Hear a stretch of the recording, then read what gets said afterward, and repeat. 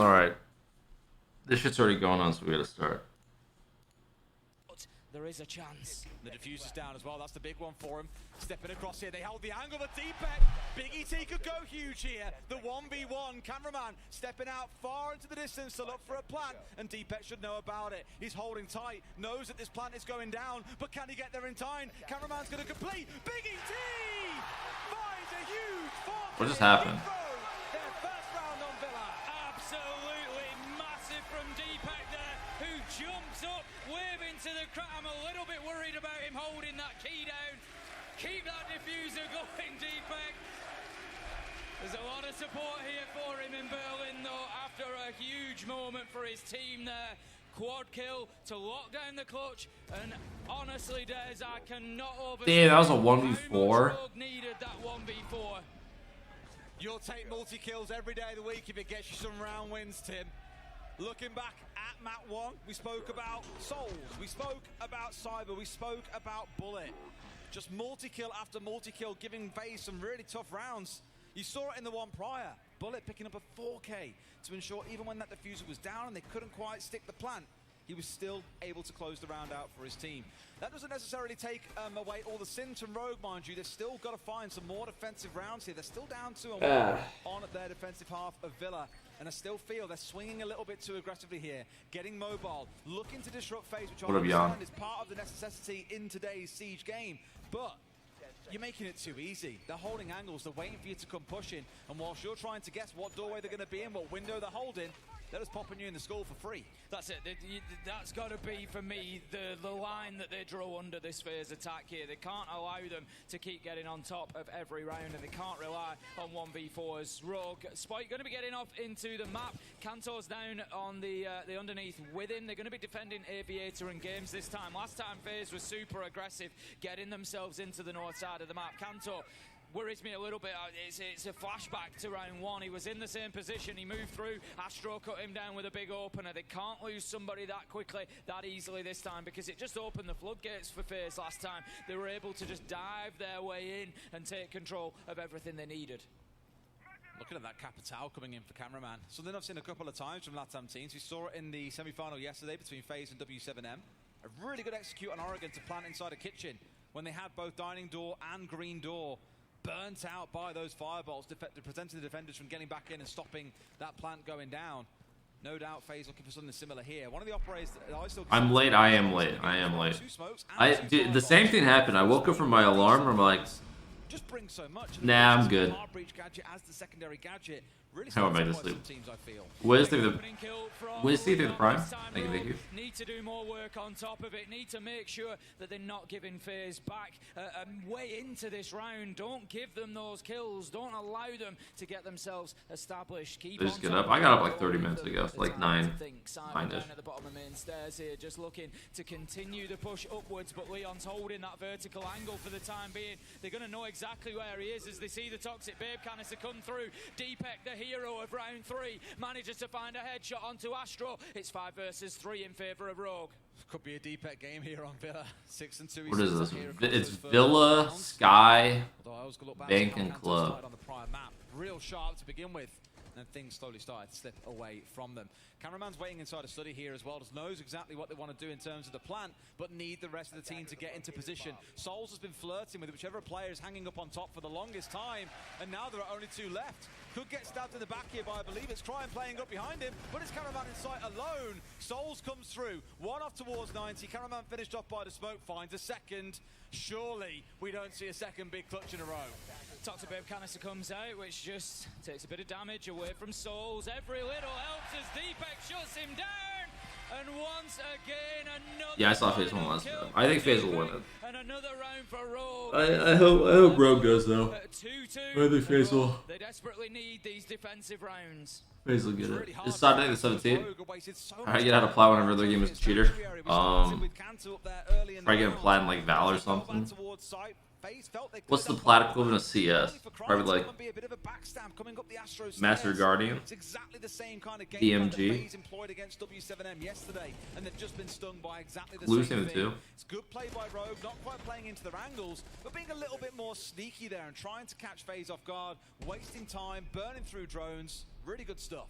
Now comes a bigger test for Rogue. They've got themselves a couple of rounds in the bag, but they're going to have to move down to Dining and Kitchen this time. So they're onto what would normally be considered a third choice site here to try and lock it down, try and keep that momentum going. Faze have got an opportunity to open things up. They're going to have the book on side from Souls, so that would indicate to us that they're likely going to try and get top floor control and open up those angles down into sight. In doing so, they're not really necessarily looking for kills, but what they are looking for is to create space, to create areas where the defenders can't safely play anymore, and then they can move in and get that diffuser down. But there's going to be a number of obstacles to overcome, and the first is going to be Spite.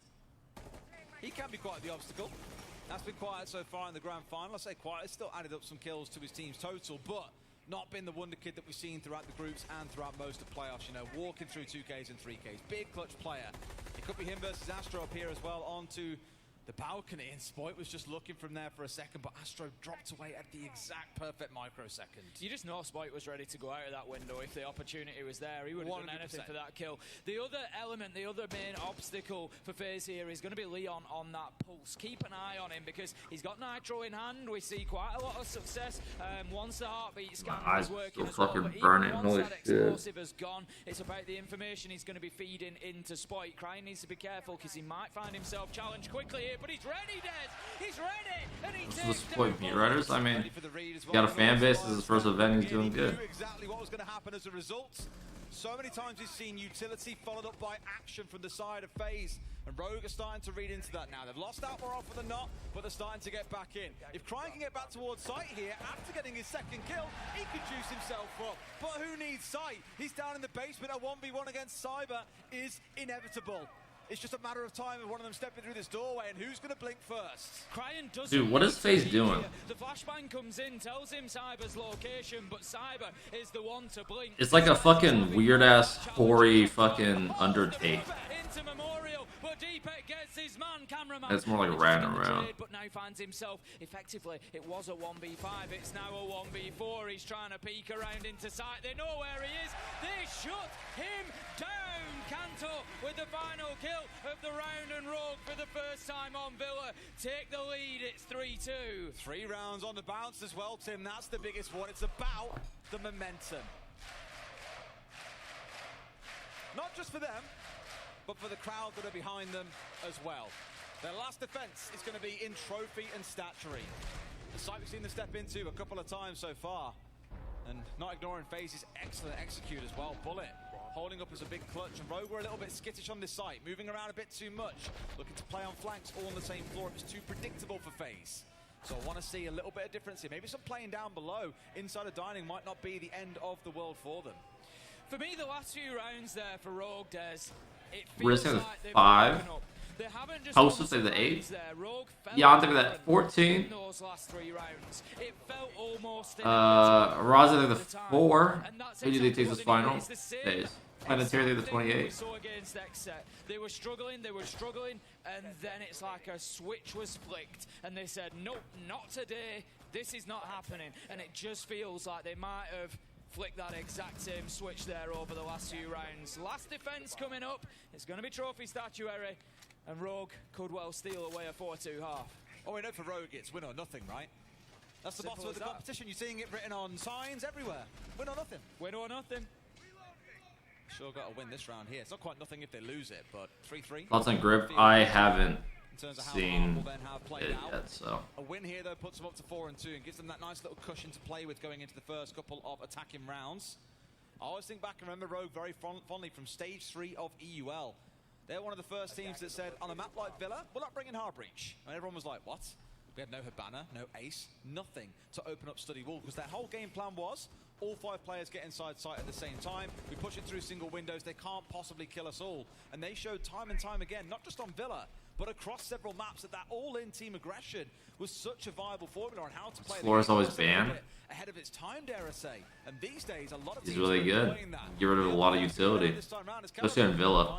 Your manhole gets thrown to shit on the floors. Well, there's not going to be anybody there to challenge him at the minute, and he might have an opportunity to get a few nades going, especially after that opening kill onto Leon on the alibi. It's just going to give them a little bit more space because Rogue can't necessarily now dedicate somebody somebody to play in underneath. Cameraman at long range is going to be opening up the triple wall as well. Cyber still very cautiously proceeding here. I don't think he's got necessarily too much drawn in. Dude, so there's a guy in 100% certain, kitchen. but he's safe for now. There's a guy study.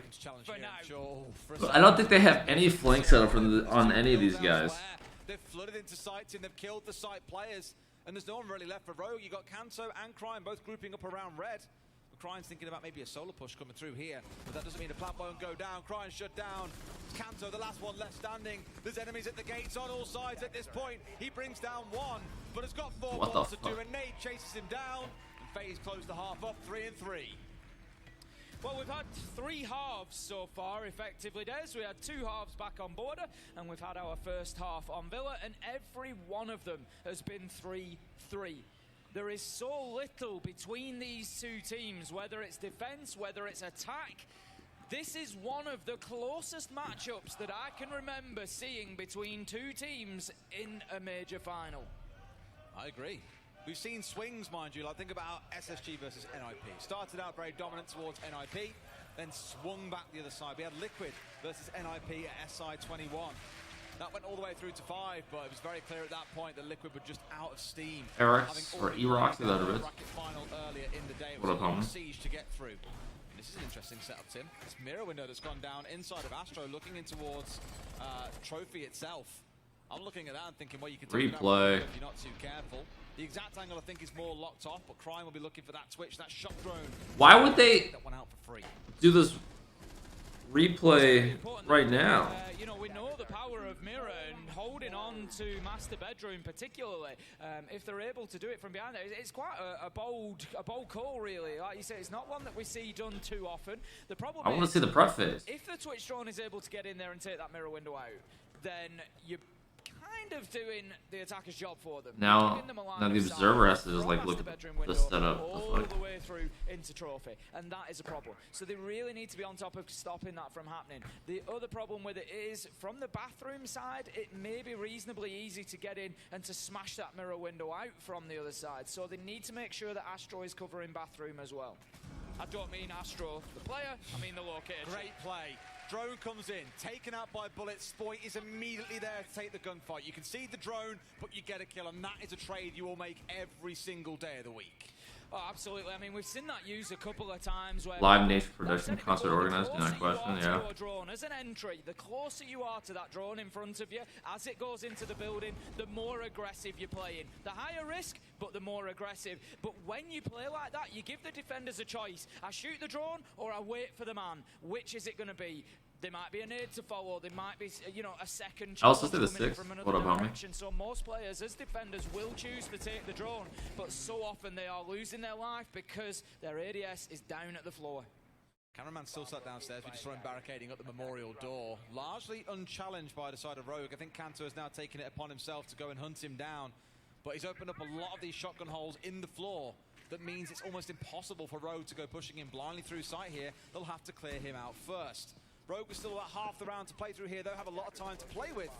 And clearing out Cameraman should maybe be something they can prioritize, because, as said, that C4 sat in back pocket could be the kind of thing that ends the round. Just clearing out the one-eye magnet in front of them there. I think we're going to see Spoit send a nade into sight, just looking to clear the behind, the back of that mirror position so they can start challenging Master Bedroom. Leon. That guy had his back. Did that guy have his back turned? Pre-placed Nitro on the floor though. Cameraman pings it out. He's looking for a shout, but Leon is going to take down Astro. Leon going big here in round 7. Rogue continue fighting, continue pushing their way into sight. Cameraman with the pre-placed Nitro manages to find one. Cryin shuts him down underneath though. Leon with his third in the round. That's going to be a big round from Leon Gids, and that's going to be Rogue going ahead for 3. Hey, Dead Larry, I think the 2-1. Meryl, I think the 23. Not doing too bad. How you doing? Scrubs, you think the 15. Again, as he steps his way through towards bathroom, but he just kept on going, picking up 3, and Cryin found Cameraman with the backstab after his C4 kill as well. Good round for Rogue, another one that does lean a little bit in towards those hero plays, but a round is a round, Tim, no matter how you get there. See one of our UK casters, Jerry, there in a tasty shirt today, just enjoying along with the rest of the crowd. For Faze nowadays, I feel like they need to try and pick the pace up a little. The pace being at a high tempo has suited Faze more than anything else so far today. I feel like they need to be trying to find those quick early kills again, like they were on board. They're just really starting to stagnate a little bit at the minute. They are trying. They had that challenge onto the master window as soon as they knew that Leon was out on the balcony. They were there ready to go for the challenge, but Leon just a little bit too sharp. It's something I speak about in Siege. There's sort of the two halves to it, the two sides of the coin. You have the strategy side and the FPS side. You can be the best strategical side in the world, but if you aren't winning your gunfights, Ninja Pro with the Prime. Thank you. And that's what you saw a little bit in that round. Faze didn't play it bad, I thought, was still looking for the early aggression. But Rogue, Leon especially, were just that little bit better. This round could be a saucy one too, as you've got Crying here playing on the Amaru. It's not always a scream and shout, get excited moment when you do see the Amaru, because it's not always... Would anyone be a US org? They don't have to be tested outrageous. Compared to like a lot of European countries, it's way better. Especially it depends on what... There's like each state in the US have different like business laws or what is it? Basically, some states in the US are better to have your business than others, and the US is pretty good for it. Deepet's got to find Bullet here, who's sat at the top of 90 as well. They're surely going to come head to head any moment now. But I think more than anything else, that came corporate tax into 90. Sure, he died out, but found a man first that cleared 90. That meant Rogue could get the early control they needed. For Bullet, he's now pulled back towards top red. So very slowly, Rogue are boxing members of Faze in towards red stairs, away from their entry into the map itself. Faze like Liquid just moving around them as well. Not feeling they have to go too aggressive here. Just let Rogue come at you. Kantor just paints a picture on the wall around Cyber there, unfortunately. As Cyber steps out, gets himself a solid headshot into Study and just really slows down that Rogue Pro. Damn, this one's going back and forth. Leon is low health as well as he tries to move through. Ooh, nearly catches the head of the man just behind the map's door at the top of red stairs. Spike gets Cyber, and that might just give Faze something to think about. But one more juice here as well. Top Leon up before they try and make their play. You got Souls sat in behind the bar at this point. They're waiting for him to step out for any kind of swing, but he's been so patient so far. Astro also just outside of the aviator door, which has now been smoked off. And Rogue looking for the angle in. They're rotating instead here over towards this 90 corridor. Thinking about pushing into Souls, as they'll have a great angle to press into. Hard right of the wall is going to be the problem as Leon finds out. He gets one, but no. Cut down in a trade by Spoit, leaving us now effectively 2v2. But Astro gets the kill onto Spoit at the single door. It's all up to Deepek. We've seen him do it before, but it's a big ask for him here. Another problem for him is that Souls is down inside the site. So supposed to talk about Spoit? Camera at the minute. He can Who tell said he isn't pushing through single door here. So there's got to be a bit of focus towards maps from Faze. They know where he is, and you can see them just dropping away, just lengthening the line of engagement here and just prodding from either side until they get the kill. Just toying with Deepek, keeping him on a string and shutting him down. Really smart play from Faze. I spoke about how in the round they were like Liquid, just moving around Rogue, letting them take what they wanted to and playing those longer angles. The number of teams I've seen play on Villa in the last few months that have been really punished by those feet level holes down the 90 corridor is unbelievable. Because you're so close to them, you don't get as much of a view. Yeah, if you spam something, then you get timed out. And they punish them every single time. We're going to be heading into round number 9 then. Faze will continue on the defense. It is 1-1 so far in the second half. One successful attack for Rogue, one unsuccessful. That was that angle I was talking about here. Yeah. Oh, I mean, I won't lie, Souls so unfortunate to not pick up Spoit there as well. Shotgun at that range should be a kill every day of the week, but I think some of the soft debris just blocking some of the damage coming out, which means he doesn't complete the kill. It was really well played from Souls. I can tell you from watching many of Souls' games that it is one of his, what would say necessarily a party trick, but he likes Was he reading? Took himself away in a tight Scratch sheet probably. Amazing trigger discipline. Oh, there's an ad starting. Fuck, dude, I kept snoozing it. I've seen him do it so many times, and that was absolutely no difference. It really gave Faze the boost that they needed in the late round. Round number 9 is going to see us potentially have Astro throwing a nitro. Dude, the Brazilians love this nitro. He's just waiting, but unfortunately for him, Leon has gone the other way. Otherwise, could have been a beautiful start. Yeah, that's kind of shit. We saw back on border where we're spraying through doors and soft walls and windows, you name it. but instead looking for those cheeky spawn kill C4s that I'm sure we've all been the victim of in ranked at least a couple of times. You've got Cryin looking to move his way up through red. He's got Bullet off towards his left-hand side, so he's got to be wary here. But by the looks of it, Bullet has actually moved all the way up towards north side now, as well as got Souls on his south. So Cryin very much in a dangerous spot here. The hunter has become the hunted, as Souls knows roughly where he is. I think Cryin has an idea, but the ping comes out to tell him there's somebody. Is this boy about to hit? Maybe pushing Memorial as well, so he's going to turn attention. Oh my god. Possibly in the wrong direction here. Astro gets a headshot onto It's D-Base. Jackal and Tarp. Somebody has to hear something move around in there. Take a little bit of ground here, but they need to make sure that they're not ignoring what's behind them. How about that? Cameraman finding the melee kill onto Kanto as he tries to step in, seeing the Nitro toss. He thought it was his opportunity, but he couldn't get the job done. At that kind of range as well, you're hoping to complete the kill as Leon comes swamping in. They've got the control, steps in for a second. His second 3K in the game. Leon is on fire in this game and is in a spot to make a plan happen. Spoit is holding Memorial, Cryin, overseeing Leon as he gets the work done. And Spoit here versus Souls is the big one, and Souls wins it out. Cryin steps in, wins out the trade. It's a 2v1 against Astro. It's all getting a bit frantic inside a site there. You just felt for a second Cryin and Leon might clash, but the only clash that matters is Leon and Astro in a 1v1. Leon with another triple kill round, bringing it home for Rogue. Huge 4K. Four in that round. He started out with a 3 and found the closer for the 4th. Happy birthday, Leon.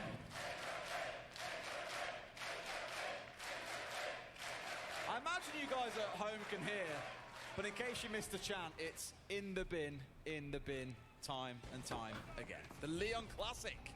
This is pure chaos in itself. That push in from Kanto not quite going the way intended. That is fucking unlucky. Support also really smart. But fundamentally, Leon was the difference maker there. Again, a huge 4K. And Faze take this opportunity for a timeout, acknowledging that maybe the game could start to run away from them here.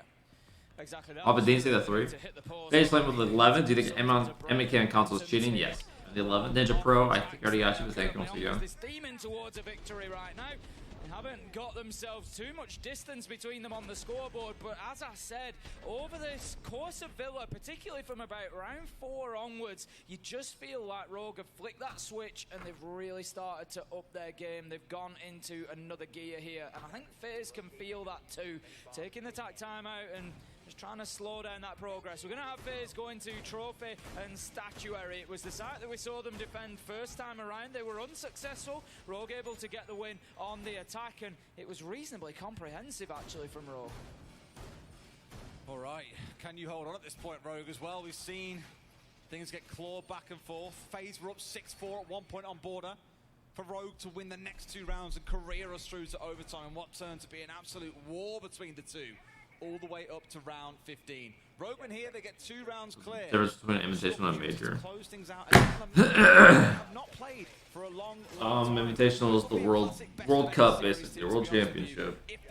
Once a year. Majors come 3 times a year. When we talk about each other's maps, we know both of these teams have got, reasonably good map pools. They've got a lot of familiarity. They are able to play, almost anything that you're going to put in front of them. And they're proving that here, and that's exactly what we want from the teams in a major grand final, really at the top of their game. Cameraman, does he depict the flash? I saw a little bit of it. That's right when we started the stream. Here as the crowd are just willing Rogue towards a victory. It's starting out with some smaller chants that are more like the football chants we're used to in the UK that then gets drowned over by those that are like, well, I don't know that chant, so I'll just do. I'll get on board though. Let's make some noise. Let's make some noise. It's not a bad thing at all. Just going to have a little peek onto the bottom of Astro's stairs there, Cryin. Able to escape without taking nor dealing any damage. And he's just going to disappear off into the map a little bit. Bullet looking for the peek out of the window there. Needs to be careful because Cryin is on the downstairs and he might just be looking to catch his man. He's moved around. He's going to take out the default cam, but he doesn't know he's there. And he runs headlong into Bullet. That's the problem here. You're relying on Cryin to do a lot by himself as the lurk player. Droning himself in, finding out information on that Jackal, but really, he needs some support if you know there's going to be roamers. And I've said already about the game between W7M and Faze yesterday. Faze love playing the map. They will challenge every inch of it given the choice, And at the minute, Rogue are giving them that choice, and it's looking like a really fine one to take, Tim. Leon knows there's somebody at the bottom of Astro stairs, but I don't think he's got anybody on the underneath in support, so they can't work a pinch, they can't work to cut that player off, and it's just going to allow Faze to have somebody out there in the map that is a nuisance, and right now that's, I think, what Rogue are looking to deal with. You can see Kanto on the Iana, he's looking to make his presence known on the underneath. He's in the corner at the minute, just trying to find this player. Have they come back upstairs? Where are they? And this is a little bit of a problem for Rogue, because it's going to eat away at their confidence of that final push onto site. Deepek's droning in Kanto at this point. They know the one's on top red stairs, but do they know Bullets joined in for a bit of a 2 versus 1 potentially? Cameraman's dipped away as Spoit comes in. Shotgun in hand could be enough to get this closed down. Spoit does win that 1 versus 1. And that's the kind of play you're looking for, to open up top red stairs. Now Cyber will be the second challenger on red stairs. You can see his outline on your screen as Kanto steps round. Nade coming through, just about dodges away from a couple of shots coming in there. He needs to be very, very aware of red stairs here. Bullet manages to pick up Deepek as Spoit forces the player back. Leon onto Bullet with the immediate trade. 3v2, 2v2 as Souls manages to find it. This is just back and forth. These two are just wailing on each other. Kanto just manages to find Souls. Cyber. Does he have a boost? Like, oh, here he boosted his ass. 1v1 until Kanto gets put back on his feet, and that is now Cyber pushing forward, looking to get aggressive. He's got a bit of information ahead of him, but it's not enough. It doesn't matter what he knows, because Kanto knows more. Unreal bit of play. With the stream at 10:08, I'd have to restart it. Not gonna do it. Back and forth, back and forth. 936p is good, because I have a high bit rate. And he closes the round out. Rogue at match point. 1 more to go, boys. Not only is Kanto on his feet, but so are a lot of the fans here inside of the theatre, jumping up to applaud. That clutch coming out of Rogue, managing to close things down. 6-4, as you say. 2 more chances for them to close this down, but I think it's quite. I didn't watch the SA game now. Everybody wants to see Des. Just 1 more from Rogue. 1 more round. That's all they need. That's all they need. Honestly, never at an event have I had to turn up the volume of you in my ears. If anything, Des, I know. Ice cold with the 11. Straight down to 0. Yummy. Emily with the 27. Appreciate it. So the mouse stops moving and then you talk. I'll just come in. I don't listen to a thing you say. I love how much of a team game it's feeling as well between both of these. I know we're seeing lots of big clutch rounds, but it's not like it's. What is that? What the fuck was that just flying around on the screen? Over 6K? Yeah, I'm at like 7K. 7.5. On the other side, I will say I've been watching him across these 2 maps. Cyber has been quiet. He's been arguably one of my favourite players to watch. There's been a few new players that I haven't watched too much of before. Cyber's probably up there with one of them. I have cast him a number of times, but it's like, okay, cool, he's had a cool couple of tournaments, but he's really been shining here, like dragging his team through some rough games. But Souls, he's been a man that's also on one, 10 and 8 so far. It's a bit of a trade though, not onto the same players. Spoit finds Bullet. And that's something that Rogue have done particularly well. We saw it in the last round with the back and forth, even when they're losing players, and it's not something they did on Border a lot. It's not something they did in the first 3 rounds here on Villa. But when they're losing a player, they're able to then have an impact back themselves. They've got an answer waiting, and that has been particularly important for them. At the minute, Faze, for me, they feel a little bit broken, Des, if I'm honest. The last few rounds, it feels like it's got on top of them. The Sophia doesn't need anything to really stop do the job, and they are that was like months ago. At the minute. I'm so excited for the next couple of maps, though, Tim. We've got Skyscraper and Bank waiting for us. Both of these teams' top maps. Skyscraper's going to be a classic. It's my favourite map. I enjoy watching it so much, and knowing we've got 2 of the best teams in the world on it right now, about to head to that, in itself is a real tantalising prospect. For now, at least, though, Cryan has kept himself alive on the Jackal instead of being picked off early. Sees a man up on the bed napping, but can't quite finish him off. Does take a little bit of chip damage though. Souls does manage to get himself juiced back up at one of those. What time is it? 10:30 a.m. That the Thunderbirders placed earlier in the round. Rogue just feeling like they might have stalled out a little bit here. They're still not sure of the top floor control. Leon's going to come head to head with Cameraman, and he's going to find a bullet in his head as Cameraman manages to take him down with the SMG. A lot of damage done in return, but as I said, there are Thunderbird gadgets on site that Cameraman will be able to use. He's working for a backstab here. I don't think they know that he's inside a site. That's one. Can he get a second? Cameraman is low health. There could be an opportunity here. It's 2v3. Oh, I think it's Tim Diffusers down inside red corridor at this point. They've got to really fight to get this one back. They might have sight, but without the diffuser, it's worth nothing to you. Where are the defenders? Living in as well. And they're going to lose idea as to where the man is playing. But do they know that he's on the other side of the soft wall? I really doubt they do. Working together here so they can at least have an impact. People still play this game? Yeah, surprisingly. Separate. They're looking for the pinch. Surprisingly. One, but there's a big double from Deepak. Surely not again. Dude, cameraman. I don't think he wins this. I don't think cameraman wins this. Actually, yeah, I don't think he wins this.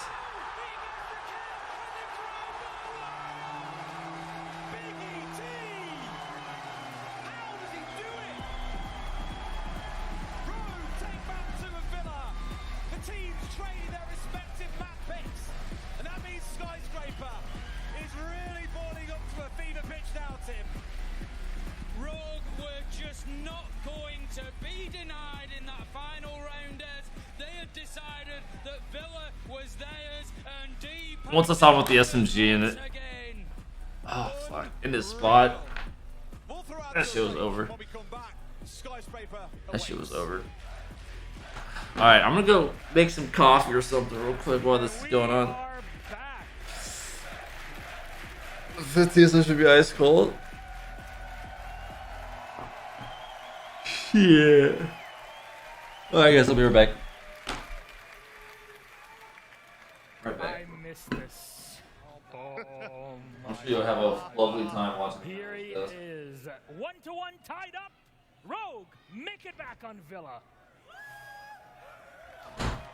Not bad, we got a game in our hands. That we do, Milos, and the crowd are in it as well, which might be the more important thing. I mean, it really feels like they're starting to pop off in a Rogue. They're feeding off it. Yeah, well, Rogue victory, but it was not an easy one at all, Jacob. Faze really were giving it their all. No, it's true. I mean, if Deepak doesn't get 2 clutches in this game, then there's no way that Rogue win this one. I love this. That's gotta feel good. It's so loud and visceral, and you imagine we're listening to it from here. Imagine the players up there and how everything is reverberating around them. Pengu, you've been in these spots, hot moments, right? 1-to-1, you were supposed to bring it up and tie it up in Villa, and you end up happening, but you've got your teammate that's really backing you up and getting those clutches when never really should have happened. I mean, Faze had it yesterday against WCN, right? They're winning rounds they should never win. Today, on the opposite end of the stick, where they're losing these rounds that they should be winning. And it's Biggie T time and time again. You said Kenta Rakiti this and Kenta Rakiti that. I said Biggie T, baby, MVP all the way. There it is. Now, there were some big plays, Jesse. You want to talk to us about one of them? Yeah, absolutely. This was the play that we saw, not from the man of the hour, but from the birthday boy instead, Leon. This was a big 4K that he had, and this was a nice kill because he's able to turn the tides in this one, right? Coming up from the pantry, he's this hard support. He's not supposed to be the one getting all the frags, but he's able to trade out his teammates so well throughout this round. The way he's able to push in through pantry. This was a disaster spot initially for Rogue, but Leon turns it around. He changes the tides. The final 1v1 going his way as well. Such an important round to get Rogue back on their feet, get their momentum going. I mean, we've talked about the rounds that Rogue shouldn't be winning, but are, and it's because of Deepak, it's because of Leon that they're making all of this happen. I feel like if you're going to go into a map like Villa, one that you didn't pick, one that, yes, you've played a lot, but still not the one that you are expected to win. If the general idea is that Faze's playbook for this map is better, then at least three from both Deepak and Leon, it's not the kind of stat you want to be relying on, but if it's your opponent's map pick, then you don't care because you still walked away with the dub, and you did it in clippable fashion, just like that. Yeah. I mean, the scoreboard is flipped right now. We see Deepak Leon on top. We see Spark Crying Kento at the bottom. Similar stuff for Faze. It's Souls when that support players really shining in this matchup for both teams. Yeah, and we talk about Cyber breaking a kill record. It's not happening with performances like that. 4 in 10, the star player of Brazil. Many people would say the best player in all of BR, stumbling to Leon and Deepak. He started 0-5 before getting any kills. Yeah, it was only tough. got 4 after that with 4 more deaths as well. That's bad. Well, gentlemen, we'll be back to talk about our next map. In a moment, though, we have a supermodel on the other side of the stage. Give it up for Fresh! Got us. Hello, Milos. Hello. I really want to sing my song about Deepak first, but I'm not going to do it. I'm going to leave it. Thank you. Once again, I've got Telestration, and once again, it's about the losing team. But this Telestration is going to be about Faze and an attack that I actually genuinely really liked. And they did it when they were in numbers disadvantage. They used Osa and they used Ying to try and basically get a door on the a plant on the door of the statue door on concrete. So you're going to see the Ying go up to the rooftop here. Now there's some really nice lineups you can get on the rooftop, and if I just pause it there, basically what Ying is trying to do is drop the Ying candelas down the skylight and the smoke grenades at the same time. I don't think she actually ends up dropping the smokes, but the candelas go down the skylight, and then the main plant is supposed to go off over here. Now, Faze, they do lose a couple of members, but actually they do win the round because they still stick to their guns, they still stick to that attack. And as you can see, I'm going to go into the next clip. This is the point of view when the candelas have gone off, and as the clip loads in, the Osa shield goes down, punches the shield, and then goes to the plant. Now, it's a 3v5, and Cyber's then dropped to go to Wolf Window, shoots the C4, but sticks to their guns, still tries to get the execute, cause that chaos, picks up 2 kills in terms of Astro, and then gets the round back to a 3v3, and then goes to the plant and gets C4'd. But Faze, that's what I like about them. They're dynamic. They do things that aren't necessarily considered default. They do them well, and they stick to it, even when they're in numbers disadvantage. Thank you very much, Jack. There it is. Give it up for Fresh. Thank you very much. I'd say Budget Ninja, but we got Justin Bieber on here with us in the house. Let's go into our next map, Skyscraper. Sorry, you're the Canadian in here. I get it, I get it. We're going to have the maps just pop up on the side just to remind you, but we'll talk about Skyscraper. How do things look numbers-wise, Jesse? Skyscraper is such a good map for these two teams. I think there's a very strong argument that these are the 2 best Skyscraper teams in the entire world for Rogue. They're undefeated, never having lost through 3 games against BDS, Secret, and Outsiders in a series of progressively more dominant EUL matches. And then you look at Faze, a 5-game win streak. They lost their first ever match that they played on Skyscraper to NIP, 7-5, and since then they've been flawless against Ints, Furious, NIP again, Sandbox, and then Furia. It's the only map that they have not banned all tournament long. There's actually a pretty big discrepancy statistically here, though. If we start specifically on attacking side first for FaZe Clan, that's going to be a bit of a problem because when we make the flip back again, Rogue themselves maintain 89% on the attack for Skyscraper. So if they get to that side, be prepared for them to blow FaZe out of the water. It's about to be a fireworks show. Be prepared. That's the reference. Yeah. Pengu, your final thoughts? I mean, we see Astro after every single round with his script in his hand saying he knows exactly what's about to go down, right? The moment FaZe they win or lose a round, it's the papers in his hands going, this is the next step. You would think with the script right then and there that FaZe would have an easier time, but so far, it's been a challenge every single round. Well, that means that we're going to have a banger of a map 3. I won't ask you for your opinions here. We'll ask it later on. So thank you so much for helping us out. Berlin, are you ready? Map 3 about to begin. Let's take a quick one. And when we're back, Dozen Ace will take you through Skyscraper.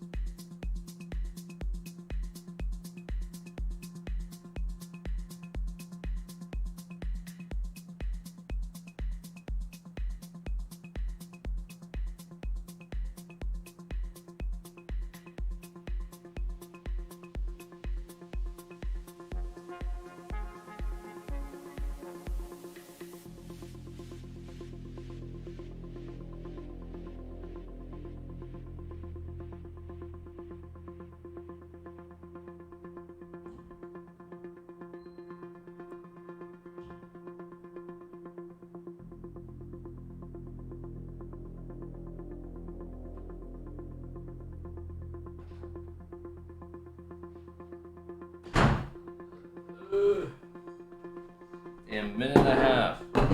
Great time. Ooh.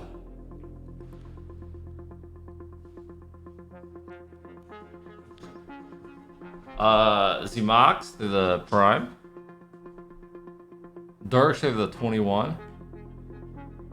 Garms Kabir the 3. Thank you, thank you.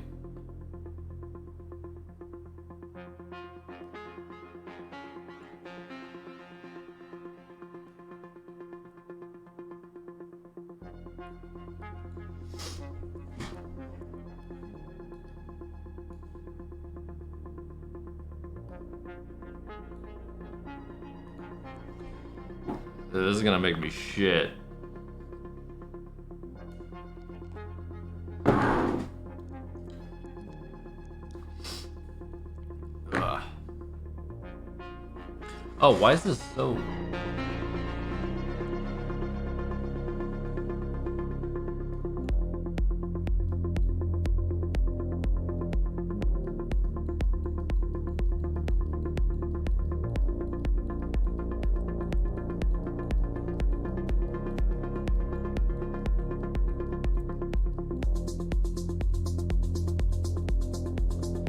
Coffee ticket? It's just like an espresso machine shit.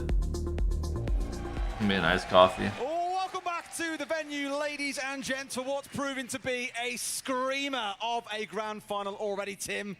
They've won each other's maps. It's nearly come down to overtime. In the second, we have Max OT in the first. Could you ask for much more drama? We really couldn't, could we? It's been, it's not just about the score, it's the nature in which it's come about. Both teams really going at each other. Deepak, the absolute star of this game so far. He's hit a 1v4, he's hit a 1v3. Is there anything he can't do? He's ludicrous, isn't he? He's absolutely ludicrous. Here we go into what has proved to be my favourite map team in the game. Up 550k today. Shit. We're heading into for our third, and where this series gets so saucy, Tim. Skyscraper music goes hard. Is both of these two teams 100 of asking for a hint? Yeah, 100. Look at their recent results, their preferences, what Not they've happening. away. Both of them prefer going to these two maps over all else. So map 3 and 4, I'm so glad that we at least get to see both of those. But can our hearts take a map 5 on Clubhouse? Whew, I think we'll have no choice. It's certainly stacking up to be going in that direction. I'm looking forward to seeing the rogue hold of tea and karaoke here on Skyscraper. They do a fantastic job of it. Montagna going to be the first band taken out. Can we do this with them, Tim? Can we do this with everyone? We can if you like. like. Can we do it now? Ready?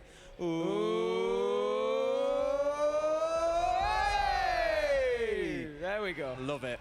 We won't do every single one, but no, Montagna and Thatcher will be the first two bands coming out. Just kidding. This snake confirmed. Nope. Oh, we're getting waving along. Nothing is confirmed. There is absolutely no control in you, is there? Greatness comes from chaos. Nothing is Tim. confirmed. You will find out when everything is announced. I'm giving up. Hey! Love it. I'm giving up. Cannot be controlled, Tim. I'm so sorry. Thank you, everybody, for joining in with his care. They Don't encourage him. Hey, I joined them. They were already doing it. Here we go then. Round number 1, You're Skyscraper. 7-7-S3. Between Oh, Rogue what the and fuck Faze. is that? This one is poised. Will be announced before next stage? Yeah, it'll be announced before next stage. Another thing is, no one's going to announce any roster changes during a major. It's going to be all after. All the announcements from every team is going to start from the end of the major all the way up until the very beginning. Some orgs take longer than normal, but there's also a lot more logistics behind something. Every action row take is getting a big cheers. To be sitting in front of an audience like this and still be playing as well as they are takes a lot of effort. Let's see how things go then with this first karaoke and tea defense. We've seen this. Yeah, Ice Cold was actually, fun fact, Ice Cold was actually a top prospect. He made it through the gauntlet of tryouts. Moves their way across the field. It would be remiss of us to continue without mentioning the final ban that came in. You were far too carried away for us to pick up on the Arunity being banned out, which is an unusual ban. You were too distracted.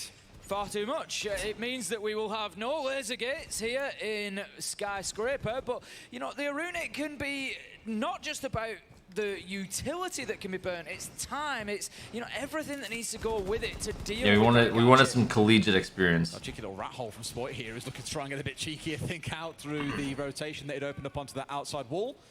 But you We gotta see how they. If you can play good against educated players, then you should be fine, right? Just to frustrate the attackers that bit more who don't have the Thatcher on side, given it was banned away by Faze. So good bit adaptation coming out of Rogue here to force that to come through. But I can't help but not ignore the Sens pick coming out for Faze, Tim. We saw this back in map 1. They used it excellently. I honestly don't know how any of these guys play in Sky. I think it was through a soft surface, so it just reduced the impact a little bit of those bullets. So he's fine to continue here. He's pretty confident that he's going to be looking at somebody coming in from the bathroom side, but it's actually Cyber that could be the problem. He's underneath on just the opposite side of the restaurant area. He's off to Crying's right rather than left, and he could find himself coming head-to-head with that LMG if he's not careful. Crying loves playing on the downstairs as well on this map. We've seen him on things like Goyo historically playing C4s upwards. On the attack, he'll always try and get in below and toss nades skyward. So I'm not at all surprised to see him, even not on that kind of operator, looking to play on the downstairs. Cyber chunked out an absolute ton here, as both Kanto and Crying are looking to threaten him. He's got to be so careful of what angles he's playing. I love how Crying was. Where's the rest of these guys? So they're trying to do like an under. Shots coming in through the door. He didn't even look. But where is everybody else? That's not a problem.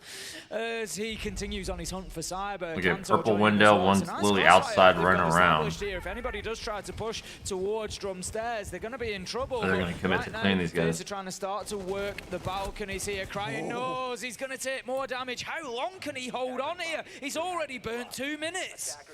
This is the thing on the downstairs. Maybe they're trying to find a way to ignore it because they definitely are. Do they even have geisha control? There's 2 players on the downstairs too. Big ET, D-Peck himself starts out the same way he ended the last map, with a kill.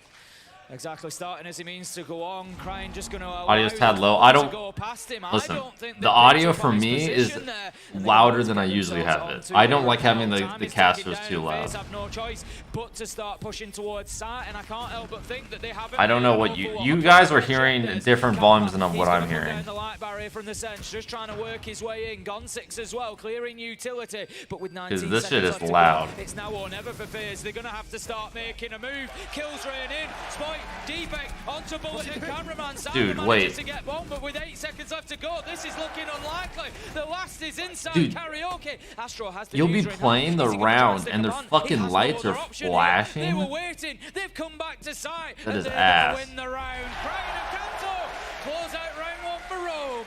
Again, just D-Peck can't help himself, can he, Tim? 3 kills in round 1.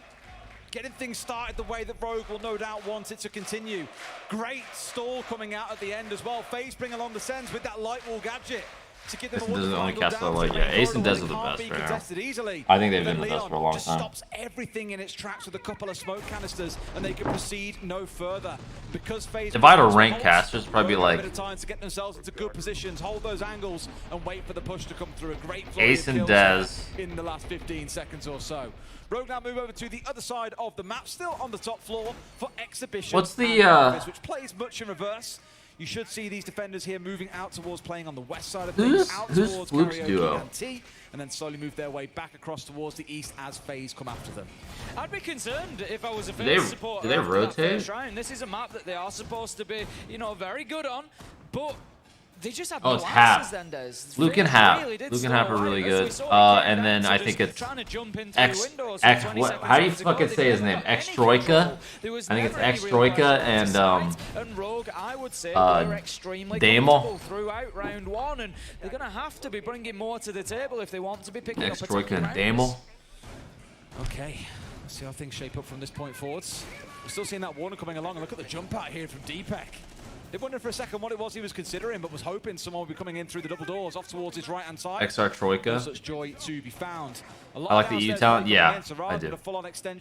I think Blue is the shining gem of NAL. From the Rogue players. The NAL cast. Long angle there on Sebench. He sees the berry of Alibi, decides that he'll take a little shot at it, but it was only the decoy that had been placed by Leon earlier. So that's going to ping Cyber out. It's not really going to be a problem. Nobody's going to be taking on a long-range challenge like that, but he will drop away without a kill. Now then, we're going to get the double wall opened up here with the thermite exothermic going off. But again, I'm often cautious about sort of thinking of that as major progress, because so little do we see teams that really push in through there. It is step one, and they don't tend to, you know, go back to that until towards the end of the round as attackers if they need to, because it's just too risky to play in that area.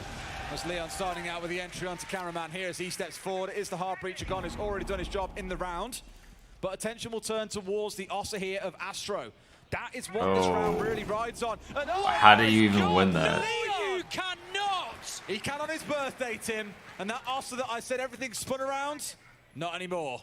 Bullet, he's looking towards Ducky through the prime, Darkshade through the 8, Wang into the 19, ZMW with the prime. Thank you guys. That is largely job done because it is going to slow Bullet down, and it just means that one of those gunfights later in the round might just be all the more easy. Now then, Bullet, he's just looking for a cheeky vertical angle up through the hatch here, just seeing if he can catch any of the defenders out in behind the desk, maybe holding on to the breach, but for the time being, he's not going to have any joy. And as I said, Des, often this double wall is used. Nice, there's an ad starting, bro. Desperation, but what? 3v5, you've got to try and get something going, so we'll go back to the breach. But that is what. Yeah, Leon's going fucking nuky. 3 for Leon. Could make it 5 if he carries on here. An ace on your birthday in a grand final would be a dream. If he's still got souls on the downstairs, it's Nice crying. Way to ruin it. But definitely gives Rogue the round. 40 HP. Has still got so much. I mean, this round looked better from Faze. Like, I think they were in the right spots. But Rogue just got fucking ridiculous on him. The first round Faze just looked fucking lost. But as you say, this is the time to expire looks even more difficult. Bullet manages to find the first headshot onto Spoit. 1v4 now, 20 seconds left to go, and he's just not overly chasing this. You feel there's maybe a bit of discussion going on within Faze as a team as well, just taking the opportunity. I play Val actively. Nope. Is cut down by Kanto, and that is going to be Rogue taking round number 2, and it leaves them 2-0. The only games I play actively right now is Siege, Tarkov, just as of a week ago, Fallout. Hands moving, gestures. Chops are definitely moving, Tim. I've been playing a little bit of CS though. I've just been playing like retakes and 1v1s here and there, like late night. So comfortable. The only downside now is they've got to head to the off-site that many would consider barbecue and kitchen. But you can play this site very similarly to how you play karaoke and see a big vertical hold.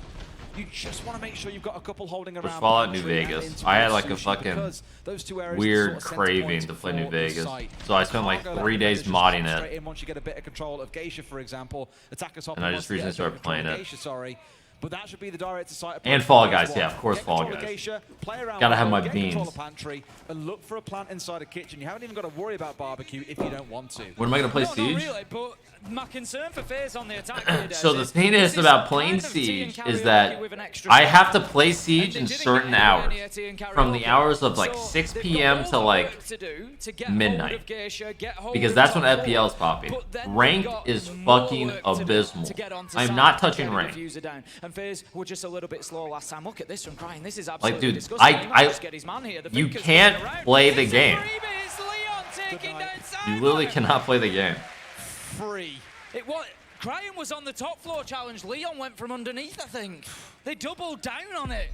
The only time I can play Siege is if I do FPL. From watching back the way Faze play this map. To find the thinker, the operator I keep on talking about. And if we scrim, you know, I can't even play for those first 2 hours. We get out at like 8 p.m. and then I want to like chill for a little bit, eat some food, then it's 9. Damage stays permanent onto those attacks. But then it also depends, like, how long have I been playing? Do I even want to play more Siege? Why y'all can't play? Because they're just cheaters. It's literally just cheaters.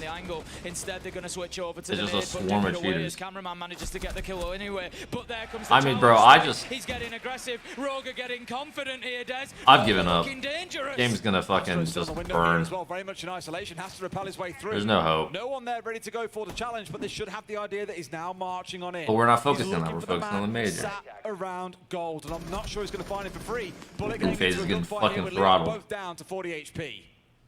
Spoit's just going to be biding his time in the corner of gold there. He's got support from Kanto as well, and this could be a big play from him. He could really hit them on the flank. 3 versus 4 Faze without the map control that they need to be able to put the diffuser down. They're trying to start to new work skins coming vertically. out. You're right, you're right. Themselves challenged pretty soon as Cryan. He's working his way back in that direction as well. Souls, he is in control of Geisha. Finds the Valkyrie cam and takes it down. So that's at least something for Faze. 3v3 as Bullet manages to find a nail onto Spoit. Always that worry. We keep on on speaking about these 4v2s that get thrown away. On paper they should. That come in for Rogue, but then get turned on And on a club, I don't.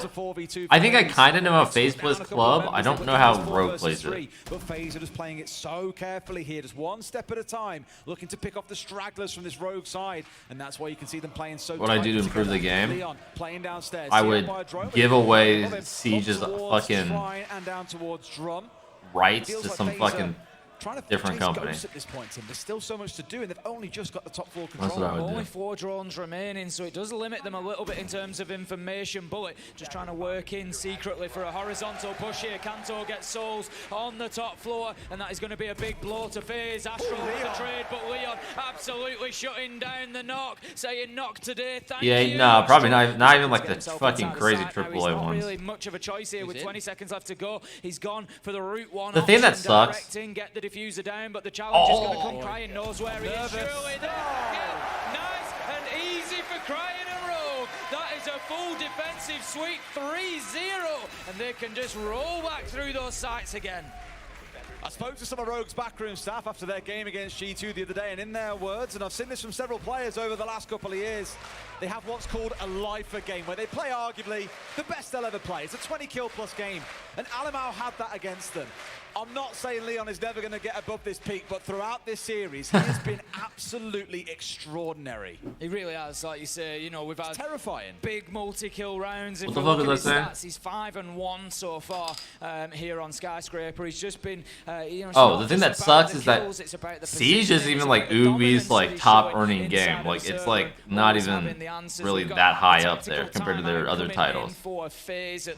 Like year by year, like it makes them money, but they make way more money doing other things. So it's like, in their minds, Siege is like on the back burner. Every 3 rounds kind of represents that quarter. It represents the changing of sides. Monetarily, of course, you know, I'm sure the devs, no matter what, the devs still care. It's just, there's always this bigger picture. Like you say, Tim, you've got to go back through those 3. Have that conversation now. What has got to be course correct? What do you think about Work Armor giving you a stand? I think that's fine. Battle back in. Otherwise, you're staring down the barrel of a 6-0, and Rogue need a single round to get over the finish line.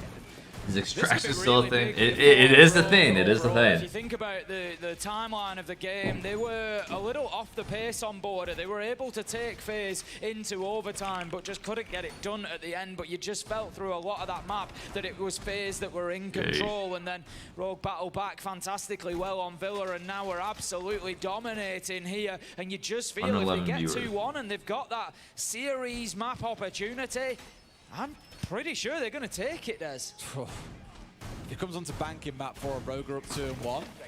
Quite fancy their odds, but I can't discount how good Faze are on that map as well. I said it earlier on once he came back from the break, or even maybe before, maybe even during, I can't remember at this point, it's all blurred into one. The clubhouse would be the ultimate battleground to decide who wins this. But I don't think anyone's heart can take it if we get to that level. It's not going to be easy, that much is for sure. Phantom took the 15th thing, the Cashmo, or no, Cosmo, the Prime, Jay with the Prime, thank you guys. We've just had a tactical timeout from Faze. They're going to come in on the attack again. This time it's going to be the attack back onto Tea Room and Karaoke. We've got the presence all around the map once again from Rogue. It's something that worked for them fantastically well last time. So the big question for me this round is how do Faze deal with those roamers and how successful are they in doing so? All we really have to view is team charts. That's all we have. But then again, team charts only tell us a fraction of the picture because it's like what? I think there was like some, at some point it said PlayStation. PlayStation had more players than Xbox and PC combined. Not really playing too heavily into the ground floor, which is where they had the problems last time. Souls is looking to potentially stop any rotates. But the only real data, I think that's like publicly viewable, is the Steam charts. And the player base has not been this low on Steam since like 2017. Playing into a textbook Rogue hold of holding onto Drum and holding onto Dragon. Yeah, both Shrine and Drum being held down here by Rogue. Dude, I got a drop. Let's fucking go. You can kind of, not so much subvert the hold, but you can put it under pressure by opening up Geisha first. Would I stay in the season even after Pro League? If I were to retire tomorrow, I still play Siege, like FPL and shit. I would probably play it. I would probably stream Siege way more than I am right now, just because I could play it stuck inside a Drum, being pinched in from 2 different sides. equally. They've got to make a decision either But way. just you look stream at it? We're down to that last 60 seconds. And But I would try to transition to a different game, 100%. Geisha World does get opened up, which is something for Faze. I would play like 50-50 of the game, like Siege or Valor, Siege or CS or But whatever. certainly backing away from the challenge inside of Geisha. As they moved in last time, they found themselves challenged from Drummed at Faze, so they just need to be cautious that that's not going to be the case again. Deepek looking to get aggressive potentially onto the breach, doesn't get any joy. Cameraman managing to open things up with a kill onto Cryan. Now this is a real commitment from Kanto to the jump out. Doesn't manage to find anybody. Leon does, however, and that was all that was needed. It took the attention of Cameraman and leaves them now 4v4. And clears that attention away from the north side. So everything now is Geisha for the attackers. Rogue know where they're coming from. They can just hold the windows, they can hold it down with smokes, they can stop them from moving through. And this is where Faze, I fear, have already kind of painted themselves into a corner. Top lane, yeah. It's great I would go to an adaptation by Rogue FPS. to identify the lurk coming in, abandon drum, and turn all their attention towards site itself. But Faze have stormed in. 3 players step forward before Spoit finds the cross back. They've managed to find a second as well. And with the control established, they can look in for a plant. They've got Deepek set up on the cross here as well, but plant is down. Cyber's sticking it out, but can they find the second? No, it's Deepek left in a 1 versus 3. He only needs 1 bullet effectively, but it's too late. Dude, wait, Kitty. I think you could have saw him if you fucking the final kill. leaned right. Sorry, Faze finally gets Tarkov, though. on I wouldn't go Tarkov. It's a good little I would try to play it and see if anything, you know, if the shit would stick to the wall and see if, you know, I can get something on Twitch, because the Tarkov streamers are killing it. Tarkov streams are fucking insane. And just letting Faze repelling towards site, pushing through the Geisha rotate. You get good at it, you get a drop stream, you know, you get fucking and Rogue seem largely 30k viewers. They didn't know it was going to come from that direction. You stream it a bunch, like, dude, Landmark blew up so fast. I remember, like, I knew Achieved would watch Landmark, like, when he had, like, a couple hundred viewers, and he kind of told me about him whenever we were, like, boot camping for Invite in 20, or boot camping for Raleigh, and I watched him, you know. I think that at that point, when I was watching, I like, like 500, and then, like, a couple drop streams here, a couple drop streams there, just fucking huge. And get them back to 3-3. That's going to be a big blow for this Rogue team, because they probably felt like they'd sort of broken out a little bit, that they were starting to get some distance between them and their Axel Lee, the 14. Miss you, bro. Up to TSM. Hope to see TSM in those events. And of course, you guys want to every time through the 14th. Thank you, thank you. As a trophy, look, it's actually really nice. Trophy's really good. Absolutely, It's like a diamond version of Jaeger. An EU crowd doesn't go quiet. Can you imagine? Weird that. Very weird. How things are shaping up. You just high five the fist bump. I do that. I don't fist bump anymore. To one side, didn't go how we wanted it to. Like I don't. They've got 3 more rounds. Well, 2 more rounds now to play. I don't go like that. I go like that. So like whoever's next to me, they go for the fist bump, and this is me. Back and find 3 and start to get a little bit nervous. They've already found the entry. It is Kanto on the Wamai. Not too many nades. I high five. To Faze, mind you, so not like they've really gained too much by taking down the Wamai. Rogue just trying to get that early advantage once again, as they did previously, but no success this time around, and they're going to have to this time. I think it's just not. It's just the man down. They're going to be playing easier on Office. That is going to be the site that they are very defending. easy. And Faze are once again going to get straight onto that breach and open it up. Beyond that, they struggled to make too much progress last time around. They need to get themselves, I think, established surrounding the defense here. They need to be coming in from T and Karaoke as well, getting themselves into Drum, into Terrace, into Dragon, and pressuring from all sides before they start working onto that reinforcement. Because like sometimes it depends on who you're bumping as well. Like, you know, if they got bony hands, it'll hurt. All the focus from the You attackers goes in always fist bumping might fuck you up a little bit. Find yourself coming head to head. High five is nice, and the guy bumping you, it's like a punching bag. To be able to challenge, and from down below, Why you look so tired? really comes singing up. I mentioned that kind of lack of Early in the morning. Or not too early anymore. Now been expended. Could see Spike there thinking about the opportunity to get the Nitro out of pocket. What hands did Gio have? Gio's a little bit on the bonier side. In the corner, he's going to be moved once again. Leon manages to get a kill. A little bit. As he has Not done too bad. so often. I never really hurt though. I never really hurt with Gio. And a second, Leon continues. I know Chala like he's got some bony hands and he's like fucking punch. But it's a double run out. Deepek gets 2. Cameraman and Ash Astro fall by the wayside, and Souls, all that remains. Arguably the soul being taken out of this team with 3 Rogue. I mean, this is obvious, but Faze is just getting outclassed, bro. Rogue is just swinging for the fences. I think we might be really finding out at the minute who is the best team in the world on this map. Rogue absolutely dominant so far. The challenge continues onto Reception Breach as Leon is looking for that final kill. He's just wanting to boost those numbers up as much as he can. He's played fantastically well so far, but it's Deepek who is his partner in crime who finds that final kill. And a 3K in the round for Deepek too. Another big one. I've got to really acknowledge the cute bit of team play that we saw from Rogue as well. It was beautiful. I know exactly what you're going to say, and it involves a nitro in the breach. Not quite, no, not for me there, but that was also beautiful as well. Beautiful as Deepek times the run out. They did the same. Is that Prano? Sound weird, but using an attacker's drone. Does that guy have hair? Oh, that guy's what happened hair. was Crying got droned out around bar area, yet he kept on pushing up, down past reception desk, as if he was going to challenge in towards house.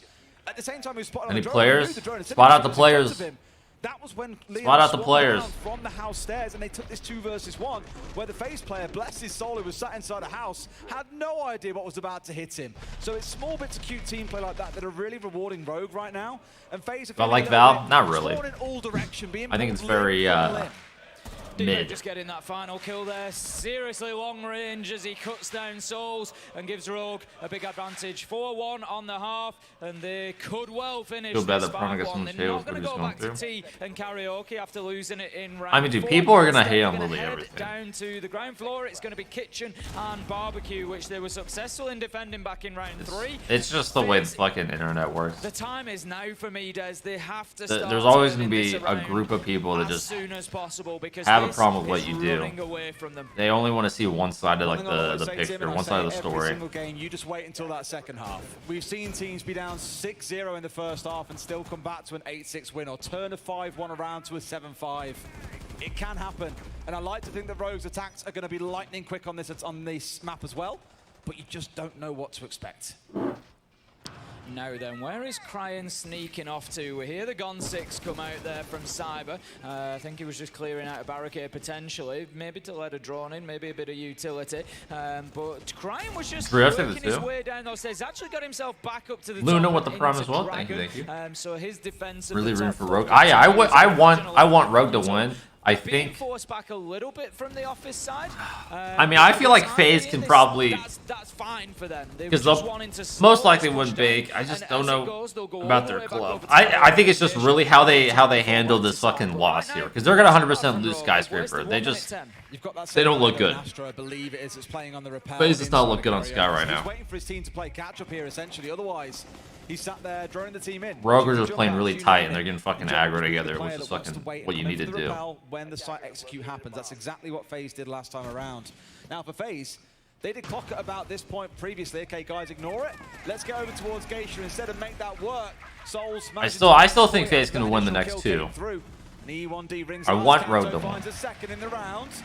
Starting to warm into this one a little bit more, as we've seen across so many of these rounds. That 5-1 half looking very possible. Every time there is a Faze kill, it feels Boy like is letting the there is pressure a of being in the Rogue final kill, seconds play. not far behind. He's what? He's Leveling out at 3 and 6. He had good kills the other 2 games. No, 2 match. It was down to Fine. Astro to just try In a and BO5, you can have single-handedly a bad map, and it looks like it could or be like the a case again subpar as map. Cryan manages to find a kill onto Because Souls. That gives him chances the are, if you were freedom popping to off the other rotate 2, there's underneath gonna be and somebody start that takes working his over way for you. back Like to Deepek side. At this point, Deepek and Rogue Leon were pretty doing much that on given up Villa. the top floor. Leon's doing it 45 now on seconds this left to go. one. They don't need to worry about it. They've got the man advantage. They've got the kills as Kanto and Cryan close out the round, and that's 5-1 on the half. And then I'm sure Leon's gonna probably be sleeping a little bit on the next map, and it might be Crying and Because I Void. think it's about time we all start believing. 5-1 Rogue sits out 2 more rounds.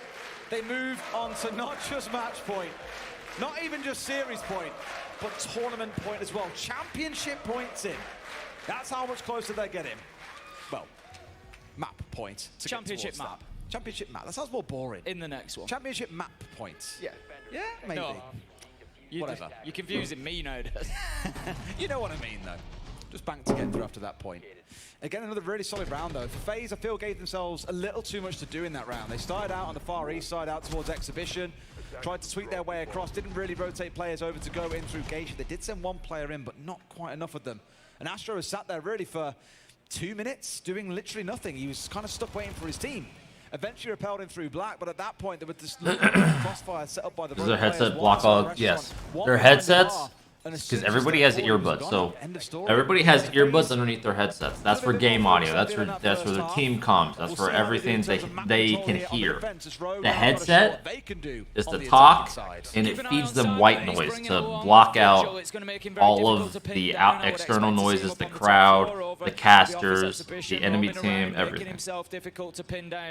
Sort of the area that he's heading at the minute. Yep, or they might be using, what is it called, pink noise? There's like different, it's like white noise, brown noise, pink noise, I think. Because they're going to know that he's present. They're going to they might have bumped it up from white noise. Interference on the drones that is going to tell them that there's a vigil over there, but they're going to have to largely go in and face. How much does that headset cost? I don't know. How quickly can they do that?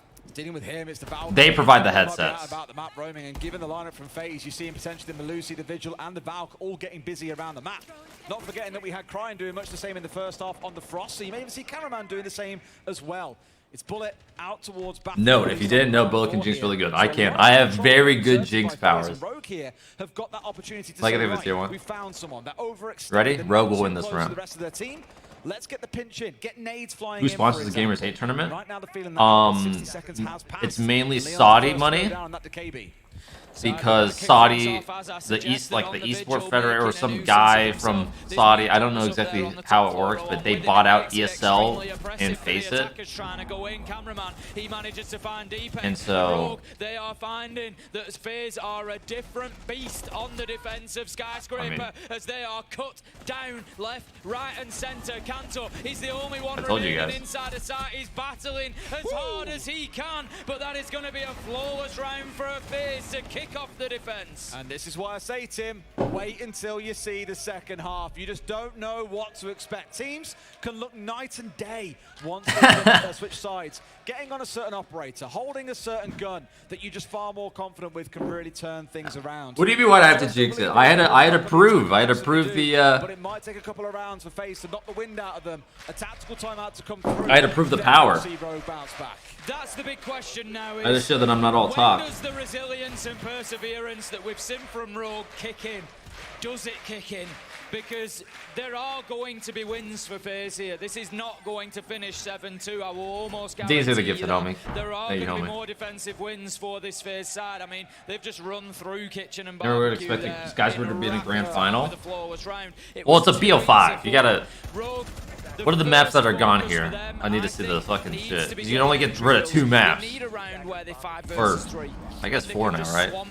They can make Faze's life uncomfortable, grab a round and put themselves on match point. If they can get in there, get in the map, get the first kill or 2, it is going to be big for them.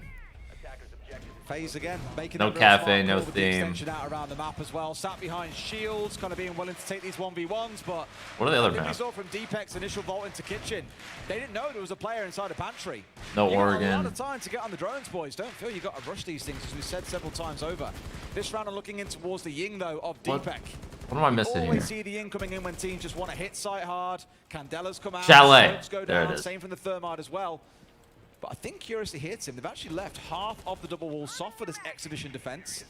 Just to give them something to worry about. Oh, Cyber on a run out. Sure, they find the nade back on the other side, but that's going to Why is it 936p? Because of my Tarkov streams. Tarkov does not like 1080p. This disruptive role on defense. It was Vigil last round. It's Oryx this round. He has been teasing that door. There was Skyscraper Grand Final of 20 until he gets what he knows is there for him to take. 2017 invite. Deepek, but not only does he remove Deepek, he removes the Ying Des. The Candelas are gone. That is the backbone of this attack. That is the strategy. That is the execute. Removed. They still have smokes to play behind, but again, with the wall being left half soft at this point, you're just running the risk of potentially C4s come flying in, impacts from Astro. It might be a bit hard to get the ball. I spoke about the vertical play before from Rogue as well. You can see these nades being tossed skyward. They've gone through 4 CTM 2017 one on trying to find what they can, but there is no one to be found on Skyscraper versus Era. They know the kind of style of play that Rogue. Why didn't you come back in the side tournament early? What do you mean? Came back when we needed to come back.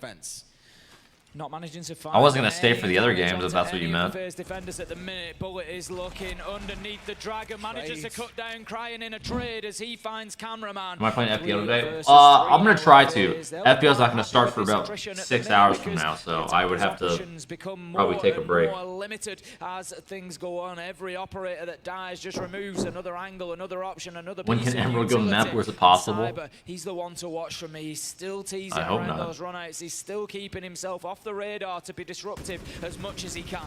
I would rather have. I would kind of like to see Outback in the map. I wanted Outback in the map pool more so than like Border. They should know that it's pretty safe to get here, and Leon finds one for free. They're pushing in. They've got the decoy leading in first, but Astro finds Leon anyway. In comes the second man, but does he see the side angle? No, he does not. They're hunting down the last man on site itself, but Bullet is Where is C4. He could play spoiler here. Astro finds one, and Spoit is down. Could juice himself back up, I think, surely. No, he cannot. It was on cooldown. Faze find the close. Well defended from Faze at the end of the round there as Leon takes Must have been the best ace in the season. 3 of them are yours. 3 of them. Rogue need. If he hits his shots onto Astro, that round goes Well, to and I Rogue. assume the fucking Liquid Leon Coastline just one. unable to finish the man at long range into reception. Well, the other It ones came do. down to mechanical skill on that one, and Faze were the winners and put themselves now 3-5, and they are on the comeback trail. I'll keep on pulling back to that point, Tim, as well. I'll never get too excited about a 5-1. It can just be so easy for the other team to flip things back on its head. Rogue looking somewhat 5-1 curse. It's like the Val 9-3 curse. 2 versus 2. It was close, but Faze still play that close a little bit better. Rogue, I really felt should have paused for 10, 15, Just taking 20 Emerald seconds Cleanse, I feel like a lot of people just hate it because it's new. Still I don't have like the it. field and 2 in back pocket. Honestly, I haven't played in a while, Feeding but I the don't like it. information even on a flank watch if It's not just too inside much the like site Bartlett, itself. I feel like. Running their own chance here, taking their own It's risk too like in running the Sens, an operator that we haven't seen all that much. too Saw it a little what's bit the back word, on lap. narrow. Last map, that was 2 maps ago. Time's flying. A lot of the time. Back on Border, they did employ it. I mean, they tried it in the first. Like round, you don't. it's I not don't feel like work out. you don't really have like Dropped viable away from open it. spaces like That's a good fucking use case. like exhibition, office. They're all like small rooms, and then like the big rooms are all fucking shit. Up there, so obviously expecting a push coming through there, whether they know that it will come from the Sens or whether they're just looking to hold off the flashes, the nades, the potential smoke canisters. There's none on board, but the defenders don't necessarily know that at this stage. They're just wanting to burn as much. Well, like Forces are here for back in rank play. Nope. Nope. Right now, I will say it's a little bit nostalgic. Looking back at like old videos and seeing my like Fortress or like Hereford clips, It's 5-3. It's not like it's match point or. and it's also kind of nice thinking back in that time. Our biggest like concern back then was how we had Fortress and Hereford in the map pool. Like that was like the big concern. Now it's a little bit more than that. This is without a doubt one of the loudest audiences that I have ever cast in front, and we're not even at the meet yet, Des. There is more to come from them, I am absolutely certain. 1 minute 10 we are into the round. Rogue are still slowly making progress across that bottom floor, making sure that it's clear, looking for any challenge they can take. Souls is holding a tight angle down behind the bar there, doesn't manage to find any shots onto Kanto, but at least sends a warning that every inch of this map is going to be challenged. BO5, yes, BO5. Slower start, Only similar 1-1. thing from Rogue that we saw from Faze in the first half, just kind of still deciding what it is exactly they want to be getting on with. Taking things slow, not looking to play into the hands of the defenders who are more than happy to sit mobile and pick So I think trying that's to move 2. around. Thank Cyber you. dancing around this barricade as well, just daring someone to step in through display. Spoit's got the right idea, narrowly misses his head there as he crouches down behind the table. And it's Cyber the first one to go down as Leon pinches in with him as well. Souls hits the deck, it's a big 2K start for Rogue.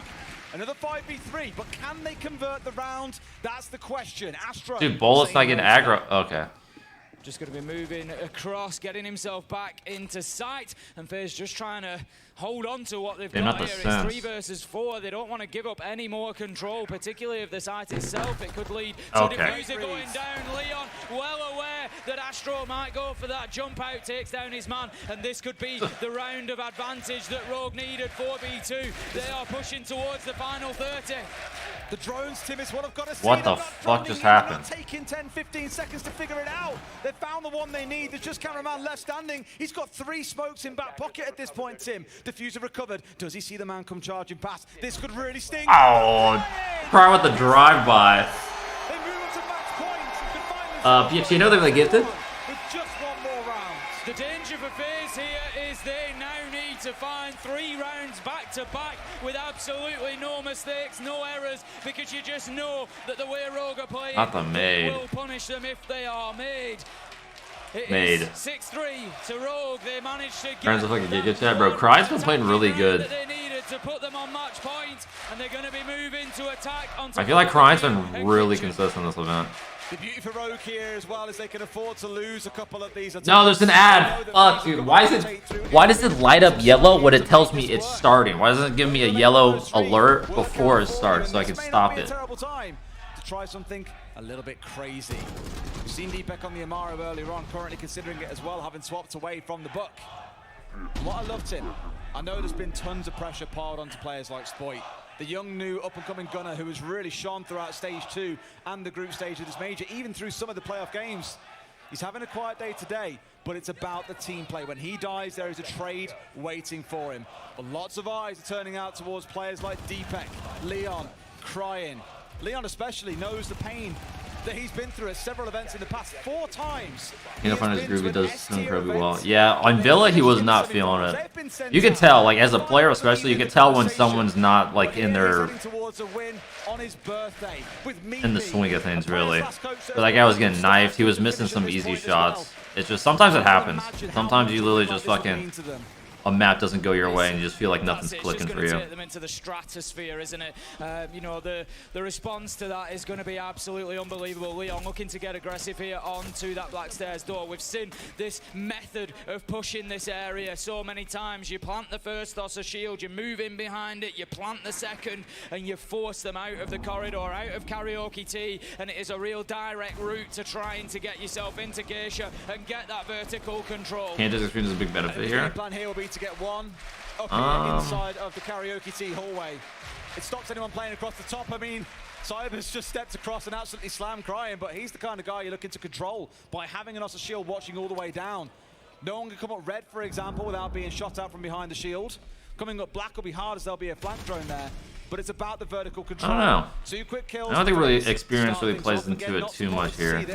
I do think we'll rotate through a couple of sides before we do see Rogue bounce back in, but they're 2 execute-based operators here. The Ossa and the Amaru, still the ones only left alive. You can absolutely guarantee that there Dude, Leon is just fucking... Holy shit. Back tooth and nail, and that's exactly what we're seeing at the minute. Leon manages to get himself one. What's the feeling playing like 4v2? There's plenty of time for playing in front of a crouch chain like that? It's really good. It's really nice. It makes you feel on top of the world. I haven't felt that really since like 2020 Invite, like a big crowd. Dude, 2020 Invite crowd was huge. There's surely no way. There is just no way they pull this back from a down in a 2 versus 5. Sadly, on one I don't know if we'll ever see a crowd like that ever again in Siege. Misses, and Deepek finds it. They're back in a 2v2, Tim. They've got no shields left to play with, but they've got smokes. They've got flashes. Bullet is hoping to play the vertical angle from above, but I don't know if he'll be able to find it. Astro is in a similar spot. They're relying so much on being able to deny from above that it all comes down to this, and they want to fight them, but they both run into their bullets, and they get shut down. Faze making a good choice there to hold on from above, confident that Rogue would not want to put the diffuser down, whilst Astro and Bullet had that height advantage up above them to be able to range big massive shots three. down, opening up the floor with the that was Nitro, close. doing everything they could real to give close. themselves every opportunity to hold on to the site. Oh, Astro having some PC issues? What's going on? Rogue into a Oh, no, tactical timeout. timeout. I mean, Tim, I've said it already. They've got so much time to play with. They've got 2 more rounds here to figure this out. That last round, I thought to myself, look, we're going into where everything started. Is Siege dying yesn't? I don't think I can repeat that one on broadcast, guys. There's a new chant taking hold. Nice. There's a couple of them really starting to ring. So you can write the Fink LMG now. Dude. Again, they've got a couple of rounds to make this work. Wait, did they... Guys, they know they're going to rotate now through Karaoke. Are people releasing videos now? Like, is this also leaks? I don't know what's going on here. Or can Faze hold on and really turn the table, send us through to overtime? To just straddle the line here, I've never really liked There was just a moment of belief, wasn't there? I've never really liked. Let's not forget, Deepak has already had a 1v4 and a 1v3. Think LMG that much. Like, I honestly didn't think it was that good. Like, it's a good gun. It's okay. Let me rephrase this. I think LMG is really good. It's fucking OP. Personally, I didn't like it that much. That's better. Vids are out. Soft wall, information, everything that they Let me see. needed. Let me just look up. Who's Beautifully with by me? Faze. Coconut. I think Coconut Now probably he's stepping right? into karaoke and tea with the bandit on side, so wanting to hard deny out Geisha here. You see both of those walls being electrified out. It's interesting how for some teams when playing on this site, what they'll actually do is that single wall you see going between Geisha and between Drum gets left soft. They'll open up a rotate between it, especially APAC teams you see doing this. As it gives you yet another angle to be able to challenge the defenders with when they, or the attackers, sorry, when they come pushing in through terrace. This time around though, it's fully locked down. They're really Cyber just roaming around on the underneath. We've seen Cyber been able to. Because I played a workshop. I feel like I've gone to a footy game. Not of the new operator, but of other changes. And I was never, I haven't been given like details on when I can release it, so I don't know exactly what's going on. Power them into it. Him and Astro 9 kills apiece, leading the line for Faze right now. A video's ready. I don't want to hear anyone talking smack about EU crowds. I don't know when to release it. First couple of days, all right, it was patchy, it was a bit ropey, but day 3, we've warmed into it more than ready. I think we've got a few Faze fans above us sitting on a balcony. Well, yeah, I see people posting about the new operator. I just don't know. I didn't do that part. I mean, I'm sure it worked. I'll probably just wait till tomorrow to upload it. Sucks, but themselves squared up on the east side of the map, trying to sweep their way across towards the west. A very standard defense on this map for the defenders to hold Drum and also look to hold Shrine towards the top side. There's no one actually anywho, at this point. They are two of the from here on out, I'm not using LMGs anymore. Simple as that. I think that's a very politically correct way to put it without infringing on anything. Out comes the Nitro though, and that's more than a tickle, Des. He gets absolutely decimated by it, and that's going to leave us now in a 5 versus 4 for Faze, as once again they start looking with a solid start to their defense. They do, yeah. Once again, that big entry coming in that they were looking for. Nades taken offline. Am I going to return this to Jose Hard? Nope. The back pocket of Kanto still on side, so not quite the end of the world, but you lose that ARX, the biggest team on the biggest gun on this team, alongside the LMG coming out of Crying. A couple of interesting changes as well, with Spoit going across to the IQ here, handing that finger off to Crying and saying, look, maybe my game ain't as strong as it's been previously. Let's put me on some more utility-based operators and let you boys that are getting the kills start to shine. 5 versus 3 as Souls manages to find Leon and Faze are fighting back fantastically here, Des. They're keeping themselves mobile around the map. They're making rogue fight over every single inch, and those fights are until they buff Zoe's AR, and allegedly, with all the leaks and reveals, allegedly, it's a really good flank coming out from Cyber as well, dancing around down. Zoe's gonna be dog shit. Up too soon, just simply did not give the player playing on blacks on red stairs, sorry, the chance. Literally gonna be dog shit. He's done this all tournament long to several teams. We saw it in the group stage against G2. His flank play is unmatched. Fantastic stuff out of Faze, who take a flawless round. Rogue are now out of their 3 lives. This is their last chance to close it out in regulation. Otherwise, Tim, we get yet another overtime. I mean, what would a best of 5 that we cast be without at least 2 or 3? I'm gonna watch a video on mute here just to see what. Oh shit! I muted the fucking. That time. Hold on, you heard Coconut Brought for a second. Once again, the crowd getting behind Rogue here, trying to you see them up, give them Frost. the spirit that they need to be able to get that. Thank you, Des, for that. You're welcome. That's a problem now that Des has realised. Okay. One of the crowd cams is in fact the camera right in front of When I played it, Zoe AR was not buffed. It was dog shit. LMG's dog shit. Zoe, dog shit. Back to Ash, boys. We're back to Ash. Yes, I can, Tim. Yes, I can. Here we go then. Exhibition and office of what could be, yet again, last round here for Rogue to hold on. Oh. They've got to find simply one attack, Tim. Just one attack. But Faze are making it so difficult for them. 3 C4. Again, they got to change these when I played it, but Commodore took the prime. Well, one of them already being deployed inside of sites itself, looking down towards the double wall. I always reference what we saw one team in EUL do. I want to say that it was secret, and in fact, we may be seeing it now. He's actually having a mirror window on the downstairs. Reason for this being they skip the rework on those AR? room itself, just outside the windows where Well, they changed the recoils on like all the guns, right? and So it clears out any electricity or any kind of jamming device that is placed on the wall itself. That's exactly why you're seeing Spoit squaring up there now. Cameraman is getting the second mirror, thinking about getting the second mirror deployed. Just going to reposition a little bit. He's having a very good think about it. they literally killed Zoe. They literally butchered her. So looking to again feed information. Anybody coming in from drum, anybody looking to get aggressive there. First, Nid is going to be caught by the Wamai gadget. There was even dev. Too soon. Too soon. Overcooked. There was even devs like during that thing. I was like, I even said, I was like, bro, Zoe is gonna be fucking. You're killing Zoe here. We'll see as the round progresses as to whether the denial did survive or not, but I think it likely was the case. The nade exploded. Just they might have changed it. Hopefully, fingers crossed, but probably not. As we say, probably a little bit too low. Thank you very much. We're going to have a little look over there. No, they've managed to get the wall open, so good start there. But the keeper barricades are still going to burn more time.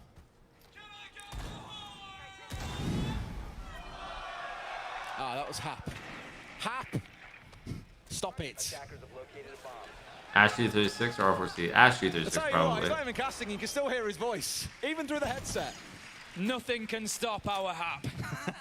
Dude, Rogue looks so... I guess it's just the defenders, right? Because it's like, Rogues... I haven't really been paying too much attention on Rogue's attacks. I'm sure Let me that's a good moment see. you'll see on Twitter later on all the same. Wall's not open yet, right? All these floors have been broken apart. Wall's not open, they're nading below already.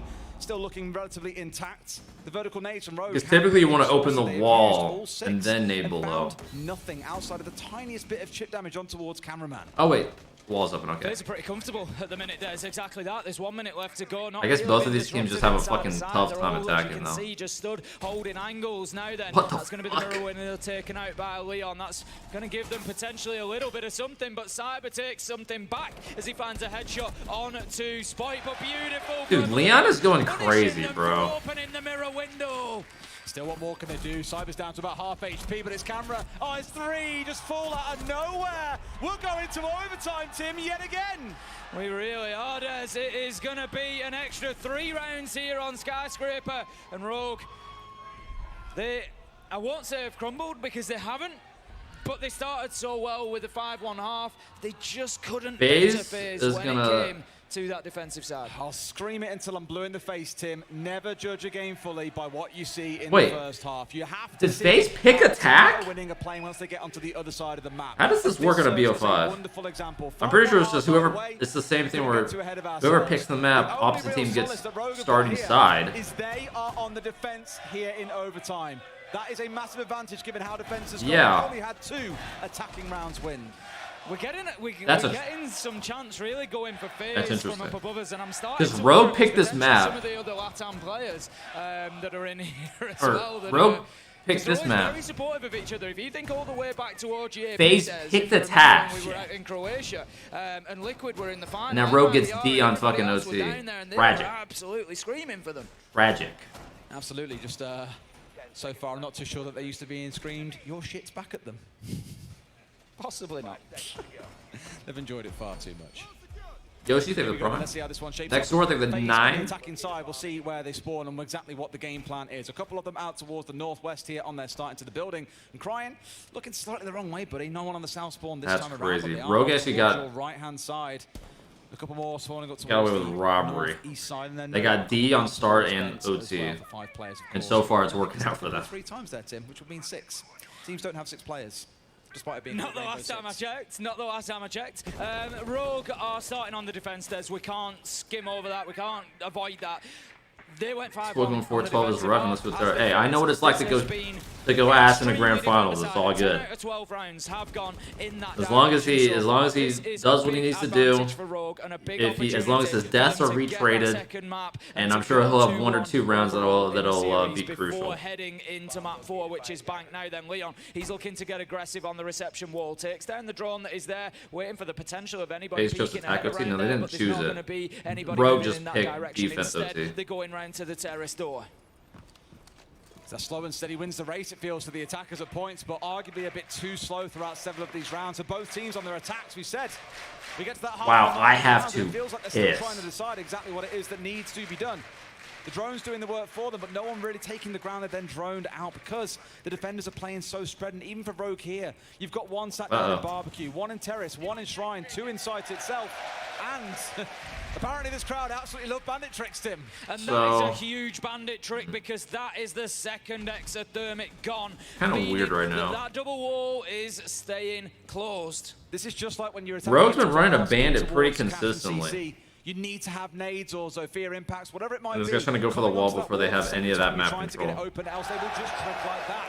Bullet goes down. Rogue on that defensive side looking more empowered here as Leon is on 16 kills, Tim. Going absolutely wild at the minute. Maybe he's trying to find his age in kills today, but... How old is he? I don't 100% know. We'll double check in the break. 23. 23. There you go, Leon. But he's not far off. It was beautiful play because I just feel like they baited Bullet into that situation. A There was a birthday player buff. just standing still, bottom of Birthday black buff. stairs, had been spotted out. Leon manages to get a Dude. second. He sees his feet. Cameraman, Astro shuts him down eventually, but the damage is done. Now can they win the 4v2, Tim? I keep on stressing about He these doesn't know. 4v2s. Spoit, unknown, unseen, whips his shots. What is going on? Gets the shotgun blast, sees one more inside a terrace. Cyber's going to try and push his way through. C4 onto the wall, in his steps, but he ends out the shotgun. I got pissed. Spoit with a big 2K, Leon the 3, moves Rogue up to map points. Advantage Rogue once again, and remember, this is overtime, so the sides will switch every single time. It's going to be Faze Clan on the defense next of all, so it wouldn't surprise me to see them taking us to that final round, but then Rogue will have the advantage of being on defense. They've got Tea and Karaoke available if it comes to round 15. If it comes there is the big one, Tim. We go to that barbecue and kitchen site once more, where we saw Faze start out their defensive half. I'm just looking at it again and just thinking for Rogue, it was a bit scattered.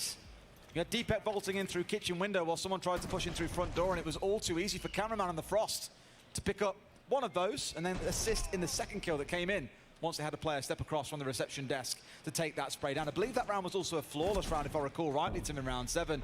Faze looking relatively unflappable on this site. Round 7 was indeed a flawless round, as you're absolutely right. Like you say, they were really dominant, to be fair with Faze. There was just absolutely nothing Rogue could do. Every challenge they made, they tried to press about 3 different angles, and it just didn't work out for them.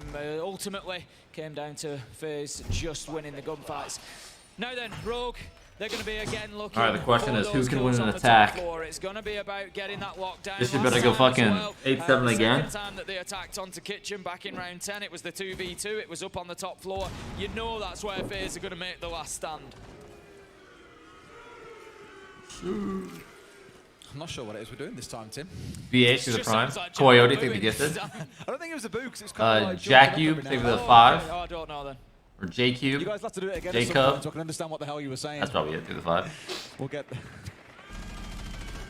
Soothe! Ah, that's the one. There we go. There we go. We haven't got Mowgli to run and do the whole jump, though, like he was doing throughout all the group No, stage. Ludo too, yeah. Right then, Wash your Graham, hands? he's I always getting wash my himself hands. onto the rappel of Karaoke again. What they're trying to do here, Rogue, is cut off those rotations, cut off the movement for the defenders, make it difficult for them to be able to play on the top floor. Terrace window open, Karaoke window open. It just means they need to check every time they move in anywhere. Spoit on the IQ, he's going to start that push across. He's just pinging out the gadgetry for the time being, and then he's going to go on the hunt. Jinx for the team is safe 7-7. Step through. No nomad being picked up here, a double stack. That's as pretty well. smart because the first one has been left purposefully visible. If that catches someone, I will buy Spoit a steak dinner. I'll take him out. Usually get him the on worst stream. claymores There's a are the lovely best steak restaurant claymores. on our hotel that I'm sure I'd absolutely love Even to go not to. saying that's a The most bad expensive claymore. steak on there is like €106 or something ludicrous. And I have no doubt it'll rinse me for a long The time. ridiculous So, claymores are the I best doubt it ones. works. It'll probably get impacted out, or they'll shoot it out and march their way through. But if it does, whew. They've made good progress here of Rogue. They've got themselves across the top floor. They've got themselves across the top floor to Tea and Karaoke. And they've actually been able to force Faze away. You can see there's no Faze players up on the top floor now. They're just being careful here. I'm obviously not completely aware of every corner, every nook and cranny, but the clearance continues. And whilst they've been pushed back down to that bottom floor, this could get a little bit uncomfortable for Faze. But Rogue, they need to make sure they keep moving. There's only a minute remaining. Someone's moving their way towards house here as well. Potentially looking to go up the stairs.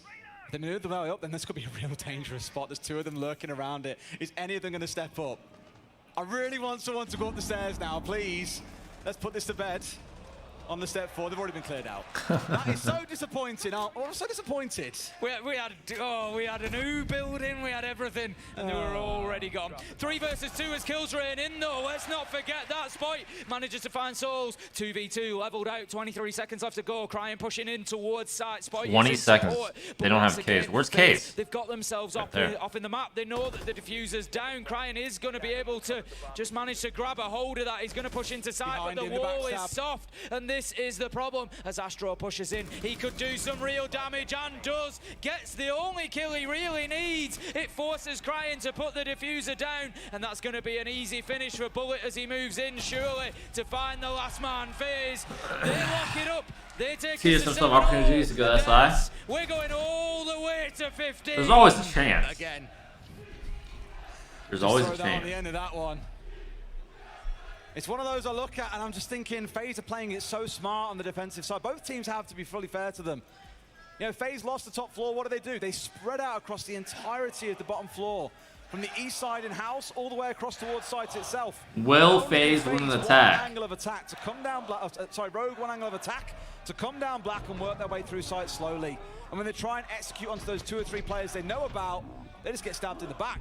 Rogue here, opting to avoid going in towards Karaoke and T, are going to go down towards Barbecue and Kitchen themselves, Tim. Oh, Kitchen. Let's see how Rogue have done on the defense previously. We've seen them play it once, twice, round 3 and round 6. They won both of them, so it bodes well for them here in round 15 that they might just be able to take another one. It will put them 2-1 up overall. If we look at the bigger picture of this best of 5, it's going to mean that they've won Villa and they've won Skyscraper back-to-back, and more importantly, what an amount of momentum that starts driving for them, Des, having 2. I feel like FaZe's split attacks have just been fucking them. See how long they can hold on for. You've already got the Valkyrie of Crying playing here out towards Exhibition. No doubt going to be out there trying to waste a good bit of time. Just draw I want to see a LATAM commando squad fucking roll in. Playing around site, both above it and on it itself. So a little bit of more of a roam than it is so much an extension by Crying coming out. But for the others, it's definitely that extension upstairs. They've got a setup going on. Reinforcements, rotation holes, feet level holes coming out as well so they can spray down throughout the floor. Just very ready for FaZe to come pushing in. And FaZe need to be the unique team out of these two to crack through and did they create highlights so quickly? We've only seen 2 out of 4. There's a whole production team. Attackers, and that nade is a wonderful start onto Deepek. It's exactly what they needed. I was going to say they were spending an awful lot of time on the drones, just trying to map out everything that was going on ahead of them, and it's paid dividends because they've got themselves an absolute freebie to kick things off there. Deepek taken down. His utility will already be out in place. The castle barricades will be where they need to be, so that's not the end of the world, but still not ideal losing somebody this early. Spike looking to get aggressive. He needs to win this fight, but doesn't. Cyber able to find the kill with a headshot. Here goes Crying though. Manages to down 1, but there's no way that he gets there. And the nanobot Juice is going to come in and pick nanobot Juices. But in that 5 versus 3 for FaZe, it's looking like the kind of round they could close. But we've seen so many man advantages turned around by both teams throughout not just this map, but the entire series. A little bit scattered at this point as Leon drops downstairs and almost gets taken out from the window as well. Cyber being so just waiting for his man. They get the down onto Leon. It's 2 versus 5 and the plant is going down. Lantoriketti, come on in. This one as Kanto tries to move in, gets taken out. 3K for They've done it. They've actually done it, bro. Fantastic alongside Cyber and Astro in this map, and FaZe are 30 seconds. Dude, that's the worst, bro. When you're playing and you see the camera people go up, like if your enemy team's on match point, you see the camera people go up over there. I'm like, man, fuck you. Like you're in a 1vx match point, and all the production, all the fucking photographers roll on over to the team that's about to win. Both going all the way through to Max OT. FaZe so far the ones coming out better in those exchanges. What? Shut up, what? What did I do? I didn't do anything. They kept fighting when it looked like the chips were down. They came through fantastically well. Well, let's throw to a quick break, and when we come back, our desk will break down that Skyscraper map for you. I only jinxed 1 round.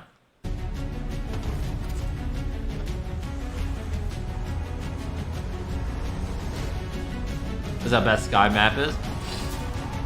No, I don't think Sky's necessarily bad, honestly.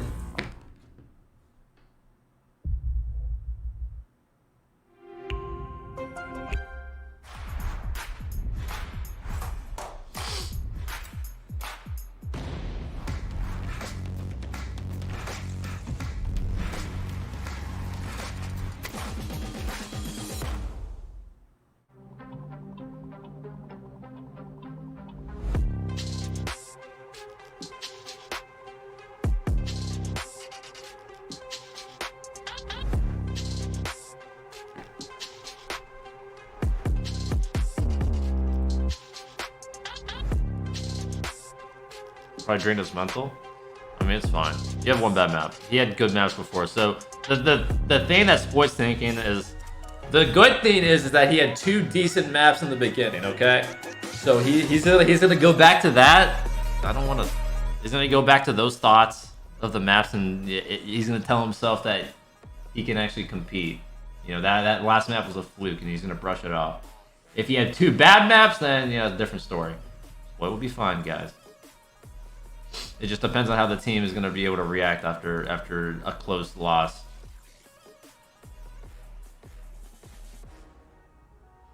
Aim will take the prime. Thank you, thank you.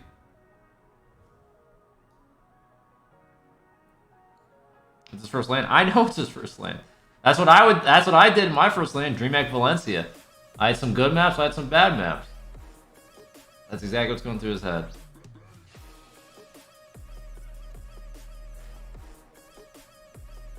Don't be so critical. I'm not being critical. I'm literally just saying. How is that not being critical? I'm literally saying he's going to go back to the thoughts of the good maps and he's going to try to brush it off. I didn't say anything bad.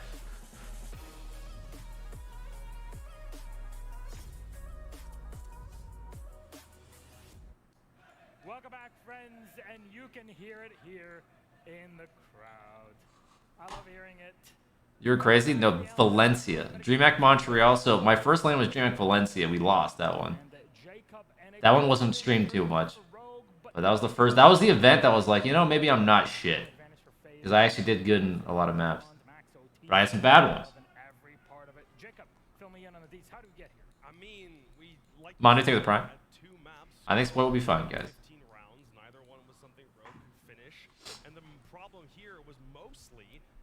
A 5-1 half slip. See, what did I say, guys? I said the 5-1 is the Val 9-3 curse.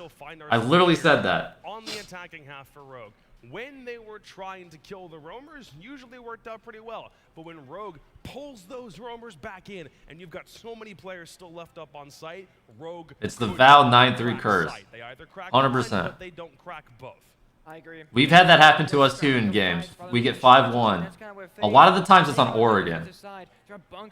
You get 5-1 on D and then you just can't fucking win 2 attacks. They couldn't crack it, so therefore, very defensive-sided Skyscraper. That multi-pen as well that Rogue themselves put them into also meant that neither team could utilize that operator, which we know Faze can use, and I'm sure Rogue could as well. Well, Jesse, yours? Well, listen, Milos, it was... Wait, why's the trophy down here? Put that shit up. Positives, right? I mean, we did see... Dude, that's gonna be weird. I've got to channel Fresh here, because we were sitting backstage with him, and he brought up the fact that all of these aggressive plays that we're seeing from Rogue are happening with multiple players coming in time again. So let's see if we can bring up the highlights and take a look at these players and watch and pay attention to how integral it is that multiple players are working together. We've got the highlight coming in now. This is a double spawn peek. We're in the top point of view. It's actually the player down below. Crying doesn't get that kill. It's somebody beneath him who gets that. So they're going for the spawn peek at the same time. This is another little... You gotta walk in and list the trophy. That's what I'm saying, bro. You win, you're gonna go to the middle of the catwalk, do your interview, and then they're like, all right, guys, time to go lift the trophy. And then fucking single file line, just fucking down the stairs. They're once again gonna be able to use this aggression. The C4 comes out, but it's a player behind. It's always one bit of aggression with another, and then sometimes a third stacked right on top of it. Fresh pointed that out backstage. I had to bring it to the desk. I thought, and I kind of hoped that you would hold my hand through that also, literally. But here Basically we are. Did. Yeah, but I mean, maybe for the next time. I'm looking out for this one. Sounds good. But there it is, some replays playing in the back as we prep, close out this Skyscraper.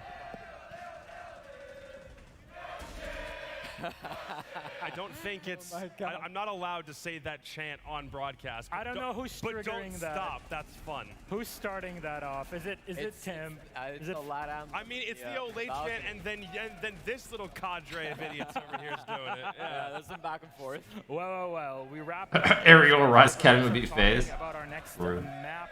Piacino, thank the gifted once again. Thank you. Store for us. Jacob, what are your expectations? Well, that's the thing. Bank is a map that both teams like a lot, but I questioned if we weren't going to see this until the end of the rotation. Hell, if we were even going to see this at all, yes, Rogue like it. Yes, Rogue have also lost on Bank a lot, which is the main reason they went for the Sky pick over the Bank pick for these last 3 maps. For Faze, another map they also like, but it's way more consistent. It's either, it's not nearly as much of a close game if for some reason Faze Clan are playing it. It's definite regulation victories almost every time. So for Bank, I don't know, man, since both teams really like it, this could go either way. Yeah. Bangu? If a team could shut down Rogue on Bang, I feel like it would be Faze. They know how to play the map. It's a very open and dynamic map. Rogue being theme, Faze and Chalet. Those individual situations that Faze they leash out on so often. Rogue painted cafe first is fucking. I feel that. I feel that. Up the quality. The quality is fucking. It's fine. So good at it, and I feel like we said it for Skyscraper. Goes OT. It did. Same for Bank. Watch them ban Castle again. Oh. It could be an angle. Love to see I it. don't know, man. Watch them ban Castle again. Wait, why'd you just ban that guy? What did that guy just say? But I do want to say that I think there's some hope for Rogue here. Sure, yes, yesterday they only took a single round against Exit. Disastrous map for them. They can't have that repeat performance.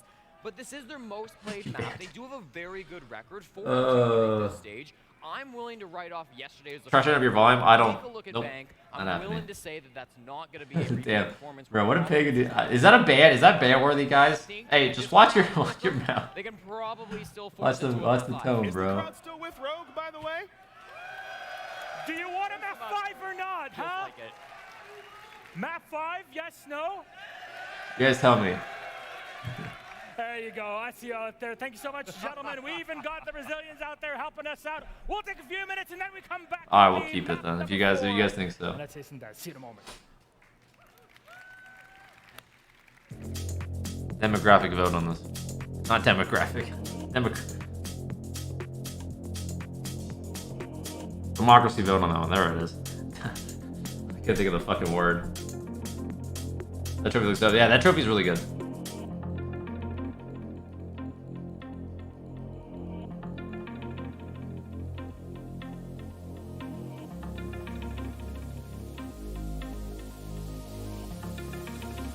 Landinio or Landinio, I think that's your one.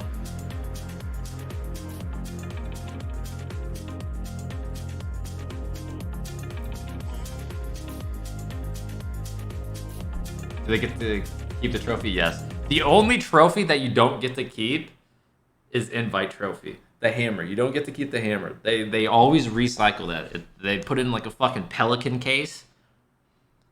And they ship it off back to fucking Montreal. But one thing that they don't know is that I spit on it. So whoever's gonna touch the hammer next, hopefully it's us again. I spit.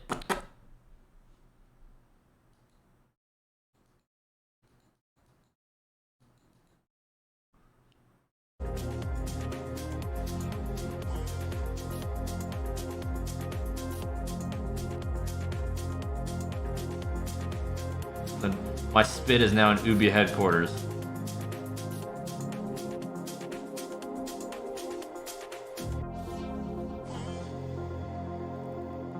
Nah, I'm kidding. Do we have to wear gloves? No, you don't have to wear gloves. Imagine you win invite. You're all circled up. They're doing the interview. It's like, all right, lift the hammer. But then they just fucking hand you fucking Michael Jackson gloves.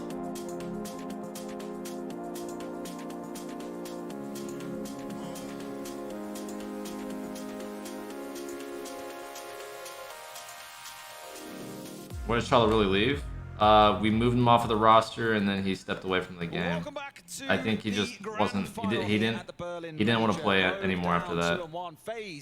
taking 2 wins in Max OT at this point, Tim.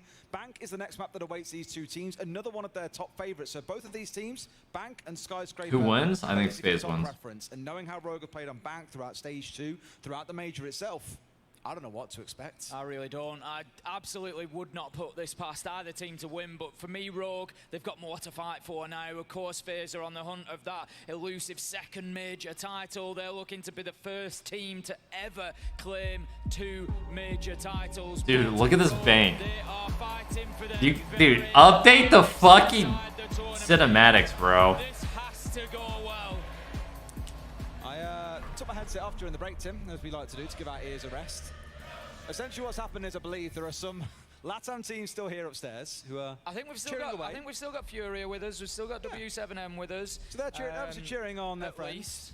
And every time there's a certain chance. My bet for League, but I'm actually TSM's new fit. Dino Plug 298. That TSM. That's it, yeah. and there's medics down my ear. We have got medics. Chancing exactly the same. Medics back on the keys for observing this time around. Are you going to join in this time? I'll join in with one. So we've got Hibana as This I like. I like this. This graphic, nice. When you bring all this weird stuff into it. I don't think anybody wants to hear that. There we go. I will say this looks better than groups. Ying comes in. Curious ban from Rogue as well, because they love playing that onto the basement. They'll normally open up lobby hatch and then toss that down, and then their execute comes through. Were you not feeling chaotic enough to do that whilst I was talking? So what actually happened there, Des, was I tripped over the cable very professionally for my headset, and I dragged out not the side. Vote Rogue, please. If I vote Rogue, they're gonna. So I thought the whole Listen, I'm too good at jinxing, so I can't. If you want Rogue to win, I can't vote on Rogue. I thought I'd yoinked the mic cable out, so I thought Here. nobody would be able to hear me. I'll do this for you guys. Ready? And you'll take over. That's how it works. Remember, I'm I've got my jinxing, cable firmly in my hand now, so I we can. are How do I safe and predict? sound. Where's predictions at? Locker CC. Is it over? Start on with Faze on the defense. Knowing how Rogue like to play this map, they like to get busy out and about. They like to bring along things like the Echo, feed information over to the roamers to help them pick up kills around the map. But will Faze go for a similar sort of approach? Not quite. But I do expect you'll see them out and about around the map, given how they've played this series so far, which has been hyper-mobile, hyper-aggressive. So a couple of bands that we don't see every day. Echo, we know the value of. Ying, we've seen that rappelling through the windows, CEO plant a number of times now. Not wanting to deal with that. Azame, not always banned out on Bank, but again, we know the value of. That's going to round out our bans. Round 1 is going to be here, and Des, I don't know whether you're glad, but somebody, I mean, it's to me just something that I say. But it's really stuck around. So I'm kind of glad to see that we've got the Aruni coming along and we can have some laser gates in play. There's going to be opportunity for me to say that a good few times. Laser gates in play today. It's almost as if I said it like that on purpose. I know you did. I decided to extend it by an extra 1.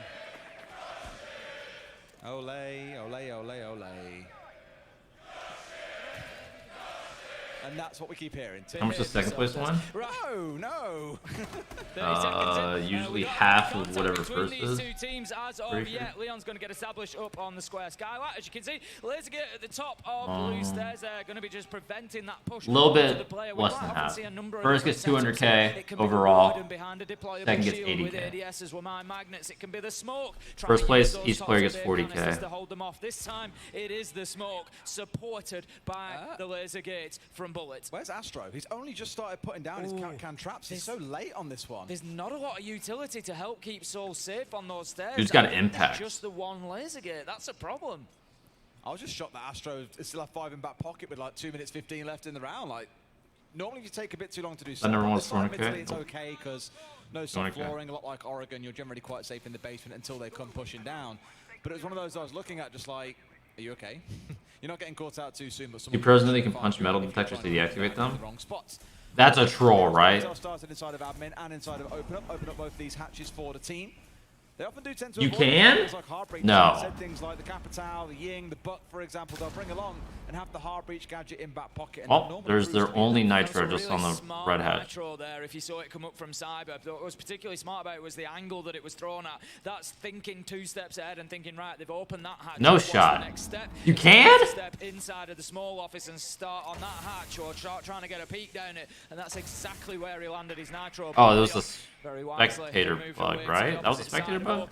And does not get caught out by Did he just use 2 on that? Caught out on the garage ramp, though. Nearly gets taken down as Bullet is holding the long angle. It's quite rare that you can be held back in a 1 versus 1 like that as well. Normally you'll see a couple of players on ramp looking to challenge together. It's Spoit, a player that has been very quiet throughout this series, starts out the scoring. Downed him. Kanto taken down in response, though, by the side of Faze. Should be juiced back up by Spoit once he I will gets say that is through that interesting. cooldown. 5 versus 3 as Leon manages to find cameraman from above, and things are getting a little bit dicey for Faze here as another kill comes in onto Souls, who have been chased out of the blue stairs. 5 versus 2, 20 seconds left to go. They need to get in and start getting this diffuser down now, Rogue. It's not time to pause, it's time to kill as Spoit manages to find Astro shut down, but crying with the trade, and that is going to be the round for Rogue. They open up Bank with a successful attack in the basement. And a good start for Spoit. I don't want to channel too much on just one player here, but Spoit has been quiet this year. Max of the 3. Thank you. I don't think I've seen him have that bad a performance in all the group stage, all of stage 2. It was a really low map for him, but Bank is where Rogue feel right at home. If you're going to see him come online anywhere, Tim, it's going to be this map. Round number 2, then we're going to be going up to the top floor for our site. It is CEO this time around. We don't have the Ying, so I would. Am I cheering for Faze? No, I'm cheering for Rogue. I think Faze will win. Ultimately, I think they will win, but I would like to see Rogue win. Of those smokes, of those candelas, just trying Or to keep people out. should I? Is that a jinx? Hold up. Diffuser goes down, but they're going to have to think Wait. outside of the box. They're going to have to go to plan B, and that is Actually, that might work, because that's a double edge. I can't really jinx that if I... open the wall up as we used to see top of square skyline. Yeah. Still gets done sometimes. We've got the ace on side with Leon, so that would suggest that there's going to be some hard breach, but that ace can quite often be used to open up the wall that you see. Oh, just I in don't. front of How does you, that work? janitor there, straight across from the windows to where Astro is now. Thank you. If you get that wall open, it makes it very difficult for the janitor player to stay in position. Absolutely, well, a lot spread across this top floor then, rather than trying to throw him onto the downstairs. Metal detector's a cat? Okay. Normally you'll see Kanto and Deepek droning Spoit him as he'll play in through top square, and Crime will work his way in below, looking to make use of those vertical grenades. So whether or not Faze have got the read onto that and want to go and challenge it is another conversation. Drake just contacted me. He says Rogue's gonna win. Side of Janitor playing with the shotgun, ready and waiting.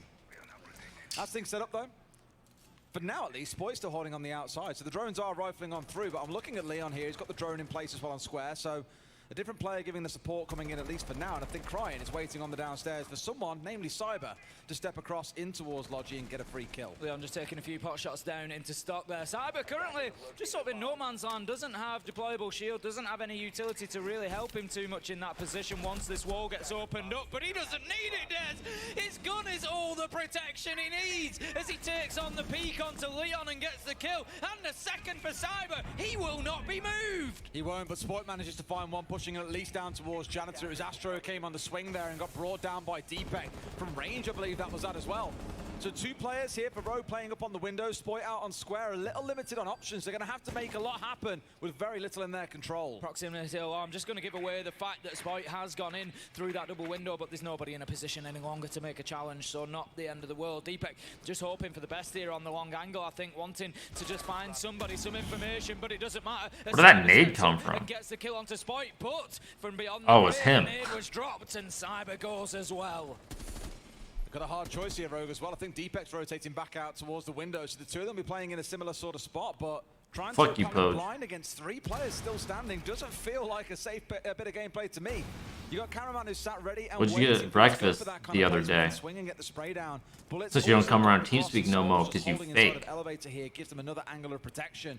but it feels like Faze are pretty well set up for whatever Rogue might throw at them. Yeah, I think this is going to be a very difficult nut for Rogue to crack now. If you want success up on the top floor, you've got to keep your men alive because you need 1 or 2 out on the windows, and that limits how many you can play inside the map. In comes the Bullshit pain. Damn, you got a nice English, a full English. The next couple of kills could be crucial, and there we go, right on cue. Bullet manages to find a headshot onto Kanto. Deepek with the long angle. Oh my God. Surely you can't do it for a 3rd time. It's not looking likely as the push comes on to the janitor door, but there is a shotgun in hand. It's going to be cameraman on the smoke. Do they need to pay tax for their winning money? The final kill for Faze, and that's Not over there. Great little double up as well there. 1 man behind himself. It's just normal income. In long desk. It's not like international funds. The 2 versus 1. No way the Deepek Depends on how the orgs work it, because all the money will funnel through the org. So it depends on how your org pays you out. The basement once again, where Rogue look very confident on the attack, and Faze gonna have to try something a little bit different here, I feel, Tim. It'll just be marked as normal income for the most part. Previously didn't really pay off for And then you just pay it whatever, you know, I've talked at length about however you normally pay your taxes. Me though, I don't pay taxes because I'm too turned. Commit too much utility up there. You still need your setup down on site, but they just gave away that mid floor too quickly to Rogue last time around. So for me, get yourself into open area, get yourself into staff, have a little bit of a setup there, open the hatch, give yourself the opportunity. Just kidding, guys. I pay my taxes. You guys should do it as well. Make sure to pay your taxes. Just trying to cover my back here. And it looks like that is going to be the case. They were kind of limited in terms of hard breach options as well. Rogue, I think without the Ying, aren't going to bother focusing on that lobby hatch, which has been such a focus for them throughout the games they've played here. And instead just put their focus on the 2 hatches they know aren't fully, well, are more susceptible to being pushed in from garage, for example, or down main. And that's the one inside of open area and inside of admin. One of them, though, left open here, which just screams that Faze want to play more out around the map, don't want to bother reinforcing everything off. Next vid, how Bullet does tax fraud. Deal with a bit of a full map clear before they can even The IRS hates me with this one funny trick. For that angle from down the side of the lockers just near ATMs. He's going to be challenged by Bullet, who has the DMR in hand. Look at that, taking his shots. He knows exactly where the pressure is going to be coming from. Rogue wanting to get themselves into the top floor, really. They've got Kanto ready and poised to go in through those CEO windows. It's going to be a top-down clearance, but that's going to take them a lot of time, potentially. And it's more the mid-floor that they need to worry about. Well, Sports got himself inside a square here as they start their march forward. Cyber has the C4 in hand, so I'm just so mindful about exactly where these attackers of Rogue work their way through. It's Kanto pushing his way in through CEO and Executor out towards the white corridor. No C4s being tossed skyward at this point, but the 2 members of Faze saying, right, enough is enough, back down to site we go. Wasting about 60 seconds, but it's enough to have slowed Rogue down, at least for now. That could, if Faze saying, right, enough is enough, back down to site we go. Wasting about 60 seconds, but it's enough to have slowed Rogue down, at least for now, that could impact them later in the round. Yep, not too bad at this point in time. Rogue want to get themselves in and start opening up any other hatches that they need. There's going to be at least 1. I'm not sure if they're going to open up the main lobby hatch or not. So at the minute, Rogue don't look too confident in the fact that Faze have been pushed back to site here, Des. So it just makes me wonder how thorough the droning has been at this point across this mid-floor. I think it is continuing. Crine and Spoit both on the drones. Plain fraud, tax evaders, yeah. That is the case, while Leon gets to work on the hatch. The big teller for me is where these 2 hard breach gadgets go down. One's gone down inside of admin, which means they have a second one spare. So EMP out the lobby hatch, get this opened up, and what he'll likely do then is leave Deepek to be the solo man. He normally goes for a big drop in through red later in the round with something like a Ying to support that very risky death drop.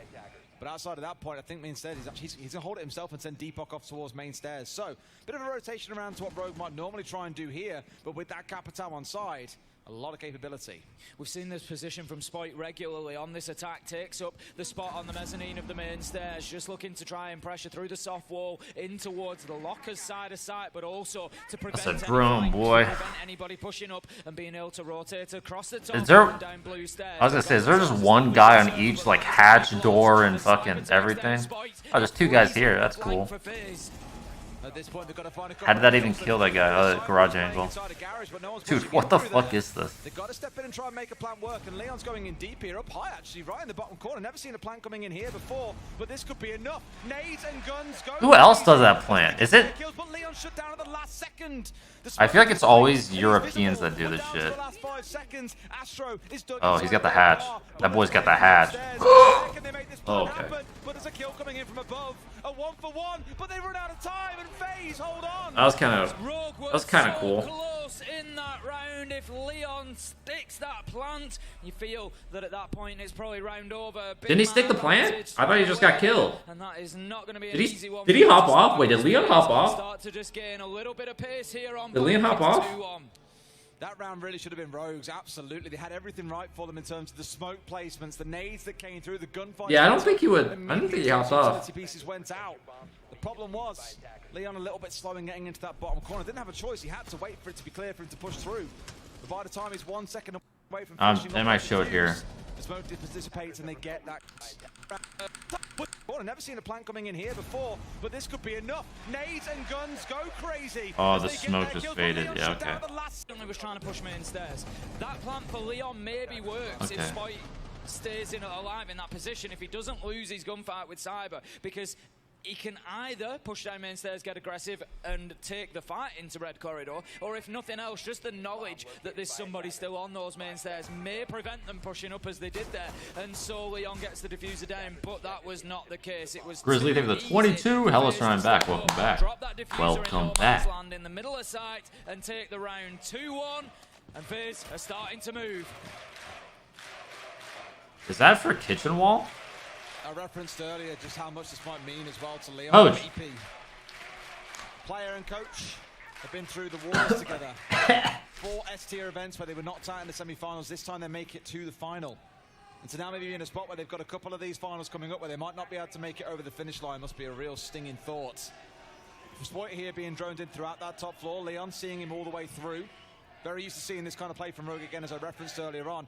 Faze for now, sat on site and just waiting.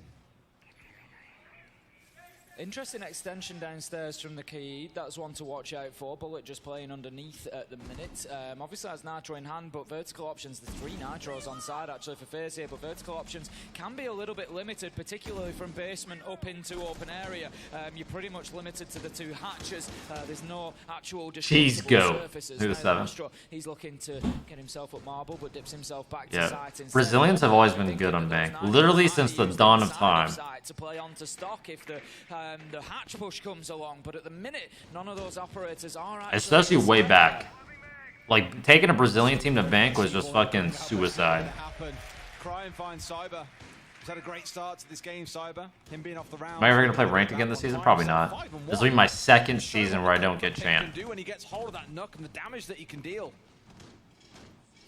Cameraman just waiting inside the elevator at the minute. The nade comes in, I think, above him at that point. Yes, you hear the hatch open as the nade will detonate above. Nitro thrown out by him for the time being. I'm not sure if they're aware of his presence or not. Sure, they see the Nitro on the wall. That's going to give him the opportunity to escape, but also gives him a rotation potentially into loan office. So something that they definitely need to be aware of. Could be a camera on flank.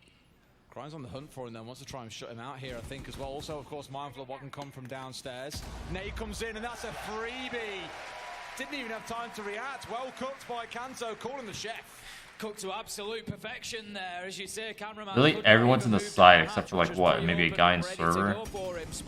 Just now Tragic. They've got that stock control. The 5 versus 3. Astro is dead as he gets pinched between a rock and a hard place. That is Leon and Kanto. 5 versus 2. Well, they have E2 control. They're not going to come your way. Round number 4 being theirs. Deepak, he's looking down. He's got a freebie. Bullet. I guess Deepak is waiting for you though. With no knowledge of what's ahead of them here, and it's a flawless round to Rogue. Much better performance from Rogue. Taking their time. Getting the drones in ahead of them and punishing those Faze members that are sat trying to roam around the map in these isolated positions. That guy's Rogue Sens up there. there. A point for both teams on Skyscraper. Not quite got the pace to collapse on those rugby players that were set off in odd positions or odd rooms. They'll be able to get back to site or be assisted nice and quick. But a great example is that nade that came in towards elevators there. Truly stuck and unable to get out of that dodgy corner he was sat in. A battle of the minds as well as the ability inside of the server here. 2 coaches just facing off against each other on our screens as they try to bring the knowledge to their team that's going to be needed. They can't speak round to round, but now it's all about thinking. We have that tactical timeout. When do we use it? How can we impact on this game as much as the players within it? Round number 5 is coming our way. It's up to the top floor. It is CEO that Rogue are going to be attacking. Last time around, it was the first site that they actually lost on the attack. It was round 2, and Faze were pretty... DP's giving them bumps? He is. That was probably just after the bumps. There was a lot less window play than we might see normally, and not too much success for Rogue. I love how Faze have actually banned away. I didn't even touch on it earlier on. Banned away the Echo themselves, knowing that that's a deep X special on this map. I'm sure he'll be appreciating the respect that has been shown. How long has this Faze roster been together? Exploit out on the roam, for example, on the defensive side. Very curious to see how Rogue adapt and deal with that. Year and a half, maybe? Probably like a year. Whereas on the Rogue side, they're banned away and operated. Because I know Cameraman... So you're thinking maybe Faze's threat with it is far greater than their own. What happened? There was like this whole MIBR flip-flop, right? MIBR and somebody else, and then they lost. Cameraman went to MIBR, then went back to Faze, and then... until a late repel, where he pushed into the middle of sight. This time he is joined by Spoy. He's got DPEC in support as well. As the utility starts to be burnt out, but how about that? Cameraman was on Faze, left for MIBR, then came back to Faze, but I think the roster was different. He tries to push in. Cyber has all the info he needs, but it's bullet. Dude, Leon just got fucking executed over there. And that is a little bit sloppy from the side of Rogue. This is always about that respect piece with an IQ. Do you sacrifice something else and bring the... What I talk about during a tactical break, usually how hot it is, how our fucking nuts are sticking to our legs. You know, normal tactical shit. But he can't find the man. The plant's been stuck. Rogue have the windows and Faze. It's panic stations. There was a nitro from beneath there to try and deny that plant, but it was a little bit late and it was a little bit off target, so it didn't catch anybody. 3 versus 4 now. Rogue have had the opportunity to get themselves out of the windows. This one should be done and dusted, Des, as Crying manages to find bullet. 4 versus 2 now. Cameraman and Cyber have got an awful lot of work to do. Their teammates will be on the cams. They'll be trying to do everything they can to support them. Souls, you can see, is doing exactly that, but it's 3 versus 1. It's 7 seconds until there is no time left to defuse, and that is going to be Cyber trying to push forward, but it is too late, Des. The headshot will be meaningless onto Kanto as the clock ticks down, and Rogue, they take round 5. Bureau, thank you for the 3. However you may say your name, thank you. Still a long way to go on this map. You're up 3 and 2, but like you said earlier on, Tim, throughout most of these maps, bar Skyscraper, we've seen 3-3 splits across each of the halves. Skyscraper was 5 and 1. Rogue on the attacking side of Bank, you expect to do well. A 4 and 2 split. Something they should be very happy with if they can get... Dude, where's all the players in the audience? To think where are the players hiding at? Big finals that we've had in Siege where 2 teams have felt so evenly. You think grenades from underneath are overpowered? Overpowered? Yeah. Versus Liquid game, it was very, very close. Or they're strong. I wouldn't say OP. They're really strong. Just feels toe-to-toe the whole time. It does. Didn't Kanto used to play in TSM? One before he died in that previous round on the Nook. This round he'll have to rotate away instead of bring along that Thatcher as we look to move on to that downstairs, where Rogue have had some struggles, some successes. The attack last time around wasn't bad, it was just slightly mistimed. You know what? I will say, have not noticed too many rehosts in playoffs. Every match I've watched so far, like on stream, granted, only been 2, have not seen a rehost. Looking at here, Tim, and I'm just thinking, the time to dream about a potential server-side execution that the Rogue haven't yet done so far in this game. No, Crying is going to be droning down there. We've seen Ossa used to get into Garage. We've seen it during the Berlin Major itself. So, yeah, exactly that. Just moving in there, you plant the first shield, you work with the set, and you jinxed her. I didn't jinx last map. I jinxed 1 round. 1 single round. Did it end 8-7? Yes, but still.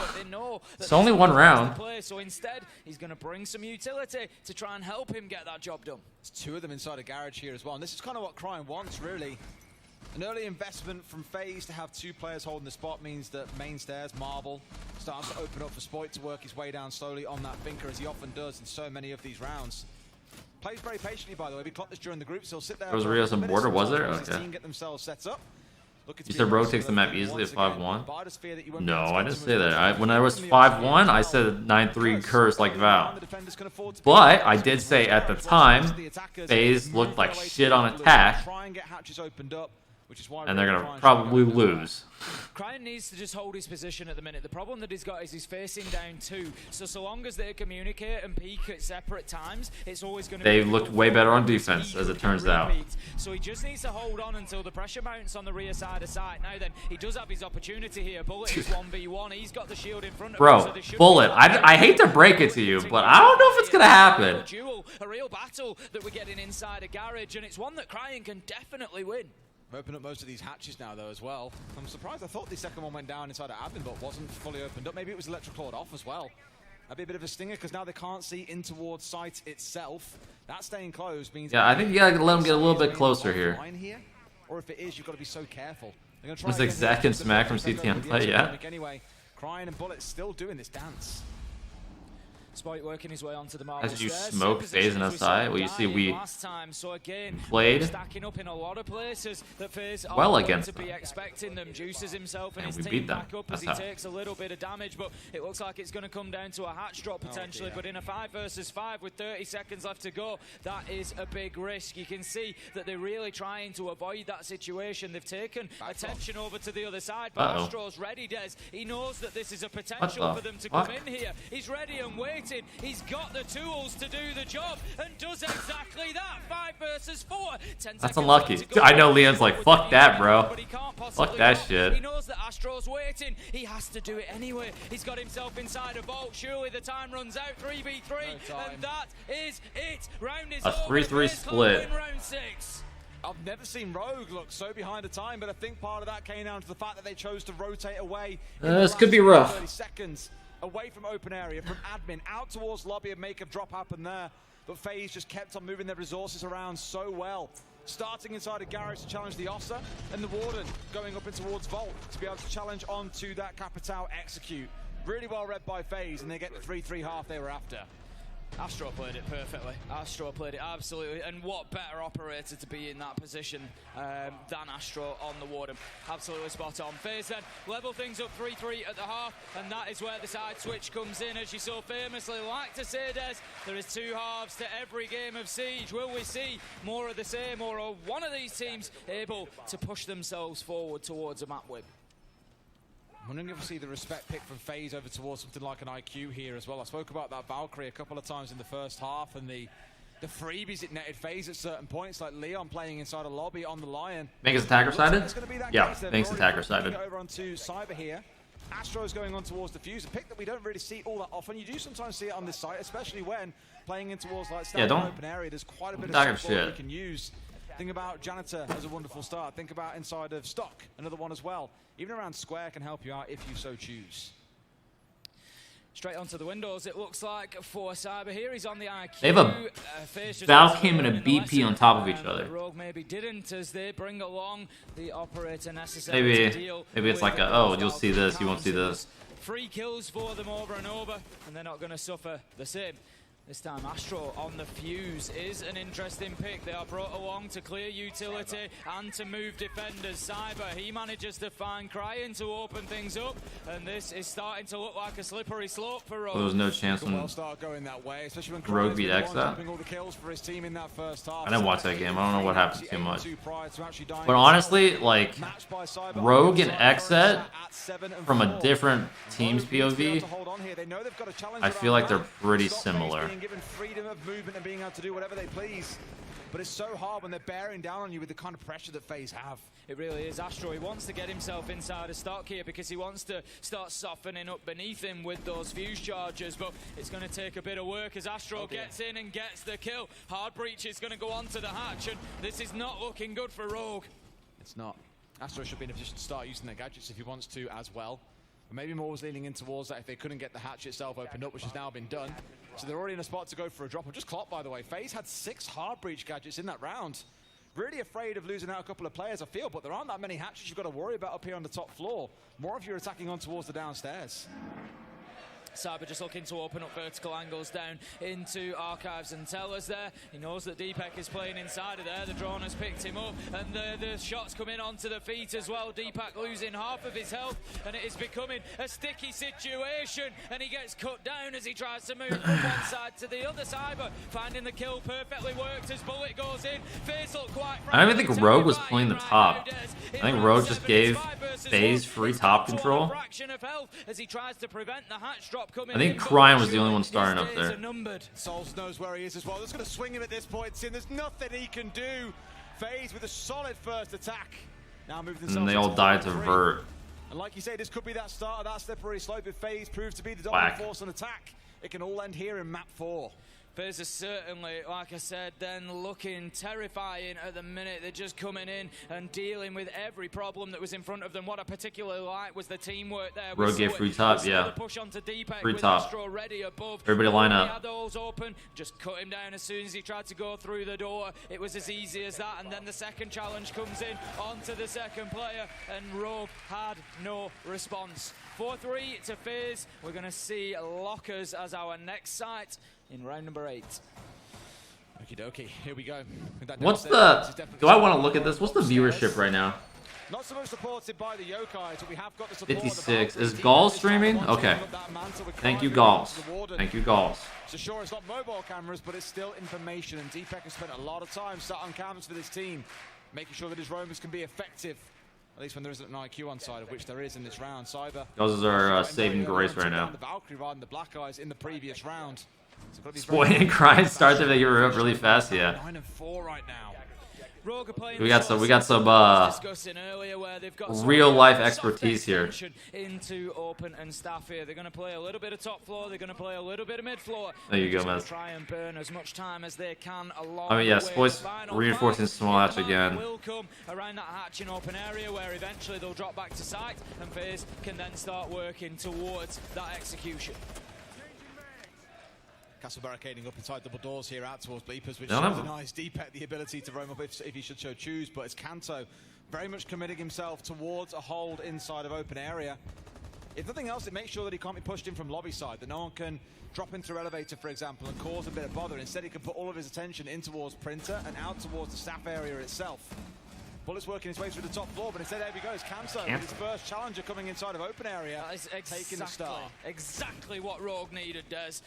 It just gives them that advantage to stay in the map for longer. They're not going to be forced away as easily now, and that is... Gomez, when you guys flying out? It's like tomorrow, probably? Yeah.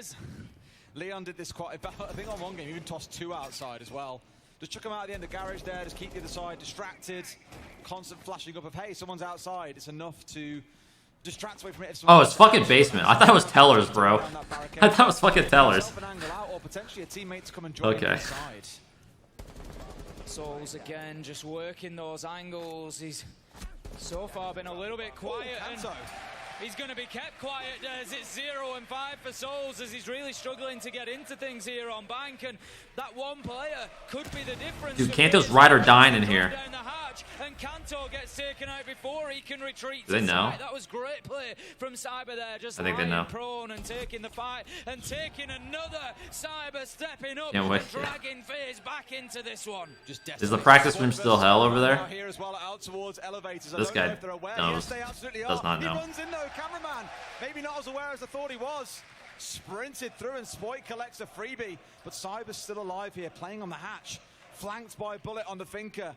The 2 players and arguably at least one of the operators that you want in this kind of situation. Oh my goodness, what was that? I could spit on him. Forced into that because of the kill that Spoit got. He knew there was somebody on his flank, so he couldn't stay too long. Where's Spoit? And sometimes when you corner somebody like Cyber, you're causing yourself a problem. He's got to be second still. Where the fuck is he? He decides to go from the softball angle. Absolute beauty. But he might not get the job done. Spoit uses the sprint to get away, and then the left is with the feeling. There is absolutely no right for Spoit to find that 1v2. A bit of confidence, you saw it line up, but given how the game has been going, not the Beaulo. I didn't see Spoit winning that 1v2. It was so well lined up by Faze. He had Casey, yeah, he did. Together, but their issue was they didn't have the diffuser. They had side control, but no diffuser. They had to go for their kills, which is why there's a little bit of a mad panic. And Spoit throwing his teammates a lifeline there, bringing things up to 4 and 4. Neither of these teams feel like giving us Oh. or anybody watching an easy night. Dude, they just fucking... They want to take this all the way to the wire. They want to keep us right on the edges of our seats. Just the tension is absolutely... It's like, oh, man, you just got fucking pancake dropped. How do you feel? This one is going to toss or turn next. Cyber on the quad. They could have planted, they didn't have case. And Spoit just says, no, I don't think I will. I don't think I will, actually. I could just see Cyber tearing through the entire team there as well with how he was playing that round. Just taking gunfight after gunfight. Cyber is actually going to fucking nuke in there. His name was up in stars, but the other star in the sky, Spoit, gets him offline. CEO and Executive Lounge, we step into for round 9. Oh, God. I think he's very conscious of the damage done by some of those roamers in that last round, bringing along the decay beat here. Because last time round, we had Spoit playing inside of elevators, unchecked. The cameraman died to him for free. Cryan's just managed to rat himself away in ATM at the minute, and that's going to be one to watch as this one mounts. He's going to stay there for the time being. The rest of Rogue are up on the top floor. Spoit actually quite aggressive inside of stock there. Usually we'd see a position taken up more in the corridor. Now it's Cyber who's working around underneath. Deepek's in a position. Cyber actually kills himself, and that is a bit of a swing from the Cyber that we saw in the last round. Oh dear. Oh dear, oh dear. A player that had more kills than the rest of his team combined. Oh, if he calls, this guy about to call and run an ATM? What are you doing? What are you about to do right now, cameraman? The chant now going on. I mean, in that round, fair question, he doesn't exist anymore, Tim. One bad round. I know, that's it. I feel for Cyber. One bad round and the UK boys are up in arms. It's Leon finding Astro as well. Rogue feeling much happier and much more comfortable in this round, it feels. You've got Cryan ratting it out here in the corner of ATM. Honestly, he's going to get a kill. He's going to get a kill. I'm telling you now. All right. They know. They know. They know. They know. It's like, Karen, can't you hear him? Oh, you're going to get fucked. But not for long, Dev. As Cantro comes in and gets one down from Banana to give us a real swing in the round. 5v2 now as Rogue are playing confident and running away with round 9. I feel like that was a really bad read by a cameraman. You know full well someone's playing around Banana on this site. But Chase is looking quite keenly towards the man trying to retreat back through tellers and archives. Could smell the blood in the water. Imagine another nade death. Out by it. Leon just watching, waiting on that vertical angle. He stood still for a little bit too long as Bullet, his nade connects where Cybers couldn't, and that's going to take Leon down. Yeah, cameraman got a little bit tunneled on that one. Souls is looking to get in. As I said, had a difficult game so far inside of 8 rounds. Not managed to get himself in the action with a kill yet, so maybe not the ideal player at the minute to have inside of this 2v4, because he's going to have to find some now. There's no two ways about that. And for the time being, they're just taking a little bit of a pause as the drones start going in. 40 seconds left to go. Souls, he knows he can get in. He gets one. Can he find a second? Not yet. It's about Wales. They can turn it around. See, they found a couple more as well. This is it again. Rogue losing that numbers of. Is this happening? Been here so many times this series. Bullet and Souls in a spot to turn around what has been a very unfortunate round that started off with that team kill onto Cyber and cameraman being dragged into it. But it's trying to find one back. Souls has got 10 seconds. We know how clutch capable he is, but can he hold off against Cantor and Cryan? Souls down to a slither of HP. Cantor with the close and Rogue pull ahead. Yay. A close round there. We've got to call it as we see it. How much did each player? 140k each player. In the 4 versus 2, first place. Back to a 2v2 again, and we've seen That guy's wind bash and thermite right here. That man advantage. Wind bash and thermite. Now they're okay. They're 5. Damn. They're in the lead, but if they keep doing it, it may well come back to bite them. Not the wind bastion. You see Alamouse up there as well with the other Latam players. 40k or 140? 4D. 4-0. I thought it might be. Oh, there is top seating. Damn, they got motherfuckers up in the rafters. R1, R2, 90. Sheesh. Latam players there just cheering. I think that's Kino I see in the middle as well. Cheering on his Brazilian. Did Tutor through the prime? You know why they're out there? To keep them safe. Get them out of the way. And the chants continue between the two groups. I love the passion, Jerry.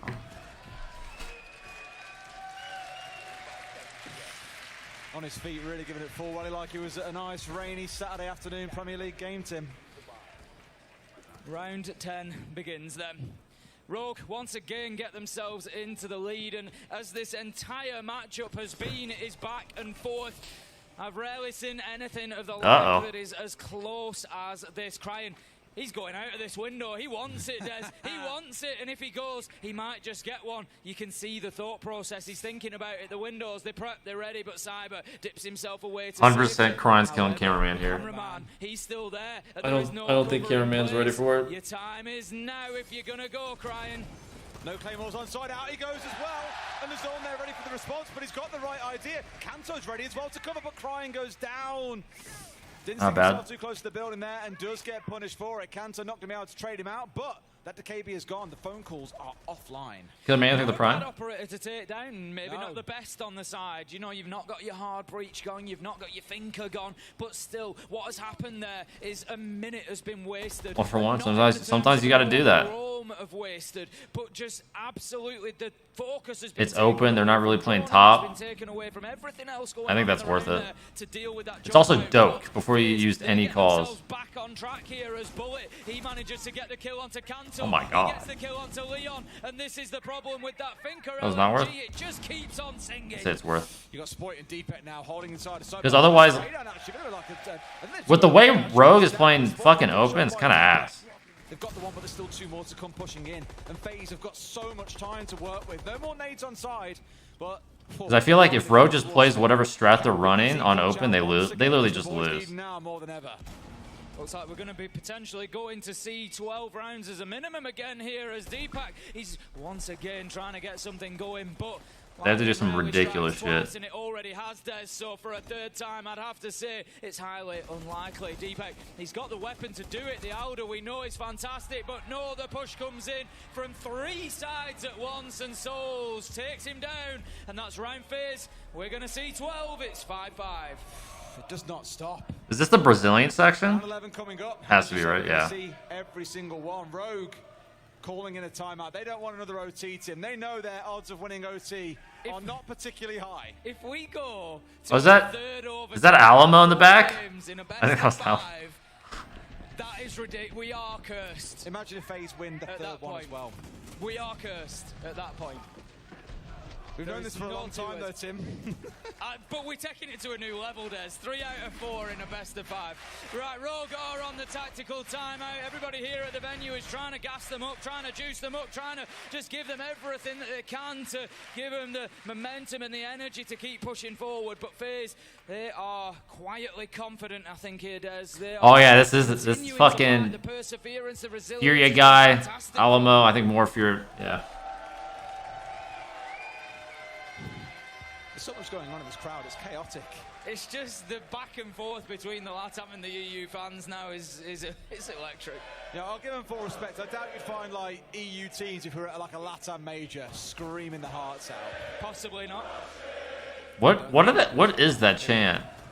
Wherever they go, they take the passion with them. That much is for sure. Oh, that's Kino. Hi, Kino. Heard there and just raising the atmosphere here inside of the venue in Berlin. It's 5-5. It's round 11, and we are still on Rogue defense at the minute. And this time it's down to. Oh, your shit. Lockers. It will be I like that one. Back in round 8, it was a Rogue win, and as soon as available, they've gone back. Now Valkyrie on side once again. Deepet now really settling into playing that it feels on the defensive side. IQ previously brought along for Cyber when they spotted that this was an option for Rogue, or when they saw the Valkyrie was being picked up.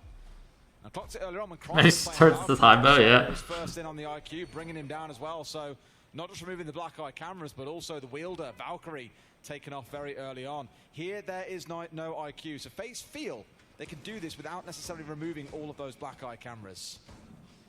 Either that or they'll be hoping to find them simply by looking for them, but not always the easiest. We've got the bulletproof camera in there at the bottom of garage. It's become a very popular placement, but it gets taken out quickly, and so does Leon. Dude. As Bullet steps around the corner, he's 10-7. He's gone big the last couple of rounds, and it just continues. Well, look at how things squared up when it was Faze on the defensive side. They managed to hold Rogue for a good couple of minutes inside a garage. But here, Bullets walks in and taking Leon's life without question. Really wow. Small players to go big, and Crying's the kind of guy you're looking for. Finds one and manages to escape.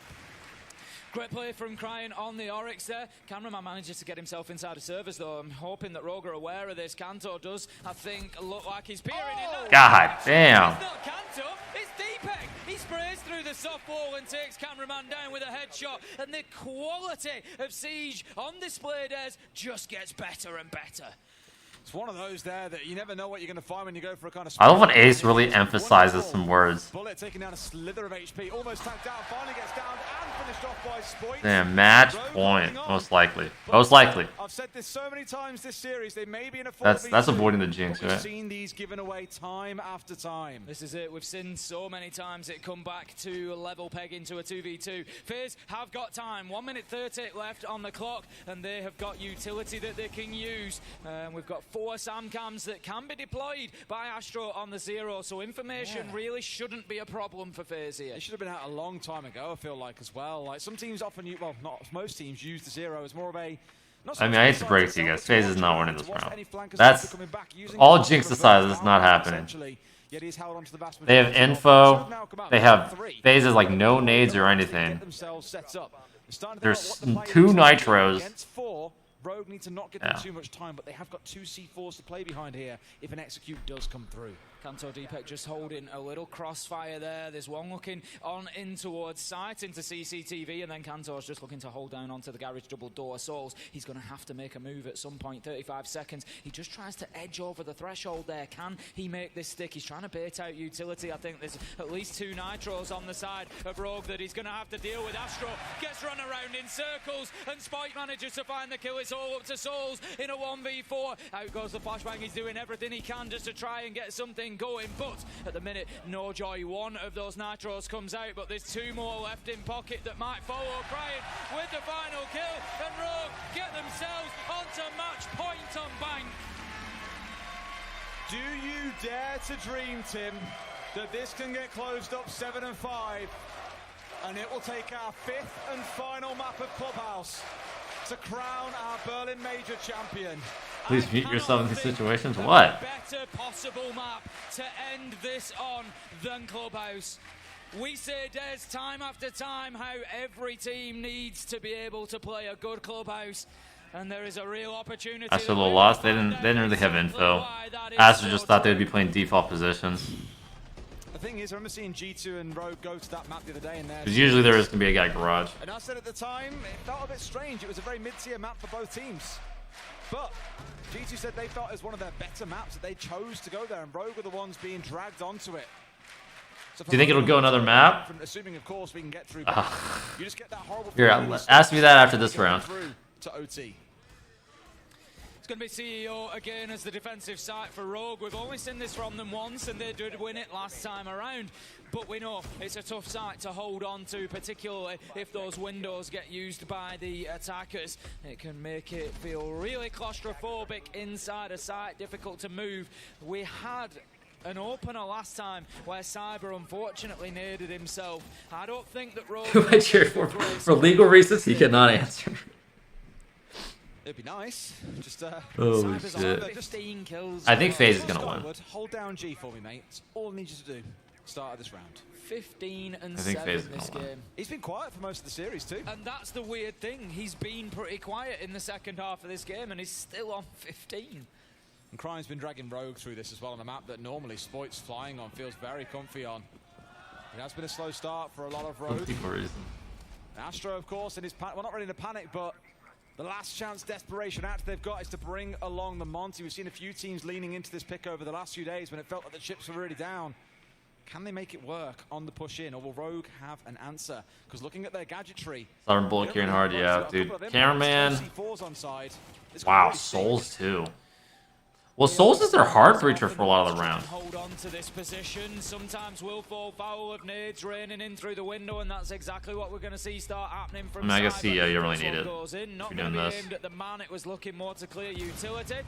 We've got one from Rogue just playing underneath at the minute. It's going to be Crying. He could be in a... Do they not have any info below? Dude, Monty's all... They brought it along, Faze. Oh, I guess this works, okay. Their way behind the shield to get this round. They know how important it is, but he's aware. Cameraman knows exactly where the challenge challenge could come from Crying. They've got to be so This guy is careful. just Four up here players from Faze on with the windows case, right now. bro. He's the only one inside the building, but they're just covering these longer angles so he can take as much ground as necessary. But Leon finds him, finds two, gets one on the rappel. Diffuser is down. Cyber has crawled inside. Will be able to Wow, retrieve the dude, diffuser nobody was in himself, E3. but they've already Faze didn't even dealt have with a eyes massive below, blow. I'm pretty Their sure. trump card, the They might have. I Monster think is offline. Blind kind of That is the big thing, an taking that shield itch that down they is it was huge. down We there. usually see Monty survive. Bro, why does nobody follow that guy up though? But Cyber, he's inside and he's making a nuisance of himself. He's going to take some damage off Crying as well. And we're still 4v3. 50 seconds left to go, but the diffuser needs to be collected. A kill comes in, but Bullet is a trade as he gets the Claymore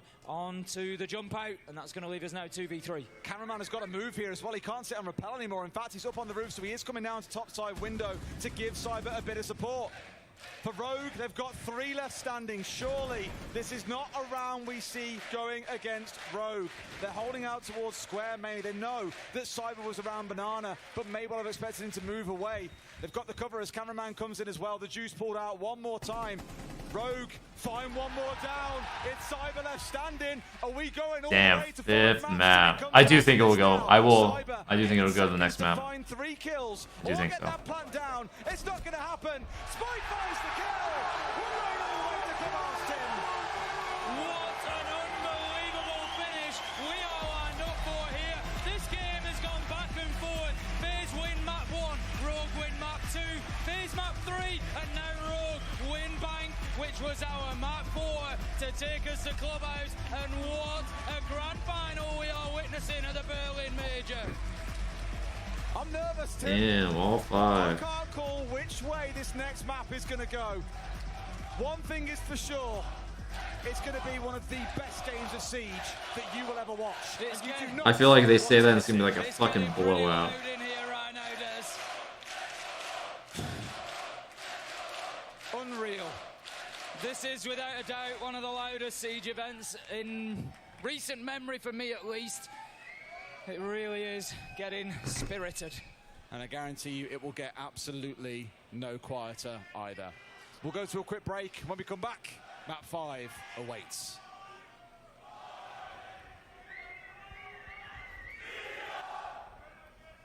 I feel like that admin's. Welcome back, Berlin! Maybe not. The crowd willed. Because usually the admins will, like, once it gets close to winning, they'll tell, like, the coach, like, all right, if you guys win, you know, do this, not this. Young fellas on the desk to guide me through all of this because The last one they know breacher. I mean, you don't really need a breacher on that. If you're gonna do that, the only breacher you would need is like for the E3 wall, the elevator wall. Getting it done, but very, They kinda trolled, though. Very by the skin of their teeth. That's the overarching problem that we've seen. They were all windows, and they literally had Astro all by himself, and I think Astro just got fucking impatient and just started fucking swinging.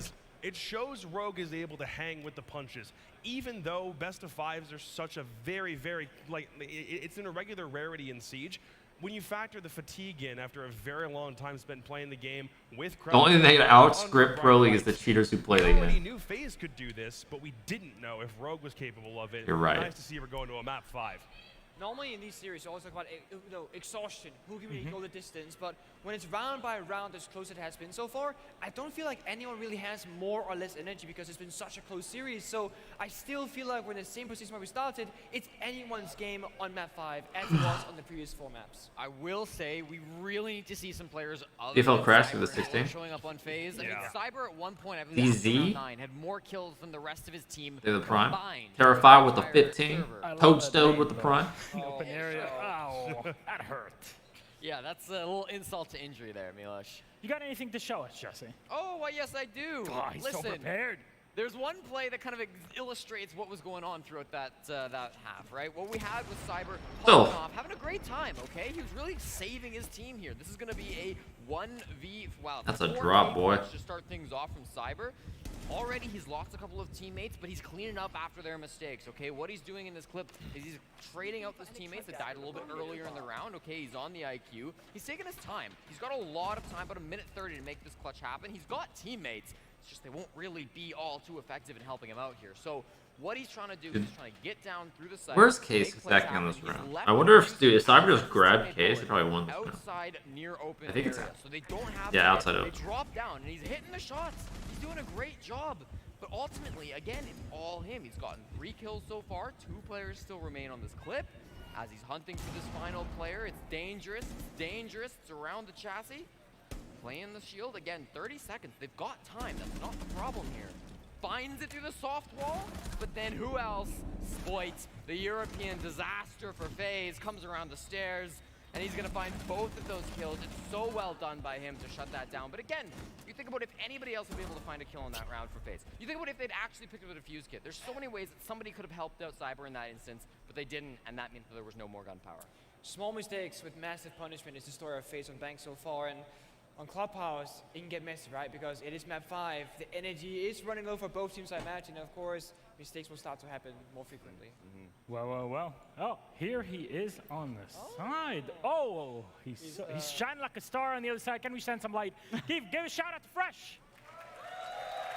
Hello, man. Fresh, bitter, all yours. I've got illustration on what I think was the most crucial round of this entire game. The reason that it was a 7-5. Now, Faze, I'm just going to roll the clip in behind because it's a full round from Deepek's point of view. But Faze, they had a really good read on Rogue. They'd seen Rogue do the default. They'd seen Rogue, everything that they've done, and Rogue have done that throughout this tournament. They did it throughout EUL as well. So on the CO attacks, Rogue changed it up. They took a little bit of inspiration from the Sonics, a little bit of inspiration from G2 when they failed to do this, and they went for the Amaru play through the CO windows. Now, this, I think, was just one round, and they just changed it up one round in 6 attacks. They won this round, and sure, they only got a 3-3 split on the attack, but it very easily could have been 2-4. So I'm just going to take it on a little bit. And you're going to see, ready, and Rogue are very kind of known for this. Drone it out, 3, 2, 1, go. And I want you to see the trust that Deepek has in his teammates. He does not flinch once when he decides to go through this window. He is in, gets the plant down, and then he gets himself back out. As you can see, he's in, and as he's getting the plant down, you can see there, Kanto and Spoit both picking up a kill each. Complete trust in his teammates. He gets the plant down, and we'll just let that roll back on. But then what he does after that, what's his first thought? It's not, well, it is, can I push through for a couple of kills? Has a quick look. But he goes back out. He sets up a drone, sets up the information for his teammate. He does have a dead teammate in Leon. And basically, this one attack, in my opinion, was the crucial one for the entire game in terms of Rogue going away from their default, because they've not done that on Bank throughout about 6 or 7 games. The window overheats a little bit in the 4v2, I would say. Finds himself another kill, but wins his He fucking sends it back in? Hell yeah, Deepek. That was the most decisive attack and the most decisive round in the whole game. Thank you very much, Fresh, and there it is. That helped out Rogue to make it to where they are. Shout out to Fresh again. Thank you very much. And now, yeah, that boy's off the since we've same. gone through our 4th map, and it was a comeback, as you just saw, it'll be on to our decider. Now, like I said, the audience willed a map 5 into existence, and we get to Clubhouse. Numbers, fill me in, Jesse. Well, Clubhouse is a map that both these teams have struggled with in the past. For FaZe Clan, it's a map that many BR teams choose to You could say pick it's changed. against FaZe. His hair changed out of blue. This stage, it means that they're Ban not him. amazing as it. They had some wins. Ban that It's guy. been a bit shaky for them. For Rogue, again, Ban they've him. got a few plays on it. You know, 5 plays in stage 2 so far, 4 coming in the last 5 days of the EUL. Their most recent one against G2, of course, a couple days ago. But Come still, back in I the see a lot of comp, yeah. plays on this map from both teams, but it's not been a very decisive one. Right. They're back up. Rogue and FaZe are setting up. Okay, now you can as we unban speak him. for map number 5. We'll see how that one goes on here. And I believe that we're set. But I'm just going to throw it out there. Who takes it? Clubhouse good map for We're final. on time. I got something. I think There's going to be a guaranteed double major champion tonight. Who do we want it to be? FaZe Clan or Cancer Raketi? All right, I think that answers it all. Thank you guys so much. And you know, one thing, just to not derail things too much, because we never derail things here on the desk, because we're casters, we're analysts, we're talent. We really understand how things work. Life is very difficult for us, as always. So it takes time. It's very difficult to sit here in the middle of the crowd and then realize, oh yeah. They look so we're having stupid. fun. I mean, We're like I said, I think as a player And, up there you know, is pretty for me, cool. the biggest, most difficult part of the life. Maybe like a little bit lower, like maybe like half of what it's at. Hey, you're over there. I found you too. It's Ambient. What's up? Hey, everybody. They're like halfway. Well, I guess it's kind of cool because there's also a top rafters. I don't know. Live grand final. We're going to the final map. We had to come out and sit in the crowd, see what the atmosphere was like. We did? You okay? Yeah, you good? All right. Hello. Let's go rogue. Hey! Do you know what? What I'm really enjoying about this is the fact that, yeah, bring him in, bring the signs in, bring the signs. There's the camera, somewhere up there is the camera. Where's the camera? Somewhere over there. Woo! Hello, everybody. But What's above us? the chants are going really well now, and I'm enjoying it, so keep it up, everybody. But Emmy, Yes. what do you want to do? I want to install our desk, mainly. What? Why? Yo. Jacob, come on. I thought we were friends. What are you doing? We have some good times. We have It's some not good fair. times. More people are cheering for Rogue. I mean, that's just the They home. wanted That's me to home show crowd. up. It's like really like living behind the scenes. There's a lot of divas. Oh no. A lot of drama. And Yeah. they've given me a camera to look after it for the week. Do you want to see Milish's like changing room? and stuff? Let's go. Oh no, please, please. Yeah. Okay. Huh? I think they should. What? Not that clip, please. You gonna do it? Are we doing it? Oh, hello. Back again, I see, at another major. This time it's slightly different.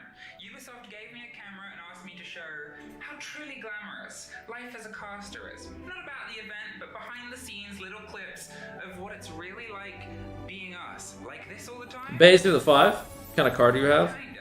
Let's have a look. Week at a major.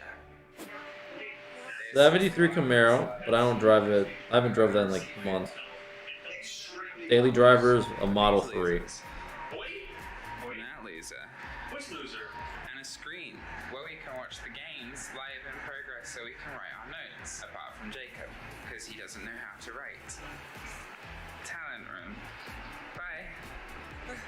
And over here, that's where the Hey. masters are right now. Hey, Darian, watch Tim, it, guys. Pengu. Watch it. Silence, please. Signs that I'm going to entirely ignore, because I don't have to follow these signs. That Uzi was a clip of the other day? Welcome back to the B stream No. here at the Berlin Major. It's a vlog. It's a vlog, apparently. A Ubisoft. Wow, that is. It looks a lot nicer Say welcome to the from the vlog. camera POV. To the vlog. Whilst I'm casting, goodbye. I'm so excited for that to make All right, it guys. to the video. We're gonna put this in a. Because Parker would kill me. Production is kind of a little corner of people. We're allowed to interrupt them just for a second. Over there's red light. He's Italian. Say Mamma Mia. Mamma Mia! See? A real Italian. But I'll get out of the way of production before they beat me up. I gotta piss. There's Calvin Jacob. We're back, guys. We'll get him later. And he doesn't know it yet. Sitting in the corner of the room. Hola. Hello. This is our wonderful photography and videography. It was a good effort. Compliment them so they take more photos of me. Oh my god, a rival vlog. Over there. Have I broken the meta by doing a behind the scenes of another vlog, doing a behind the scenes of another show? How many layers deep does this go? Oh my god, there's someone else doing another vlog. What is going on? We're in the audience about to do our first rehearsal. Casters aren't needed for a little bit. We just do a shout rehearsal. There's Tim. Where's Des? I don't know. He's coming now. He's on the stage. Can I show the stage? I can, because you've actually seen the stage at this point. Talent. So a bit of behind the scenes. Yeah. This screen right here will raise in the air at the start of the show, and I'll be standing on top of that stage. They would have seen that by now. You've seen that already, sorry. So I had a choice. I could have gone with this. Oh boy. Gone with this. I could have gone with the old switcheroo, and I decided to just do this. Take it in.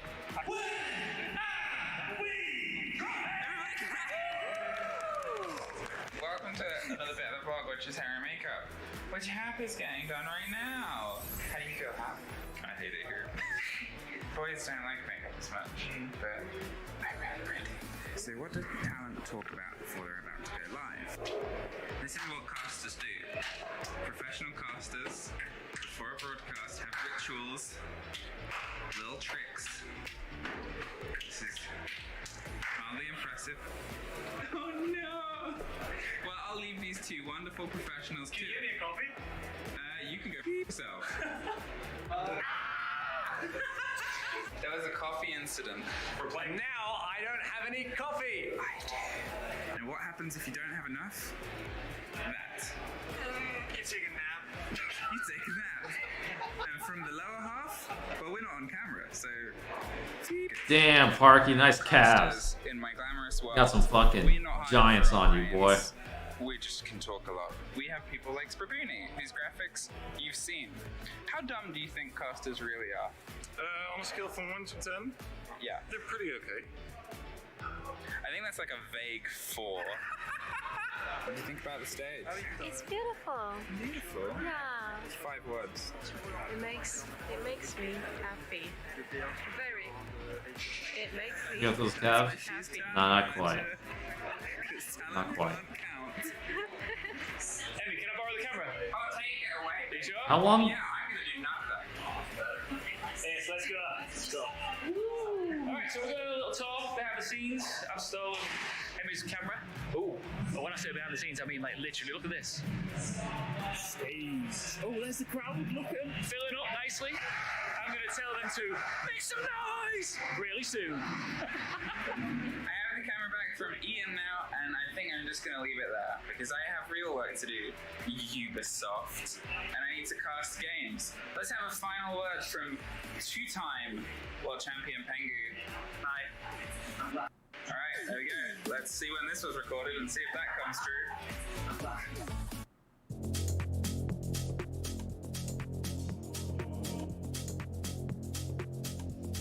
No, I haven't met Ian. I don't know. Oh, you beat me to it. Nice. Nice.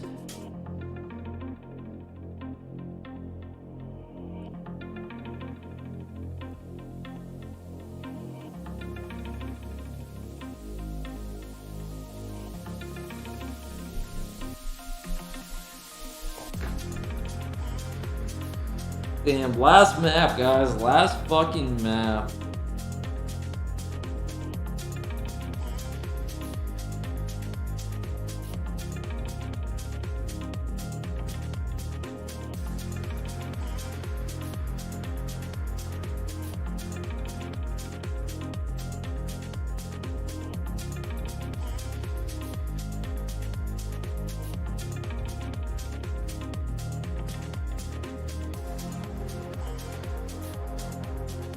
Shit.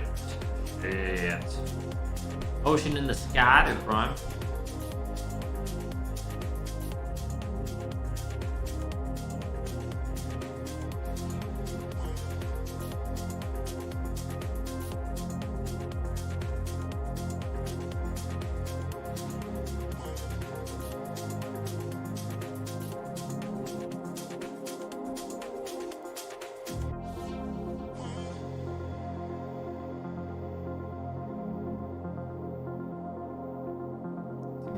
Falcons are actually really good.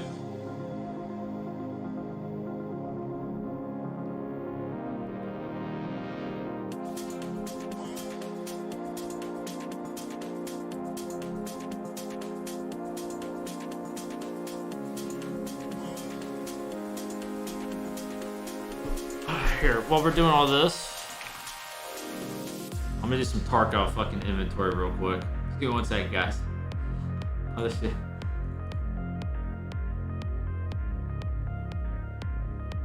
I gotta get my scav case.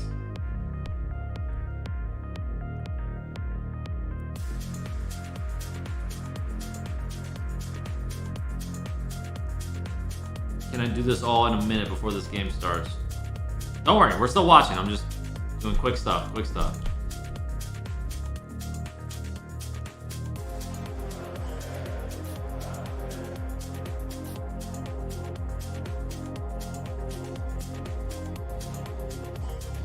I just forgot to do it in the morning. I gotta make the most out of my time.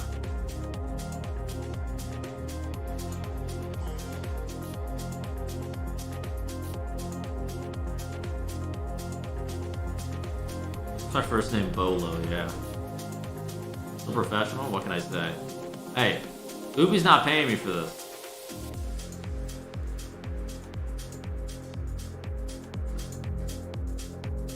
What the fuck?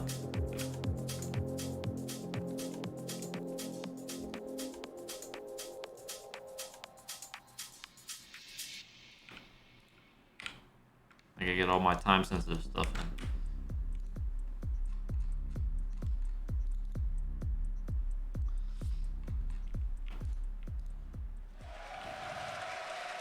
The beautiful thing Watch this, about watch that this. countdown, Oh, Tim, shit. we have it in our ears from production. Almost, guys, almost. I didn't need you guys.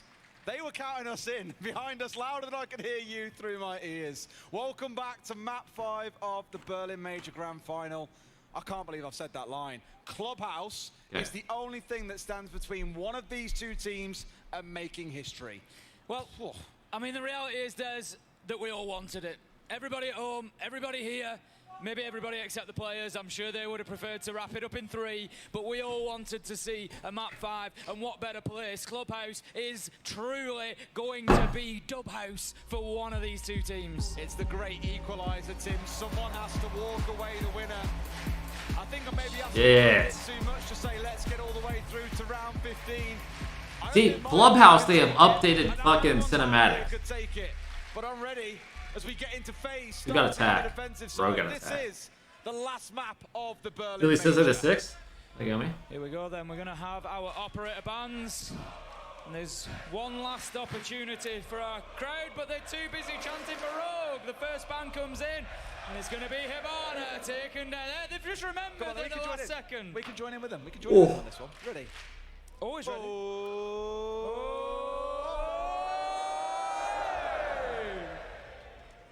You can join in proper this time.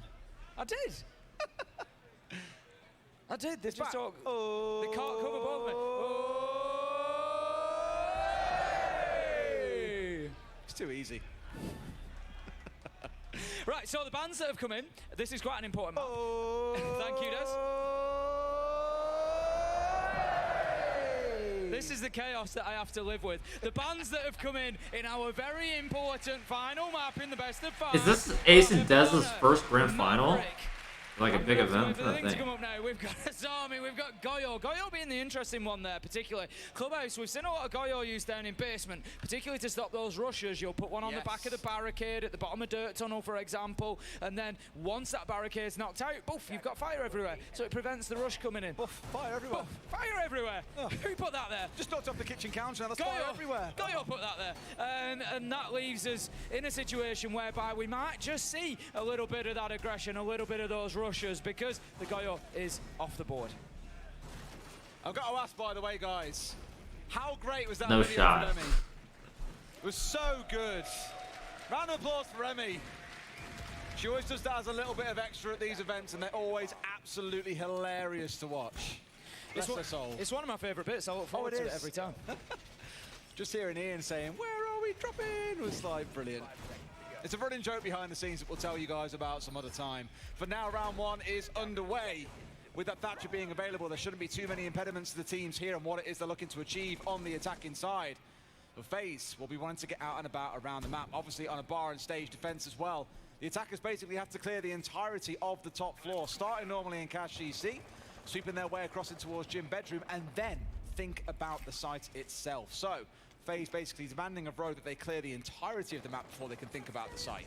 It's a real choice for Faze here, going to bar and stage to start things off, because it's not the easiest of sites to hold on to, and Spite taking a spray down to the barricade, potentially nearly domes somebody, but it's going to be Deepek who ultimately finds the kill. Maybe a little bit of baiting going on there. Deepek watching Where did that guy die at? while Spite plays onto the windows and just draws that little bit of attention from Bullet, who loses his head. He does, and now they're trying to work their way through the single construction wall, so speeding things up a bit here. Isolating Cyber inside of Cash. That should make life at least a little bit easier. He's been droned out by Spoit as well at this point, so a bit isolated as cameraman sits here inside of Stark, just waiting to see who dares peek their head through this hatch. Absolutely essential that cameraman keeps his position here, because if they can get themselves established inside of logistics, it is going to be game over for the top floor. At least Faze almost certainly then going to be forced back. Spite looking like he's just going to get back onto the windows for the time being. I think they're aware of the player that's currently pushing into CCTV. If you can see there, just looking looking to tentatively push back towards construction. Cyber's playing a big risk here. He's just stood in the open breach, obviously confident that there's no pressure still coming from that east side, and usually opening the breach is sufficient to stop the players from defending inside of there. But here goes Spoit, getting that top floor control, and Faze looking a little bit wobbly on defense. Like I said, he's been kind of isolated a little bit here, but 2 or 3 Faze players have moved their way over towards main stairs here completely. You can see through your screen there, look. Do they have just all ignore top? what's going on with Cyber whilst Rogue are busy chasing him down. They're putting their attention on maybe looking for a backstab here and just waiting to see what comes next. Rogue, as of yet, unable to deal with this Valkyrie. He sees the head of Spoit and takes him out for free. Big play from Cyber, but he's cut down from behind by Deepek on the trade. 4 versus 3, 45 seconds left to go. But here comes Astro and Cameraman. They're trying to retake top, and Rogue, they're going to have to be careful. They're going to need to watch their backs. I don't know if they've got flank drones in place, but they could well find themselves caught out and cut off if they are not careful. Astro getting aggressive, wants to get himself back into construction. This is clever from Faze. They've almost given up the site, and Rogue, they're happily chasing their way in. Crying's going to go down at that point. Souls, he's the solitary man left downstairs. The drop comes in from Astro to support. He finds Leon. This is effectively 2v2. Found himself a third in the round and should be able to get this plant stuck here. Cameraman looking for the takedown main stairs. In fact, from above, Deepek can't quite finish it off. No, not there with the cover, and Kanto can step in and go for a replant. But at this point, he'll get closed out by one of these last 2 players. Souls working his way through slowly. Not quite got the vertical angle, but the horizontal is there. Rogue taking a bit too much time, and Faze close out round 1. The big problem there was allowing Faze to retake that. Really takes a floor. 6. I don't know if I got you. Rogue Thank you. got control of it really well. They had the man advantage, but then all of them ditched onto the ground floor to go in and try and get that plant down. They almost seemed to forget what they were fighting for to begin with, Des, which is to have top floor control to help the plant go down. I think that guy got and wall instead, bang. they all went down to site. Cameraman just strolls back up onto the top floor and is ultimately the difference maker. Well, round 1 starting out spicy. It looked like Rogue were in control. Let's see how round 2 shapes up instead as we head down into one of the most classic sites in the game, Tim. It's Church and Arsenal to kick things off here. Rogue on the attacking side and looking to bring along the fuse here potentially. Deepek switching over towards playing that.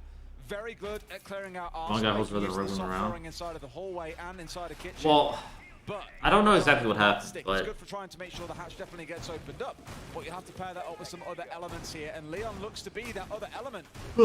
they had top control, and I think Crime was sledged. I think once it got to like a 2v2, he gave up the top. It's usually that. I mean, see Leon on the shield playing in from. It's going to be a little bit easier given that the guy. Usually it's a good play to double up. Sometimes you gotta say fuck the holes, but I think didn't have any info up top. No flank cams or anything. Through Deepek for the time being, going to be moving in through the strip side of things. He's on they the shot fuse. We've seen this a few times. The fuse is brought along to try and support the push in kitchen. So he's going to try and get himself established. This top is crazy on fucking bar. Just to keep anybody away from the underneath whilst the hatch is being opened up, clear out any utility at the same time. It looks here to be Dirt, a big focus. There are 3 players currently hovering around it, but Cyber and Souls are coming up so aggressively against it. They're almost saying if you want this open, you're really going to have to fight for it. As nades come raining on through, the electric door is taken off the wall as well, and now things can finally get opened up with Faze in full retreat. Cyber is in there as well, just trying to support Souls in holding on to this, but it's not going to be easy when Leon gets in. It's going to be a case of burning time, but probably not burning lives. But Kanto, if he's going to push in behind him, kitchen needs to be here. careful. Sometimes we see people overextend, trying to take shots around the side of the shield and just lose their lives as they do so. Leon continuing to push, making sure there's no utility that's going to cause him a problem as he goes. And elsewhere in the map, we can see Faze now pretty much completely refined to site. Speaking of Faze, one thing worth raising is obviously they won the Sweden Major back in November. They know what it's like to be in a grand final. They know the pressure that sits on it all too well. For Rogue, maybe a bit less so. Kanto, the only one that's really been here before. You can't ignore that after 5 maps. You will be feeling exhausted. It's a very high adrenaline, 4, 5, 6 hours that you're playing Siege. I'm not saying that Rogue are tired just yet, but you may well start to see forced errors coming out, or unforced errors, sorry, coming out a little bit more from Rogue.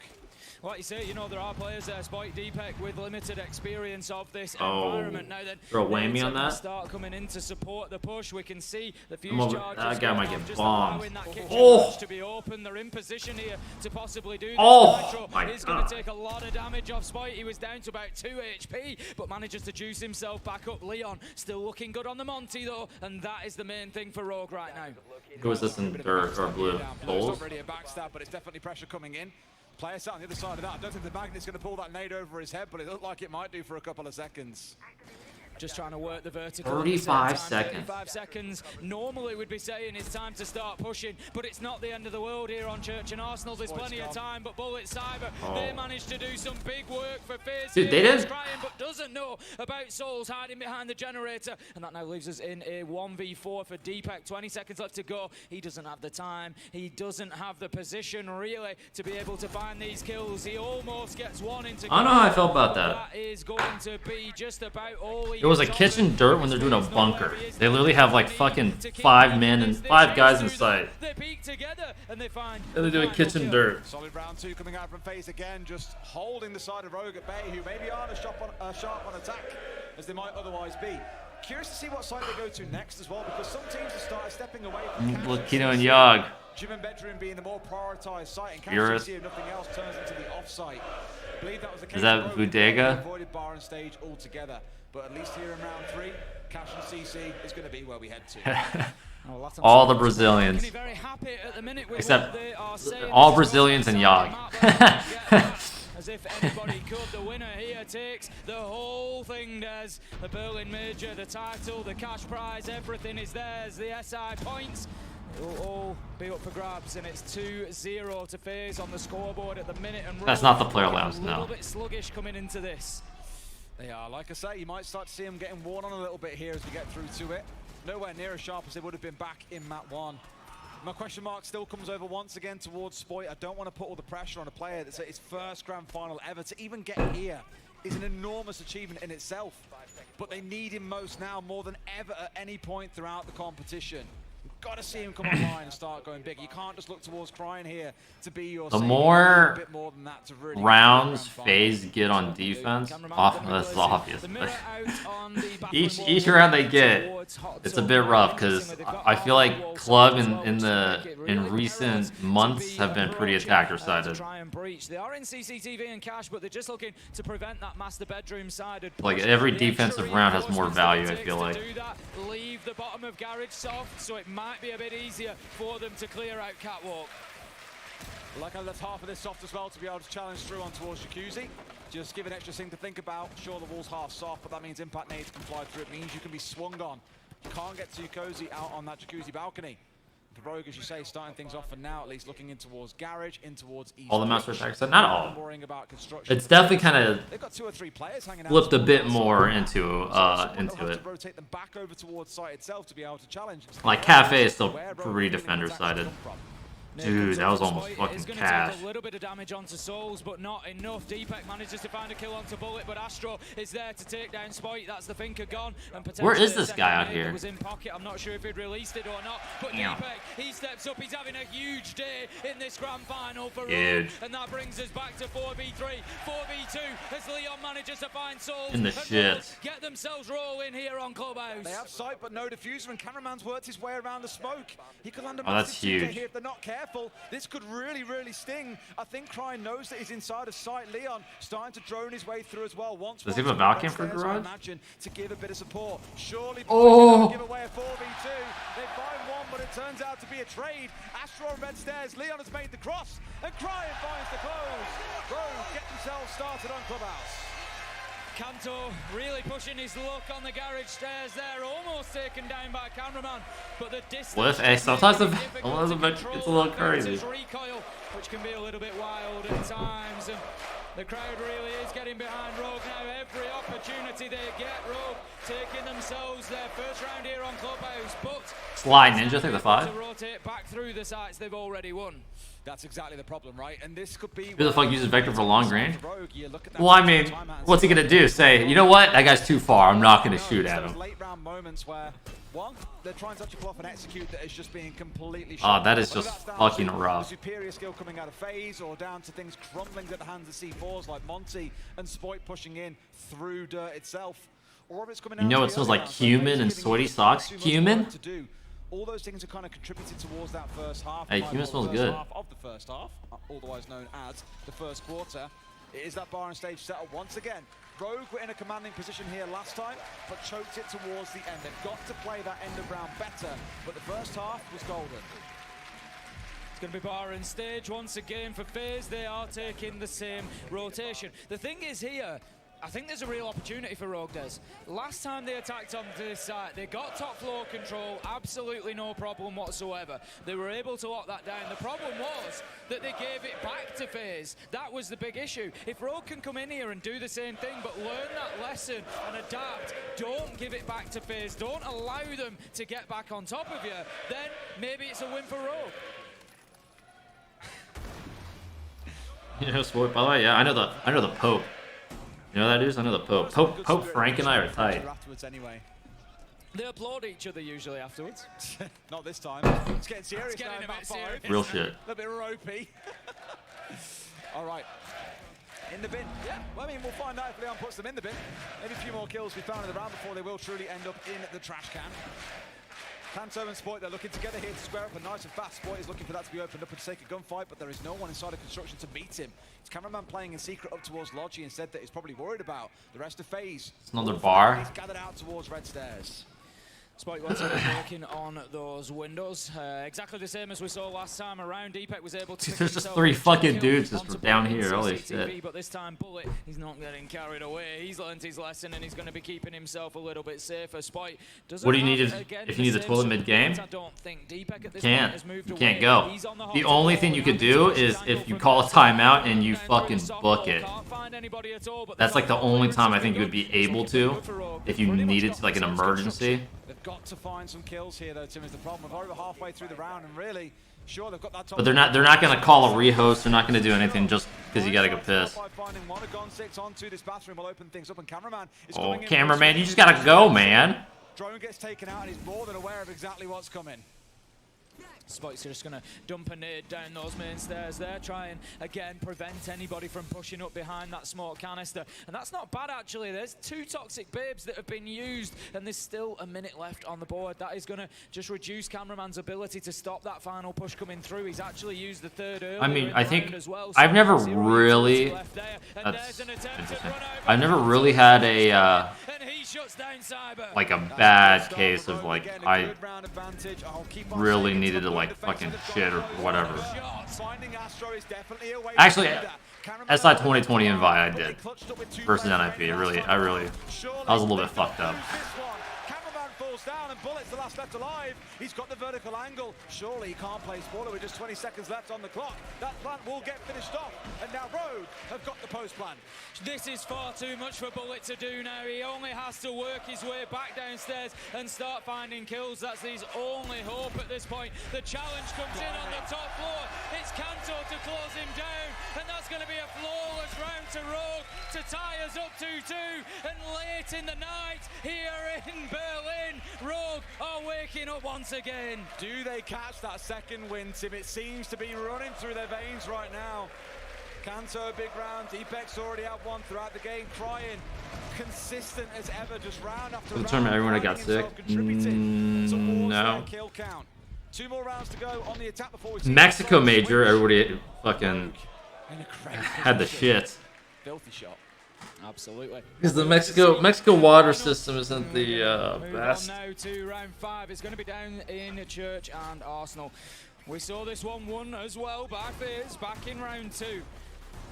It was a bit of a push down dirt tunnel from the Monty. Didn't really pay off. Never got any advantage down there. They got shut down in blue. Everything they tried really was closed out. I think this time we're going to see a more textbook take coming in from Rogue. It's going to be top down. How could I say that? Ooh, I say that. How could they do that to my fucking inside? Oh, Tuco, like the tier 1. Doubling down does. Full shift over. Yep. Drinking tap water while I'm Mexico? No, I didn't touch the tap. But I think the water that they gave us was tap. Like the water that was available to us. Like we couldn't get water bottles. They just had like this. They would refill this like water in like the next to like the player room or whatever, and they gave us like hydro flasks. And I'm pretty sure. I don't think they went through the extra effort to get water bottles to fill up a fucking multiple vats of water. 30 seconds into the round, they now have the advantage. As I said, maybe a bit of a textbook take. Get in there and clear out those rumors. Spoit has given them a little bit of breathing space here, and it is going to play into them pushing down dirt tunnel because now. See, now they're taking actual control. Keep working the rest of the map. At the minute, it looks like Leon is on his own. He may be pushing dirt as a solo push with a lot of work going elsewhere around the map.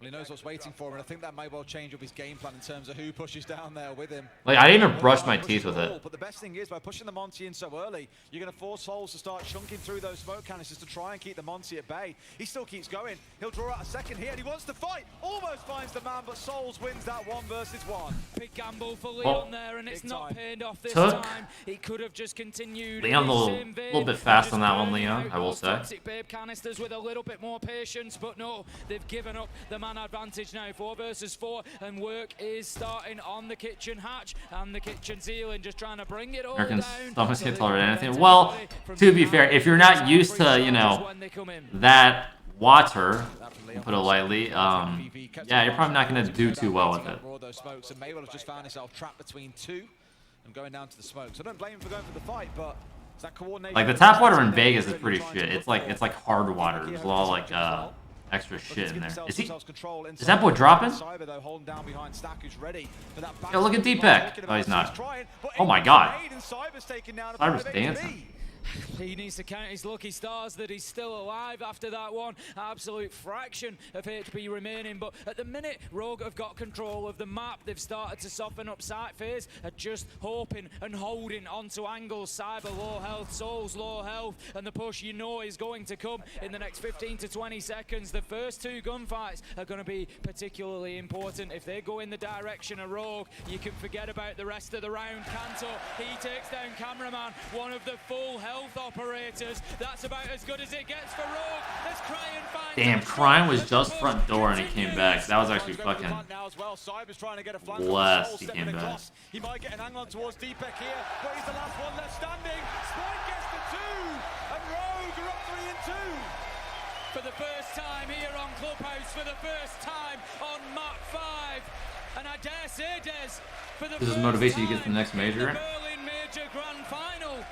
Me not making the major motivates me, yes. Fully and completely in terms of map count and round count combined, yes. Not just watching this, just they are starting to open up. Want to make a major. Again, I'll say it as I always do. Wait for that second half. It can change things drastically. Church and Arsenal. Every time Faze go down, they flank. I mean, that's what every team does. They get aggro. They either flank or they get in your face. Something special. And Faze pulling out an old classic here, Tim. The SSG Rome, as it was named for so long. We're seeing the Mute, the Mozzie, the Vigil. All 3 coming along, and up from what you'll see is the Mute and the Mozzie up on the top floor. You'll have the Vigil playing on the ground floor, playing around bar, normally supported by a castle, but there is no castle in this lineup. Instead, there is the Melusi with those Banshees and the Legion with the Mines. Oh, I believe it is. As you say, knowing that they need to do something different here, Des. They need to mix it up. They can't rely on sitting inside a site like that, especially when Rogue are starting to find their shots, which is what we've just seen. Round 6 then. The top floor is going to be a pivotal part of this map and round. Rogue need to go in, need to get kills, need to clear them out, but they're going to be doing a lot of that work practically blindfold. They can't stop. It's constant. Rogue on a fast push in here, but Cryan put in the dirt by Cyber pretty much immediately. Oh, God, what's happening here? Towards a challenge, comes on for 1, finds second. God damn, this just got executed. Dispatched. The Romans that were sat inside a lounge, and with that level of control, a very early start. Deepek now working his way down through oil as well. Will he be able to find a second, as you've got Kanto and Leon both looking to work their way through? Dirt now backing out last second, actually. Looks like a change of tack for Rogue. And I don't blame them, to be honest. I think they were... Sometimes you can get a little bit carried away. You get a couple of kills and it's like, right, keep going, keep going. There's 2 minutes 15 left in this round. There is an age of time. They've got drones, they've got utility. They can wait, they can bide their time, they can play it patient until they've got a better opportunity. Yes, sometimes the rushes will work, but if they've got a little bit of a feel in there, if something in their gut has told them this isn't the time, it is best to back away and try again. Almost losing a life there. Deepek with an impact going off under his feet, but the fact that Bullet had the impact in hand was the thing that kept him alive. They had 6 impacts on site. They've still got 2 remaining here with the right rotation. Faze could... Deepek is fucking a guy, though. Being opened up. But Leon, with 1 hard breach of back pocket, at least for now, has stepped away temporarily. They want to make sure this next one absolutely connects and then get away with it. Oh, it is a fucking guy. Not in a position to be able to challenge that match either, so if they really do want Kitchen Hatch, it's theirs for the taking. I read that, I'm like, what the... What? Alright. That was a troll bullet. Dude. That was a troll. You can never impact 2 of it. You can never impact 2 fucking kitchen hatches unless you kill like one of them on it. You literally can't do it. I'm feeling it now. I've been feeling it for a while, but now it's really building up in my chest. A 4-2 half on attack. It's wonderful on Clubhouse. Now they've got to make it work on the defense.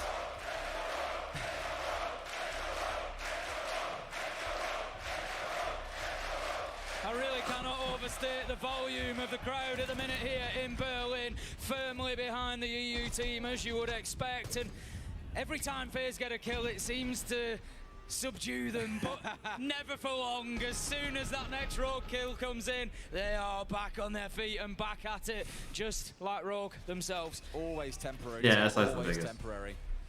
This first round is going to be a big teller for me about what we can expect. If Faze come out and absolutely slap Rogue silly, this could end up pretty sour. This is huge for Rogue in terms of the grand final and the trajectory of this match. And if you'd be close on my Canadian side, that was a troll round. It's within touching distance. I feel for the boys. I feel for all of them up on that stage. Not a level of pressure I think I'll be able to survive under Tim, but this is what it comes down to. 3 rounds for Rogue. Faze have got a mountain to climb. Didn't use their timeout, I don't believe, throughout that, Tim, so have the option to have that conversation still in the second half if things aren't going according to plan. They'll be holding on to it. The thing is, I can tell you now, a 4-2 half is not going to rattle Faze. Faze are not going to be sat there worrying about this. They're focusing 1 round at a time. All that is in their mind right now is round 7. They don't care about the volume of the crowd. They don't care about what's gone on in the last 6 rounds. They're just looking to close this out because this is a really pivotal round. If Faze get this straight away on the attack, they send a message and they are back within 1 round. Games are won and lost from 4-2 up and down all the time. This is not a problem for Faze yet. Not yet. Yet is that big answer I'm looking for, Tim, or the big word in that sentence. Oh, are you going alone here? As he comes forcing his way up, but he's dropped down there. Dude, you gotta help him dirt. Finished off. Leon is spotted by 2. Soul steps in there and gets 1 back. Cameraman a second into the 3 versus 3. Astro charges his way inside of sight here as Cameraman finds yet another. It's down to Leon and Cryin to hold on. Can you hear the crowd on stage? A little bit, yeah. A lot of the time you can hear him through your teammates' mics rather than through your headset. Now it's a 1 versus 3 for Cryin with the because the white noise is actually pretty good, or pink noise, whatever they use. Pretty good. But sometimes they'll pierce the threshold for your mic and it'll come through. Especially when you talk, because when you're talking it's a bit more active. Yeah, that was honestly very surprised that worked. Bullet was like there for so long without any help for the longest time. At the beginning of the round there, the Rogue fans got very excited that things were going to land. White noise comes through the headset. But Faze just providing a stark wake-up call to them that they are here to fight, and boy are they capable of it. Faze really turning that 1 round in the mid-round. You can see there just at the 140 mark, getting those kills. I don't know what the fuck is going on all around before 150. And saying, we are going. Yeah, I don't. Dude, all these these guys just like fucking dirt. Rogue's dirt and kitchen, and then Faze is dirt and blue. For some, they even start in the very first round on gym and bedroom. So what we're going to see here is this extended hold out towards the east side of the map. A couple of rogue players should play out there. Their whole goal being to slow down the attackers. Don't give them easy access to large parts of the map. Force them to fight for the cash from CC, then construction, and then think about the site itself. Here comes Astro on the Montagne. We saw Leon bringing it on the attack for Rogue, and you know, we often look at this operator and we say when teams know that it's going to be a difficult nut to crack, they're just hot. Bring along the shield. Yeah. Dude, you got little AC vents on your little chair. Whatsoever to the shield operators, and boy, are they capable with them. So, Rogue, I hope they've got a plan, because if not, this Monty is likely to bully them all around the top floor. The Monty doesn't scare me in isolation. Since we've had the changes come through to Monty, he is easier to stagger and therefore take out. The danger comes when he's paired up with something like the Finker, who can help him get that health back and juice up even more, alongside the Ying, who brings those Candelas, those smokes, of which they have 4 on side. That's a lot of utility to bring along to an execute. Ooh. If you can plant in behind that Monty, that's a dream. Kanto just watching the cams there. He's got a good one in position that's just going to give him the locations. A couple of those attackers looking to get themselves inside. Faze not really established too deep yet. Souls is doing a little bit of work on the far side. They've got the hot tub. A Monty for a tub. And they've at least got access to site here. Astro's just going to be feeding information in. Not likely to overextend himself just yet, I don't think. Spoit is down, and that is not. Is there a TB around? I don't think he's got a salvation station. Oh, it's happening. This shit's going down. What the fuck? What the fuck? What the fuck? What the fuck? What the fuck? What the fuck? It's not looking good for Rogue Des, as Faze are just hitting the accelerator right now. Deepek trying to hold on, but shut down in the corner of master bedroom. It's a good night from Faze, and they level things up 4-4. A quad kill for Cyber in the round as well. Absolute demon. And Rogue, I think at this point you've got to be calling. Dude, Faze are like, that's 2 rounds in a row. this has been going on for too long. Get us the fuck out of here. Win or lose, we're making these rounds quick. What I love is even when Rogue are hitting them on the flank like Kanto was from main stairs there, 2 seconds later there is a Faze player right behind him, picking up the trade. Just excellent coordination from Faze, really showing their prowess on attack here, and bullying Rogue around with that Monty. Not even with the Monty being up in their face, but just the attention soak that it's providing. Worth remembering, Des, that in this game now, I mean, we stand at 4-4. Why do they do the replay when the fucking prep phase starts? And I'm not even going to whisper the word that might follow. We'll see what happens. I don't want to be the one. I'm not going to abuse my caster curse power there. We'll just see what happens. But it's worth remembering that these players have been playing for just coming up to the 5-hour mark now. This is a serious test of stamina. 5.5 at this point, Tim. We're at 20 past 10 now. Yep. It's a lot of siege. Well, I'm sure many would tell you they've had ranked sessions longer than that. I'm sure many have. Not quite the same table stakes, won't lie. I know that's a short ranked session for Fresh. Demon on his 13-hour ranky sessions, you know what he's like. Deepek just getting the cams out in the map then as the Valkyrie. Kanto just setting up those vertical holes, trying to watch onto stock doors particularly, and just prevent any push coming in from underneath. I don't know why they took it out for majors. Church and Arsenal, but it's only for SI now. The top floor for as long as possible. Oh my god, you better. Obviously, but I think Bullet knows he's laid down here. This is the danger. Does Bullet know? Oh, he does. He has to. It will be as easy as that if they do know that he's there. That's the question. Bullet just moving his drone away, which suggests maybe not. There you go. That's going to tell him everything. Wait, yeah, I thought he did.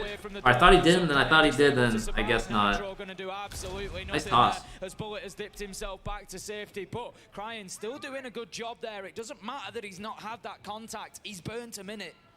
That's the most important part. Oh, my God. To come upwards here. Oh, so well placed, but just not quite deep enough. Crying gets away with a small scratch. Just reading the movement of the man there, and it just goes to show how well these players know the maps, know the routes, know where players will maneuver to. Kanto going to drop himself back down. Cameraman finds Crying up on that top floor, and that should be very close to map control gained for Faze. I don't understand this, bro. I just fucking poked my eye. I don't understand Rogue a lot of the time. They did this on Bank. Like, they fucking half-ass roam. Move their way back down the main stairs, different sides of the map in their control, and through they go. They're inside the site. Oh my god. Oh my god. Cyber's fucking dodging these nitros. But Deepek off to the from deep side finds one. Important kill once again. Yeah, you guys can reset here. Or Rogue can eat up. Another. 1, 2, 3. As easy as ABC for Deepak as he downs a fourth. And their kill comes in from Kanto. It's 3 versus 1 now for Rogue. 1 minute left to go as cameraman. He's got an awful lot of work ahead of him here. He's 1 versus 3. This was a huge round. Anything at the minute on the Dokkaebi. Doesn't really have the weapon for it with the marksman right. That boy fit. Lower rate of fire, and he tries to challenge, but shut down. Damn, Deepak went fucking new. Biggie goddamn T does it again. Several rounds this game, just picking up these big 4Ks. Faze a bit rattled. Take themselves a tactical timeout. They're down by just a round. But that means Rogue are 1 step closer. 2 rounds away from taking that major title. Now kiss. You say that Faze may be a little bit rattled there. I think it's probably fair to say the same of Rogue. I would be very surprised. And bro, Faze? These teams are feeling particularly composed Dude. at the minute, Des. They are just. They need to time it with their fucking dirt guy. They always go too fast one way. Must all be very difficult. Like if they all hit that shit together, like the dirt guy hits it, right as the blue guys hit it, it's fucking free. Logical brain's been parked somewhat. You're At least exhausted. free. You're playing for 5.5 hours in a really intense live environment. It's going to take the energy out of you. And this is where you really see what the players have got up their sleeve, what they're really made of in games like this. Oh, this is where heroes are made. There's no two ways about it. One way or another, one of these teams is going to walk away with a truly legendary victory that will be remembered for a long, long time to come. So excited, Tim. So excited. Can I say I'm on the edge of my seat yet? We haven't got seats. I'm still on the edge of it. Metaphorically on the edge of your seat. Metaphorically on the edge of my seat. We'll go with Maybe with the trophy. The trophy looks really sick. Big 4K rounds. I like it. And so I think the tier 1. The Echo. Bringing on those Yokais that was Ishandra? Going to be used Ishandra, take the prime. somewhat similar capacity to support the Romans. Does the Faze won a trophy? They won Sweden Major But also to feed some information down versus below NIP. as well. Going to be gym and bedroom. Make a great coach? No, I wouldn't. We slow things down a little bit as we head into the I would action not. phase. There's a lot of talking will be going on between the teams at this point, just trying to make sure that they're on the same page, that those mistakes don't creep in. Nobody wants to be falling foul of giving anything away at this point in time. Crying's going to be trying to hold on to that catwalk maybe for a little bit. He's just cautious about his movement across after putting that frost mat down. I don't think he'll stick out there too heavily. Kanto's working his way down through basement, just being a bit of a snake. 2 floors away from the actual action itself. One of those Yokais, by the way, was set up inside of sight. It's in gym. This one being used a bit more liberally. We saw this a lot from Deepak before, where he'd take it out. What time is it in Germany right now? Like, feed all the information on what's going on around it. is it 10:30 or 11:30? 10 seconds is a very kind amount of time to make use of those cameras on the outside. I mean, it seems, you know, it seems a while ago now, but it was only recently that we saw Spoit hitting the nitro shot yesterday on the back of that cam going outside. It shows the value that they can have. Astro, he's up on the top, on the rooftop with a see all the 24-hour clocks in the chat. Phase. 1 minute into the round, and they're just trying to soften things up on that east side. I think they haven't opened the wall yet, so maybe not too much pressure coming into cash and CCTV. But Deepak's Astro's coasting on that fucking hatch. Deepak this wall's open next to you. He needs to have that information fed in because he's a sitting duck right now. I think they're doing exactly the same thing that Rogue did to them, which is to split the map in half a bit and try and find some freebies. They found one. Deepak is sat in the wrong place on Dude, and Deepak! free in construction. It's all falling apart for Rogue here in round 10. They've already lost 3. Bullet is down on the deck, but can get juiced up by Cyber in a couple of seconds. Just a bit of a lack of knowledge. It's okay though. We'll let that one slide.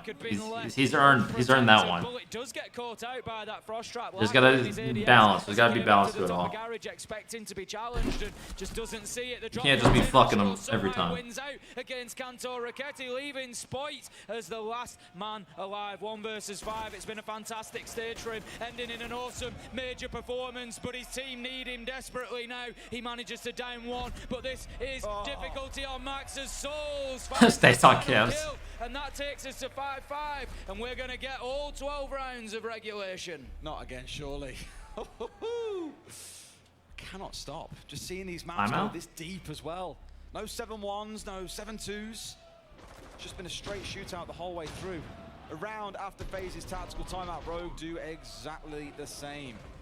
They've got 2 defenses to make this work, and given how that first half went, 4-2 to Rogue on the attacking side. Faze currently have 3. Rogue have the 1 defense. 1 more apiece each. At the very least, we guarantee overtime is coming. Tactical timeout after the last round was Faze's. They were able to get in and win round 10. Tactical timeout now taken by Rogue, and they're going to be looking to return the favour, get in and win round 11.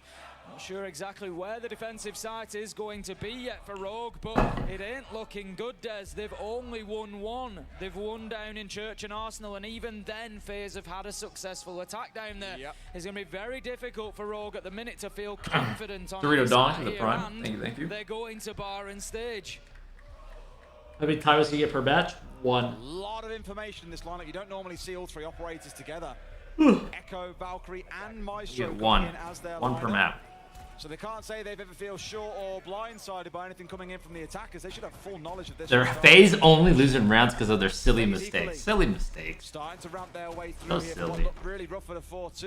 They found again 3 out of the last 4 rounds and keep that momentum moving forwards. Maestro Cam's just getting dished out inside a site there, looking to have a bit of Overwatch on stage in the default plant spot just inside of the stock wall. It'll be interesting to see which side Faze push from, because when they were defending, they weren't really defending too heavily. They were trying to force Rogue towards a plant deeper inside. They were having a presence in and around stock, making it difficult for them to think about playing onto the stage. So it'll be interesting to see exactly which side Faze push from here, whether they will go for that standard stage push or whether they're going to look more towards strip. I want to give a shout out to the backroom staff from Rogue as well, by the way. I was stuck with them yesterday Step when Cal, they were I think that's watching your their game, and their hearts were in their mouths the entire time. I can only imagine what it's like now that you're on map 5, guaranteed to see all 12.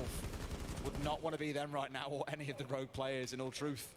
Faze starting to work their way in through Catwalk. They've got themselves the drones coming in, so Crying knows they'll be hunted down here. Does have a bit of support coming in from Kanto, but Kanto has pieced out back towards gym and bedroom. Crying can try and play his life here if he wants, but we've seen Faze be very adept at collapsing onto him quite easily. Cyber's just gone in quite aggressively there to blue. Wait, I thought you couldn't jump the drones when you're outside. What? I tried to do that like fucking 2 days ago. Get alongside that, Oh. top floor push.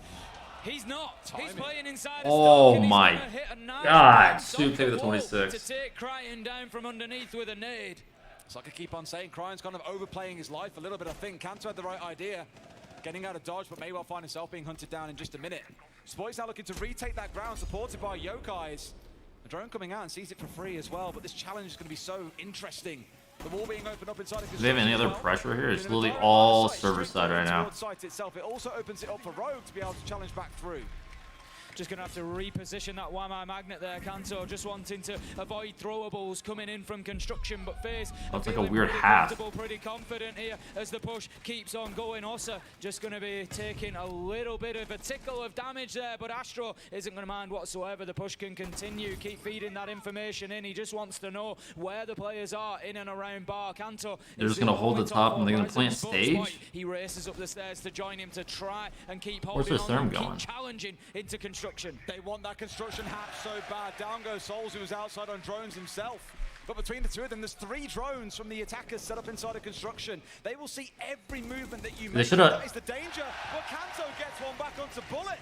Surely Faze don't let this one slip. They were looking so good. Spike's position is absolutely huge at the minute because Faze, they are potentially going to do one of 2 things. Either move into construction to try and challenge Kanto or try and get the diffuser down on the ground. This guy's going to go for it. And whichever one it is, Spike should be in a position to do something about it. Astro, he's going to put out the smoke canisters there. The shields are down. The plant is potentially going to be attempted. The utility is in place. Top floor. But Rogue have an opportunity to deny it. They've got a Yokai on the stage as well in the middle of all the smoke. They see absolutely everything. It gets shot out, but they can retake top floor at this point, Tim. They Oh my spray from God. the ceiling. Cameraman takes some damage. The vertical control! The angel of death that is Kanto finds Cameraman, and Cyber is left in a 1v3. There's no time left for him to win this one out. Rogue are going to be a single round away from being able to win the major.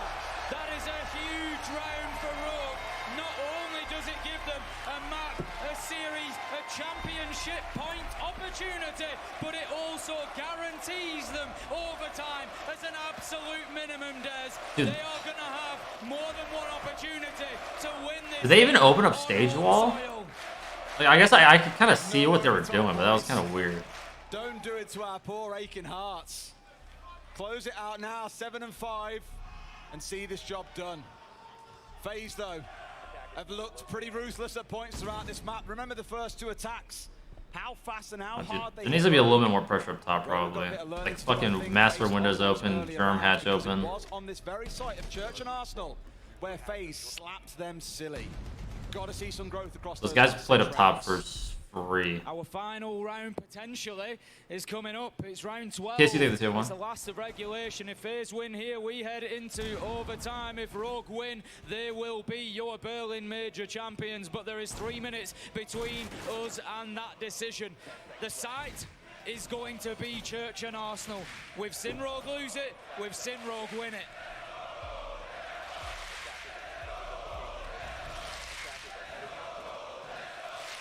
That might just be the loudest I think I've heard. What, man? What is?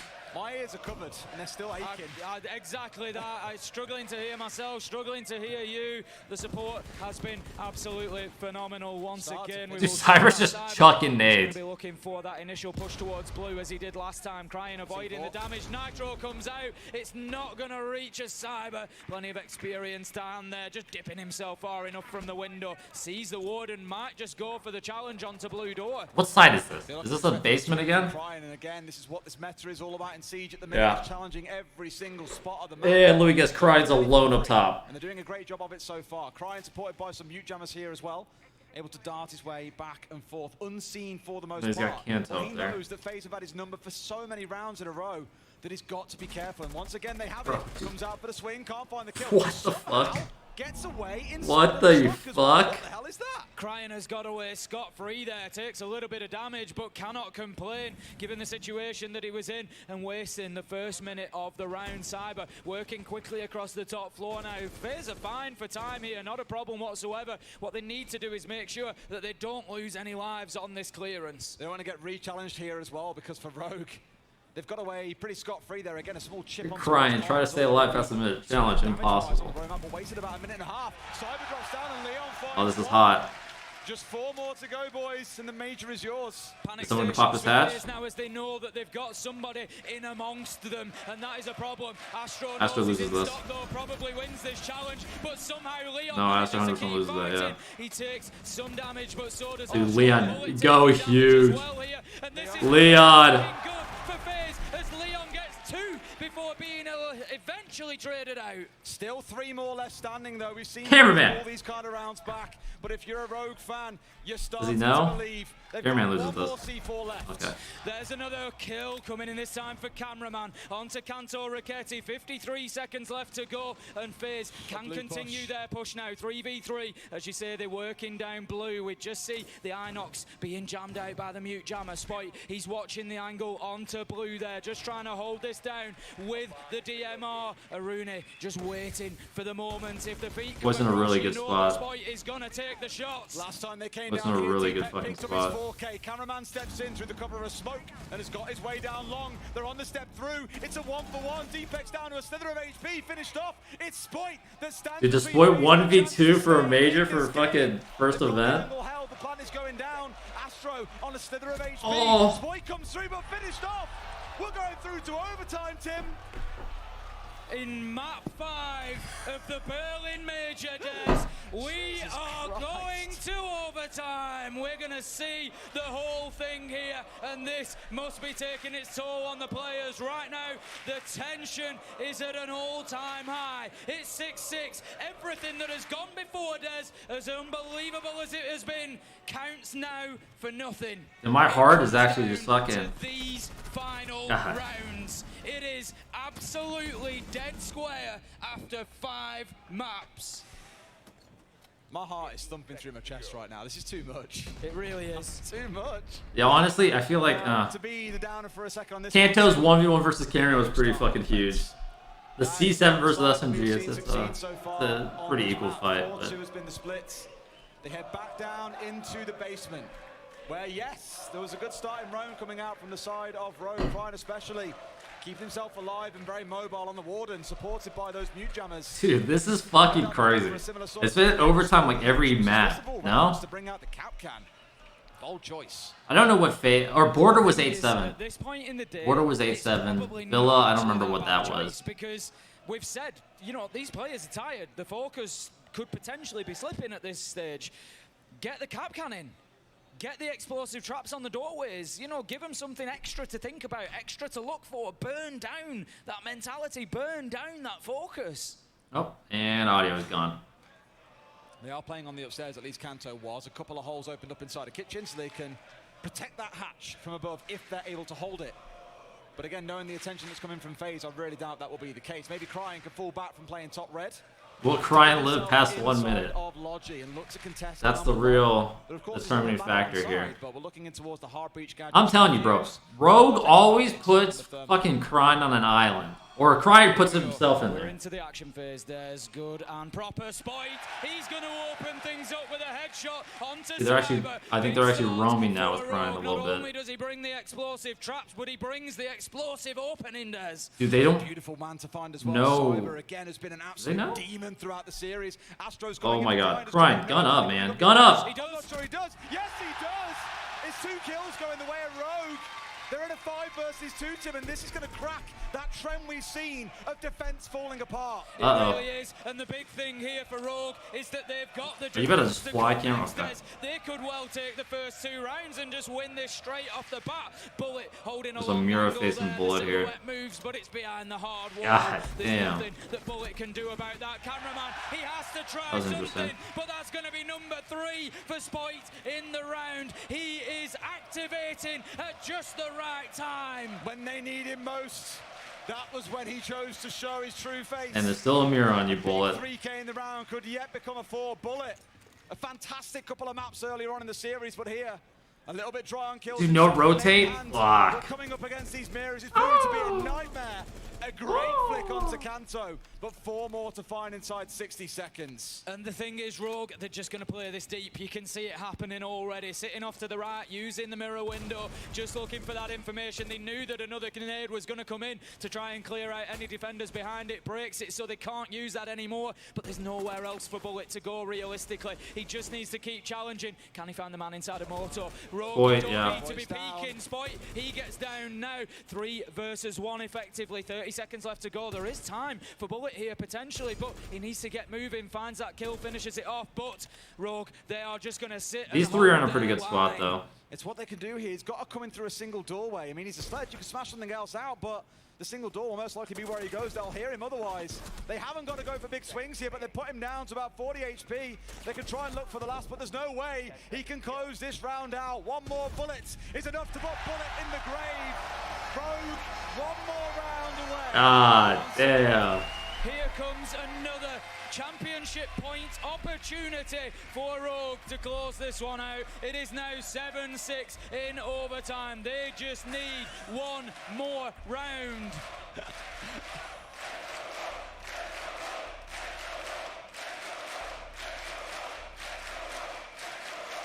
Unbelievable scenes here in Berlin, Des. What the fuck is going on? I don't know. For 10:30 at night as well. Now there was. Damn, who got fried off of that? There was a young lady Who got a fucked? second ago that is affiliated with Rogue, who I think reflected how many of us feel. Head in hands, not quite sure what's coming next. Who got fucked on that, bro? See. So, I'm stood here on desk, and even I'm struggling for words half the time, it feels like, to just know what to expect next. Do Faze Clan hold on and defend? Do they defy expectations, or do Rogue hit them with something special on the attacking side and get this done and dusted in 14? The ones that have been hit with something Wait, well, special, those, yeah, those dude. are every one of us watching. Prone ankles are so shit. It's like the same as kitchen hatch. If you go up to it and prone while someone's holding it, you die 9 times out of 10. See, people just have been using that too much this event. People catch on.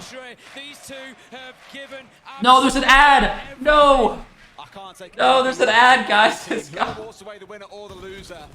This has been a real battle of champions. The number of OTs that we've seen, the fact that it's taken all 5, the way they've played throughout the competition. It's been a miraculous story for both, and as we've already said, history will be made. Kanto, a 2-time winner, or all of Faze, a 2-time winner. Holy shit. Breaking that curse on his birthday of always falling short in semi-finals, except for Allied and DreamHack Valencia 20. Quick, go to the main screen. Spoit. His first ever showing in stage 2 at pro level, to then go to a major and win it. I think you struggle to find anyone that will top that if they can do it here in round 14. That's it. I think that's an accomplishment that will never be repeated. Like, yeah, great advertisement of Surprised stuff. to see it happen. It's just been unbelievable. What did he? From Spoit, looking to clear out that utility. What's he gunning? What was that? Is going to be coming onto Gym and Bedroom. We're going to have a little bit of work here from Deepak just to open up this wall. First one goes off to the left. Violet take the prime. Hannibal take the prime. Repellers take the 3. Appreciate it. Thank you guys. Much love, much love. Oh, it's a shield bed, okay. Oh my god! Doesn't quite know which one to shoot for, but now they know that he's trying to get cheeky. He's going to have to back away for a quick second. This is a rough one. That's a rough one. That's a real rough one right there, Leon. Were they about to hit it? Or is that just like a duo play right there? That was kind of a... Exactly what was going on. Rogue didn't really recognize that they were being pinched out on either side, and so just keep Leon under wraps enough. There goes Bullet onto Crying. There goes Cameraman and Astro. Holy shit, bro. We are gonna have one more. Oh my god. See, why did the lights flash right now, bro? That's a troll. The light flashing is a troll. Stop doing that in the middle of the round. If he can pull off a 1 versus 5. Faze have crushed Rogue in this round, but he's got 45 seconds with which to play. Does not. Dude, they did that to me at DreamHack Montreal. I'd be in like 1vx's and I get fucking a goddamn strobe light in my face. Oh my god, bro. We're going all the way. The very last round. We joked about this at the start of the series, yet here we are. This is not our first time with Faze. We must remember, Des, this is bringing back memories of the Sweden major of Faze versus Damwon Kia of round 15, map 3. Dude, honestly, from here, from that distance, y'all kind of looks like Jocko. I'm not sure I can handle this. Halki, take the prime. Deer, take the 2. Dude, this is so 50-50, bro. Faze has been kind of very good or very shit on attack. Honestly, I feel like Rogue that round was feeling it. I felt like they were feeling it. Okay, it's bar, dude. It's bar, bro. Faze is fucking... I don't think Faze knows how to attack this shit. On the scoreboard, it comes down to this round. Faze versus Rogue on Clubhouse has gone the distance. It's going to be a bar and stage hold coming in from Rogue. As they set up upstairs. Just imagine having played for 5.5, 6-ish hours. And all that matters at the very end of the day is one single round. That is what it has come down to. Forget anything that's come before. Crying. You gotta stay alive, bro. No matter how many kills you found yourself picking up throughout this series, these next 5 be next to a homie. Next to a homie this round. You will ever pick up in your career. Well, we've seen a very large majority of the rounds available, and we might just, well, we are. See a winner here and now. What the Out goes the Echo Drone, maybe one last time, just to catch those players. Are they gonna head top this time? To the roof, so they know where the push Are they gonna actually pressure the top? Do they learn? I feel like they learned. Soul's not quite showing the same skill with the drones as Deepak was. Catches it on the drone hole, taken out for free by Leon. They're only down 3 drones in the round itself. But a big how many points you got on this ice? Coming out for Faze here as they get that jacuzzi breach opened up and could now look to rotate themselves. They could. Cyber pushing forward. Looking to get fuck. There's somebody on the main stairs. It's gonna catch him. No, holy shit, bro. If I was Leon, I would have just fucking shit my pants right there. Take a bite. No, he overextends. Cyber shuts him down. Anto. That's what you're looking for. 3 left standing, but let's not get overexcited because there's always this possibility that Astro, who was 2-7 earlier in this game, has bounced his way back to 9-9. He can still be the judgment maker here. A little bit of top floor control has been gained for Faze, so they can start working towards side. But Rogue have got the strip side hold, I'm pretty sure. Yes, you can see the man right out there. That's all. Deepek's still alive, guys. Deepek on the echo, waiting to spoil the party. Do they have flank set? Do they know? Okay. Just playing on that They have to know someone's in the strip. Surely not. It's a drop execute. You got crying out towards Garage. It's worth mentioning. He's a mile away from the action at this point. But Faze have no idea. Can he work his way up through catwalk maybe or red stairs and get himself involved on the top floor? Continue to work those vertical angles, looking to soften things up here, Faze, but there's going to come a point where they have to go, Des. They can't keep doing this for the entire remainder of the round. 50 seconds left of the Berlin Major here for us to decide who is going to be the winner. Astro drops down. He's looking to pressure from Chains. He wants to try and hold down the bottom of main stairs. We know how important to position it is. Two yokais up, those cams, trying to feed the information, trying to get and they're waiting the last second for this shit. Surely not that yokai being the big disruptor here in the last 30.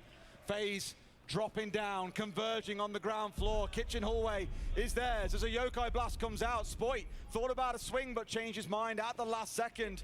Dude, they're actually gonna expect on the downstairs. Last 15. It's literally now or never. Spoit finds 1, 2 left standing. The plan's got to get stuck. They find the down as well.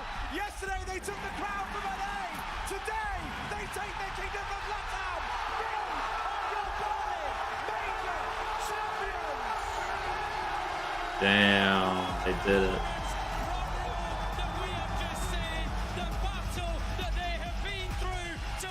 Dude, that was. Let's in this moment not forget Faze, who have played their part here in Berlin.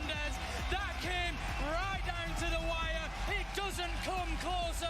A yokai stun to win the championship for Rogue, your EU winners at the Berlin Major. You beautiful, beautiful buggers. Look at the crowd. This is just. It makes the hairs on the back of your neck stand up, Des. This is what esports is all about. God damn. MVP. Oh, I knew that shit was happening. 2 yokais, bro. They're just fucking tunneling down. That was ridiculous. Has had such important kills to keep them in it. It's been unreal. The composure these players have shown has been fantastic. Elmoran through the tier 1. Vodka Toxica through the front. ZBG with the tier 1. Thank you guys. 100% trophy win rate for sport. Yeah, that's fucking crazy. But I think it's about time we throw down to Ian on the stage. That's fucking crazy. Berlin Major champion winners. Theater in Berlin just exploded! Damn, crying the fucking on home soil for him. It couldn't have gone. See, look at this shit. They won. The fucking host is down here. They gotta just start fucking down the stairs. That Rogue is making their way to this stage right now. So let them hear you.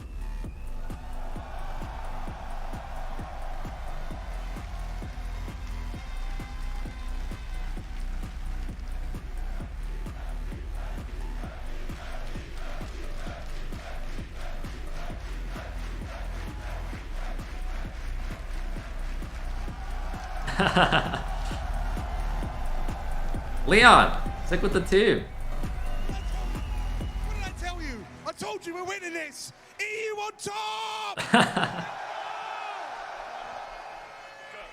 Let's go. What's Meepy gonna say? Meep? What's it been? 7 years. Okay. 7 years. And here we are. Oh my God! Let's go! Let's fucking go!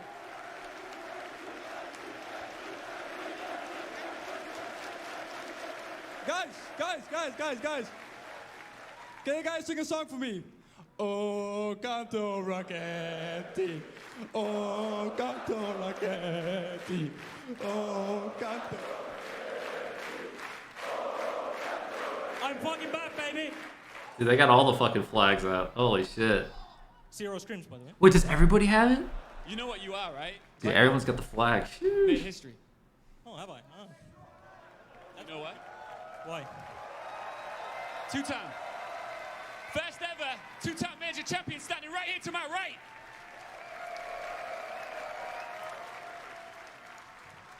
Is that? Right, you're in your socks. Listen, Leon, you've been standing here up on that Oh stage. yeah, Paris You Major. said a lot. You promised a lot. You delivered. You've got to give it up to Faze Clan. They took it all the way. Yeah, props to Faze, you know. Tough fucking game. Tough game. You know, 8-7 on 3 maps. Either way could have gone to either one of us. I'm just happy I got my revenge. There's so much to talk about. I mean, I'm really disappointed that Cryan hasn't taken his top off yet, because I was thinking that that might happen. But I think, I'm kidding. I'm kidding. I mean, I didn't see it.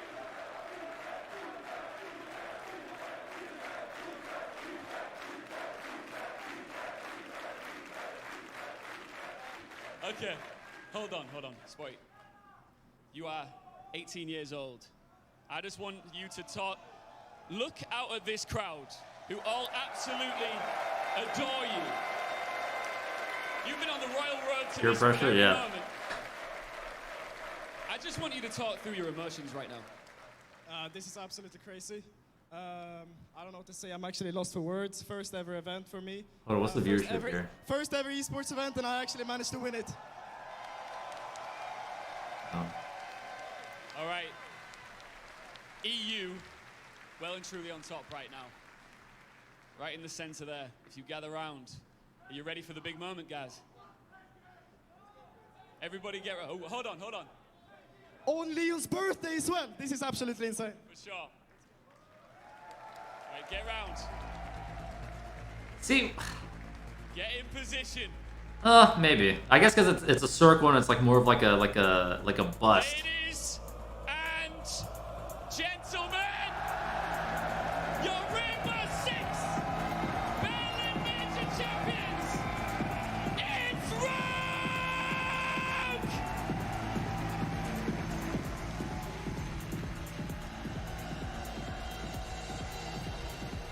Damn, who would have thought? Who would have thought?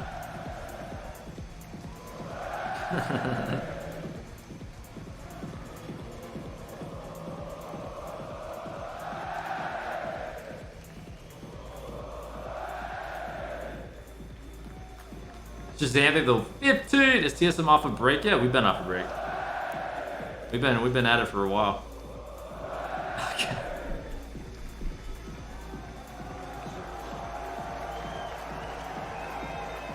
Do they hand out individual prizes for major winners?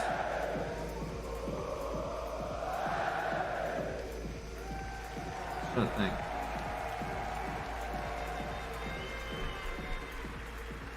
Right, listen.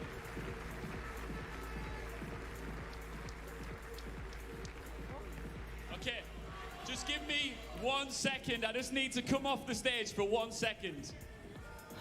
Yeah, Meepy's gotta get some love. Hold up. Where is he? Okay. Oh, wait. Get some. Oh, I know what he's getting. I know what he's getting. What is he getting? He's getting something from Leon.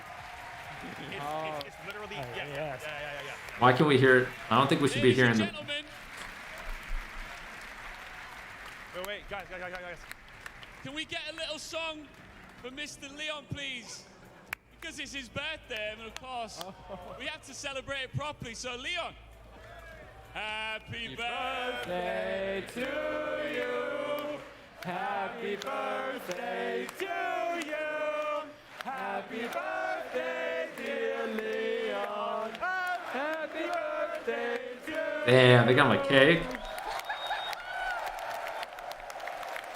What did you wish for? Oh, that's just fucking. And you did it. Congratulations once again to Rogue. Whoa. Put these donuts. Where's he taking them? As a team later on, I imagine, if Leon lets us. I just want to give a massive thank you to every single one of you in Wait, this crowd. dude, Verdi Pones is still fucking around? He's still doing events? For yourselves.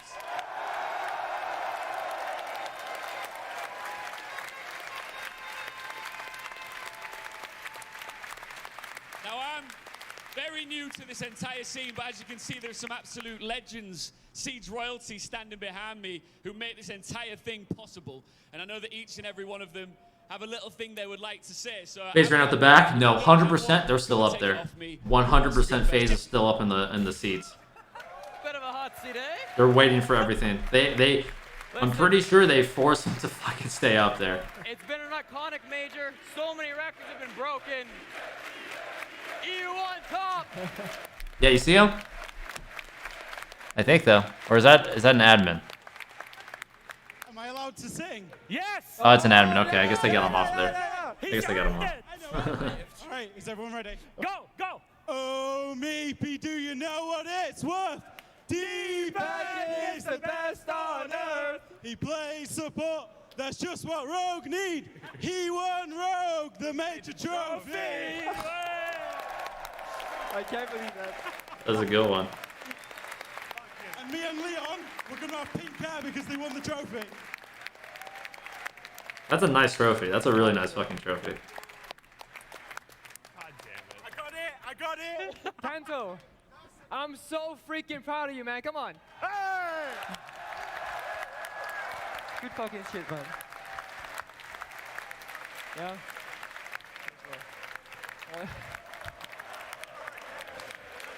Your dream sport, yeah, let's go, man.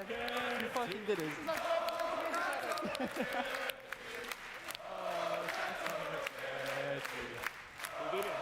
You did it, man. You did it. Insane. I love you, T-Point. Maybe. So much history. So much history. Congrats, man. You're also pretty good. Des, Tim.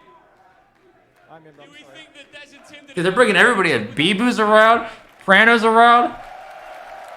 What the fuck? I'll keep it fairly short because my voice is probably going to go any second now thanks to these two amazing teams. Nice fucking jacket. I think, you know, I speak for myself and everybody here when I say that all of this is built because of you guys. You do it, turning out like you have, the noise. You better invite me on stage. Yeah, I'm gonna come up there. So thank you all. Thank you. I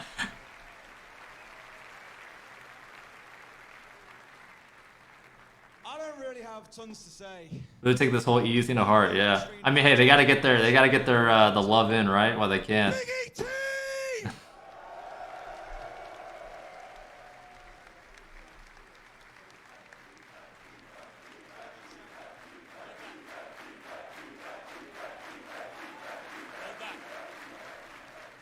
Just briefly, do you Dude, Deepak has to be MVP, right? I don't know how he did in groups or playoffs, like early playoffs. Can everybody put a light up in the air? But I feel like that guy's been going fucking we new. could get something really special with the Rogue team. I mean, look at this.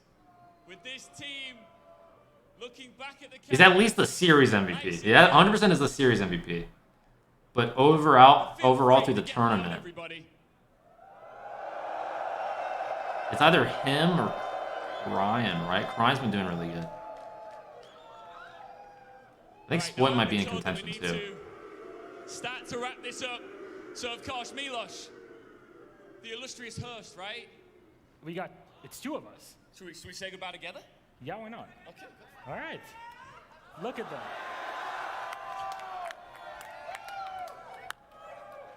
Damn, that's crazy, bro. Dude, when we won Invite, they got us like the first couple pictures, and then they took the hammer away from us.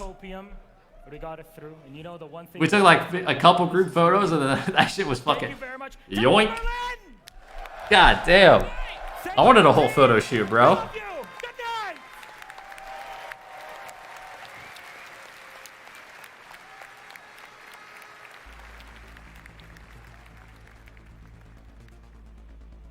Damn, they have motherfucking drums.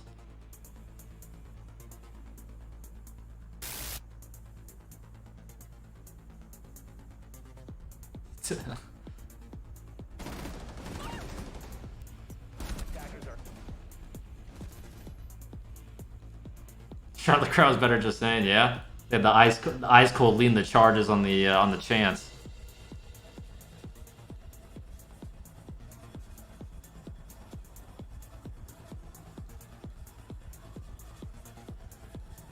Took the pictures. They said, "Oh, we need this for next year." That's basically what happened. We got a little bit of pictures. We got some solos, and then fucking the group photo, and then threw us off the or. That shit was just funny and fucking sped up. Took it away from us, hopped off the stage, interviews, went to the hotel bar for 30 minutes, and then 2 hours later on the plane.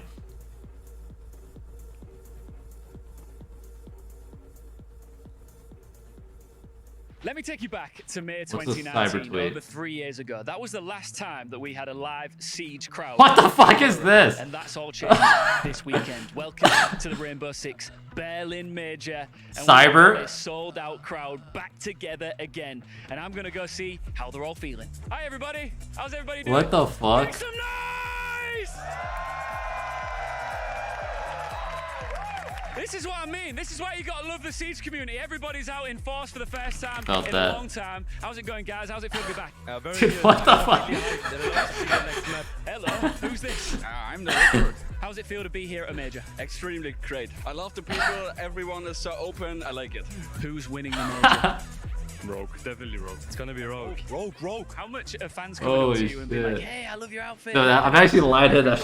You signing a lot of autographs and stuff like that? But it's fun, I like it. Everyone loves it and it makes me really happy. Let's go inside and find some more people. Okay, I'm a little bit intimidated. Oh wait. Tell everybody who you are. Fungus Purse or Fungus. You haven't been able to do this. Listen, wait, is this the Wind Passion guy? Did it feel like something was missing? A little bit. It was, felt like the full ticket. Can I try on the goggles or would that be too much hardware? How much can you see? I can't see anything. So we're seeing outside All the right. theatre. Let's go in. Where are you from? Two of us from England, Germany, and Vienna. All right, so you travelled out specific. Damn, not the Vienna. Like the sausage? Woo! Cyber tweet, bro. Ah. My fucking jaw hurts after all that. Yo, Rook did the 8. Appreciate it. God. Alright, guys. Well, that was a fun one. That was honestly fucking, like, that was a really good grand finals. I haven't watched it all. I missed, like, the first... I literally missed the first map. I only came in, like, right as Deepex 1v4 happened.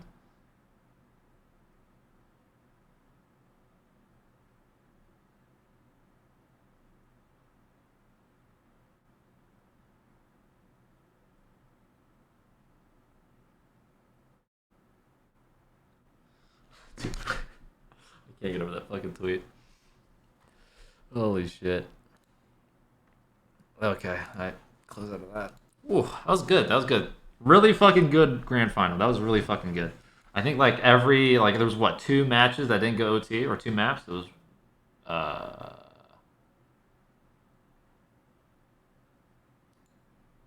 the fuck is it? It was Villa and some wait.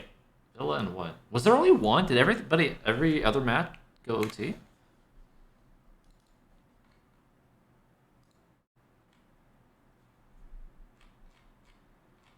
me see. It was 8-7, 7-4, 8-7. Okay, 7-5, 8-7. Sheesh. Sheesh.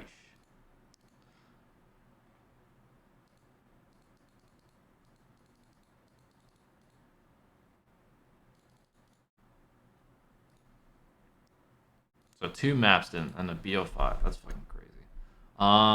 Here we can watch Operation. What the fuck is it called? Operation what?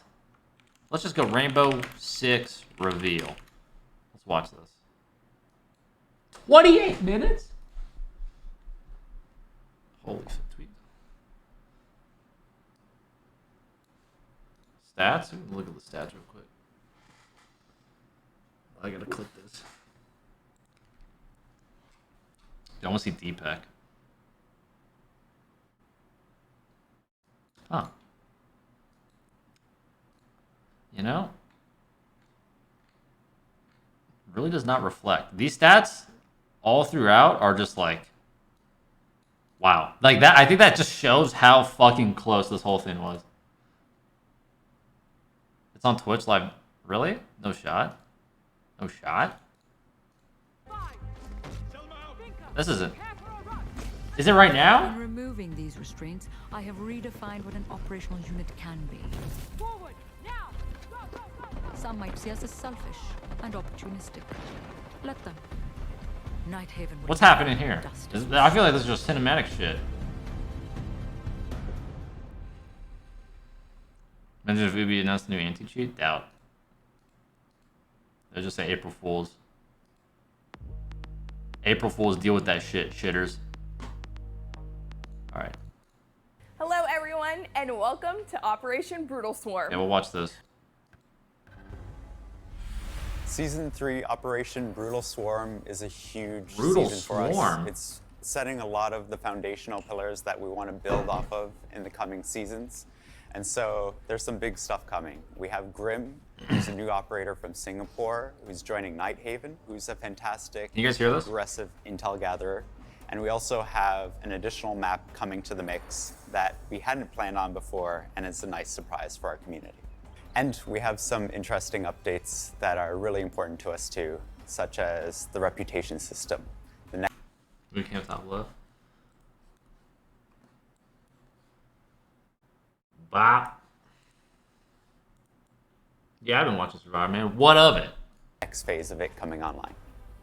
This season focuses on a squad that you already know. It's Nighthaven. It's led by Callie, and it's officially split off from the Rainbow Six group. We see Grim joining the squad now, and we'll get even more information about what the squad is up to at the launch of the season.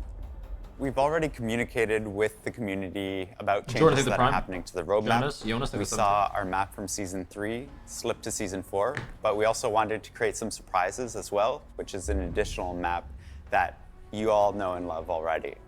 We also wanted to highlight some of the changes that we're making to the reputation system.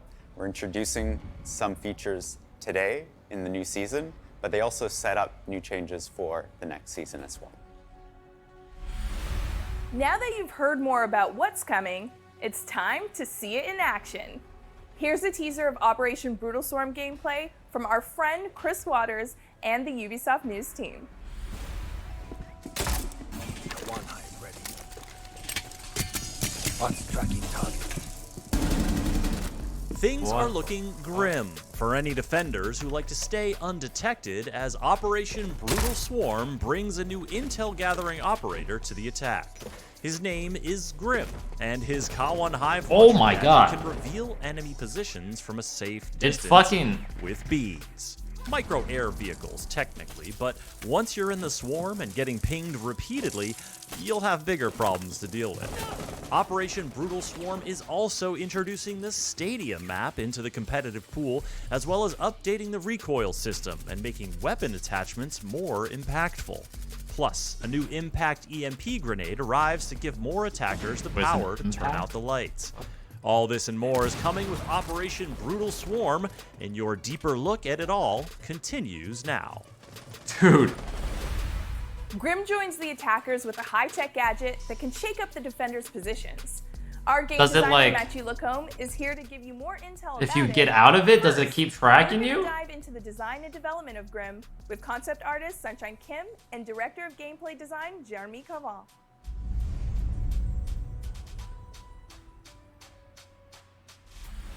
Our character concept artist NJ Tutai, who worked on iconic Siege operators such as Sledge, Valkyrie, Lion, and Nook, has brought us another amazing design for our newest. Read pings if you run out of it, bro. That is. This one was an interesting assignment for us because Grim is a very traditional, grounded soldier who might not be seen as a member of Nighthaven at first sight.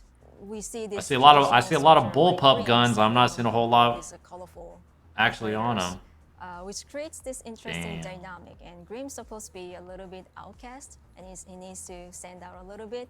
So it creates an interesting. I don't think we really care about the. This guy belongs. Do we care about the concept or the lore, guys? Kali trusts this guy. It was really. Do we care about the lore? This character and the designs based on this dynamic.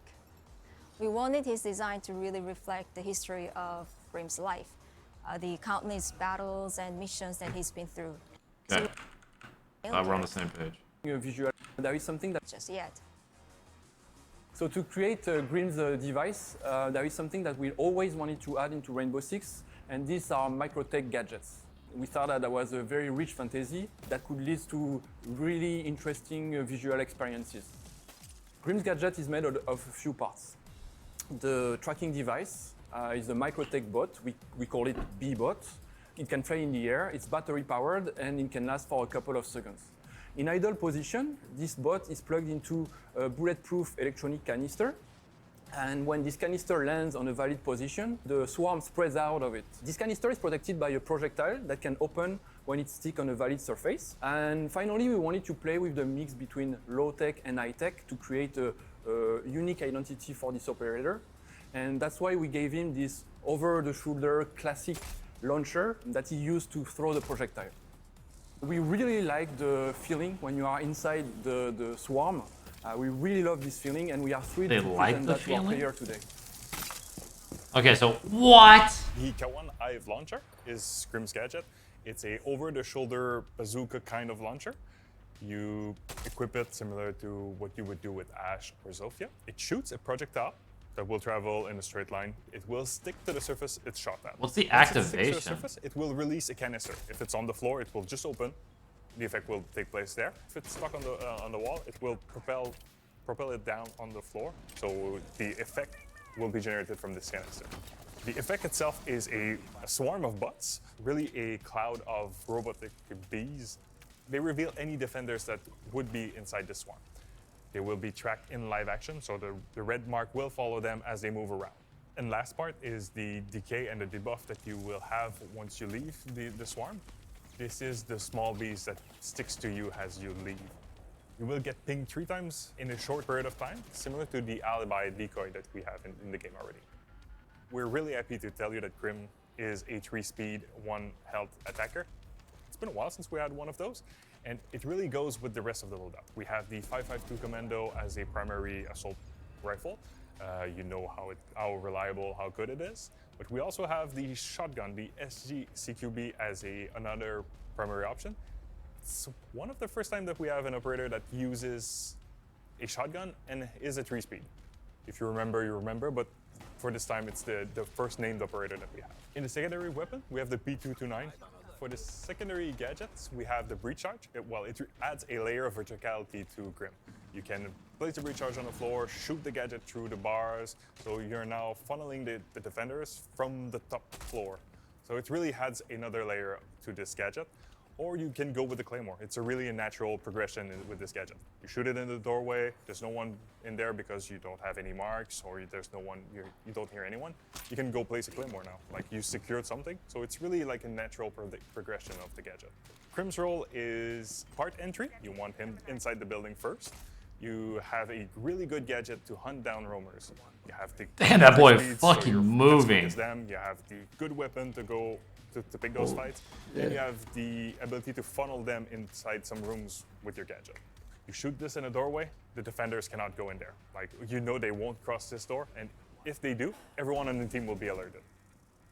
We want to have an attacker that is about aggression. We've had operators that were planning heavy, you had to think about what you were doing, but Grim's is a bit more on the instinct. You have this launcher that denies some area, you have the assault rifle to take areas, so it's really, you're bringing the How fight long to does them. it last? That's what I'm trying to figure out right now. Like, Grim's on gadget the... always succeeds.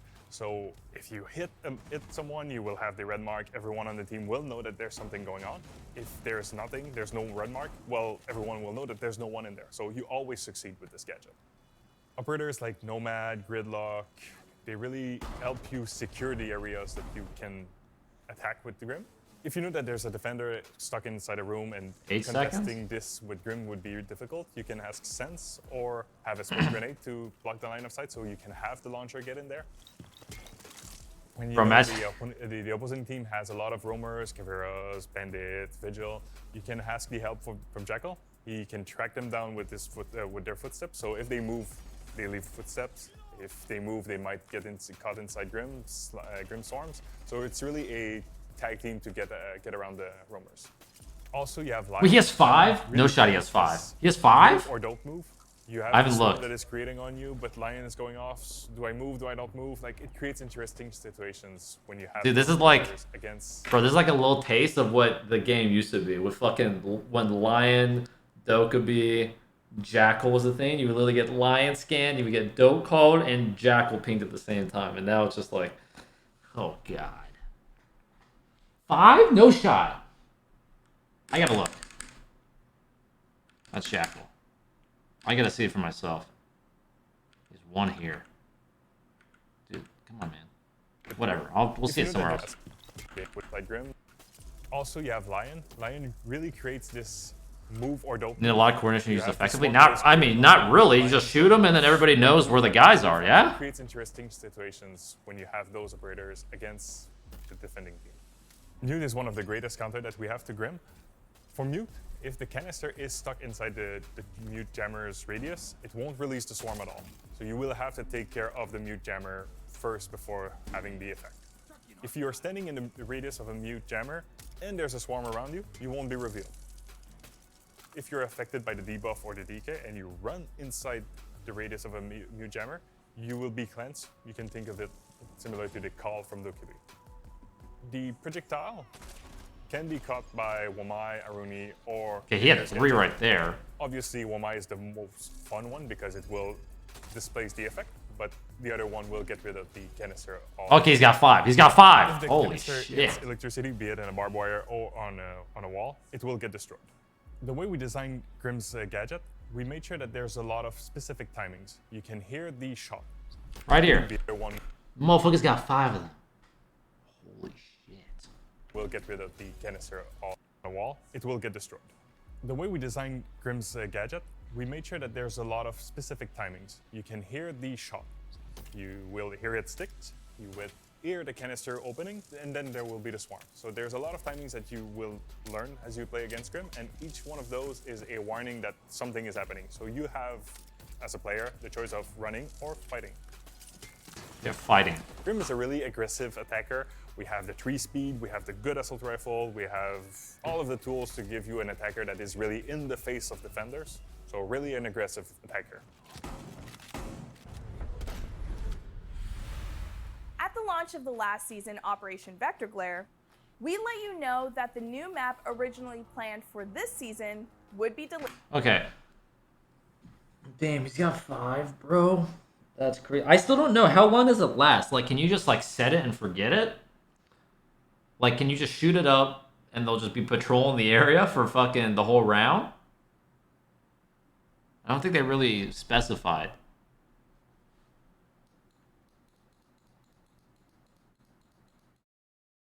8 seconds, but... Delayed to next season. In the meantime... It lasts like 8 seconds. It deploys... After the bees deploy, it's 8 seconds. Okay, and then they go away. Okay. So that's good. I thought you could just stick it and fucking ship it. Okay. That's decent. Wow. 5, though? You get 5, bro?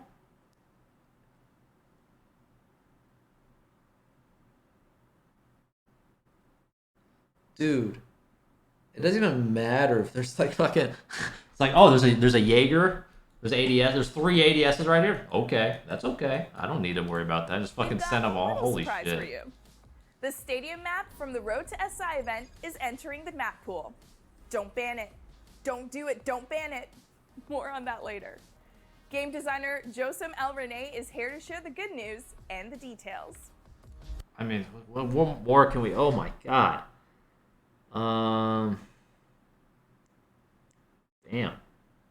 3-speed, good gun, breach, clay. Sheesh. Like, at first I kind of wanted to compare it to fucking, like, just like a flank watch, but not really anymore. Just 1x only? That's okay. You don't need a 2x if you have them pinged for you, right? You just kind of just gotta. It's like you're playing aim lab, like the little ball just moving around. That's all it is.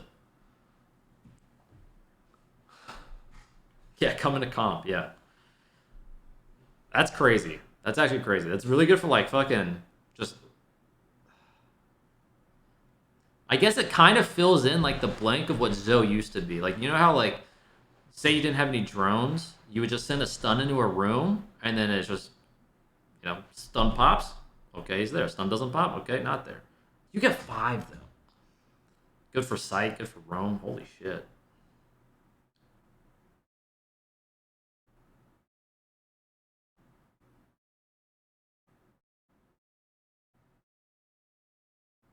I believe it's a flank watch. I mean, I don't, because it doesn't last too long. Like maybe like short term wise, like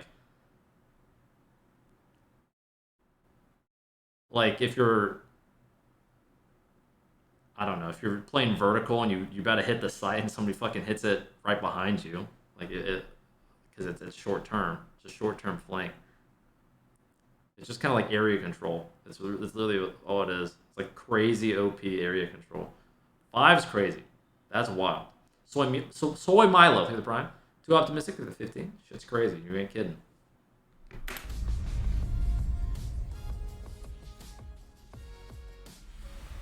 Originally for Season 3, we planned to bring you the Singapore map, but we needed some more time to tweak and finish our polished path.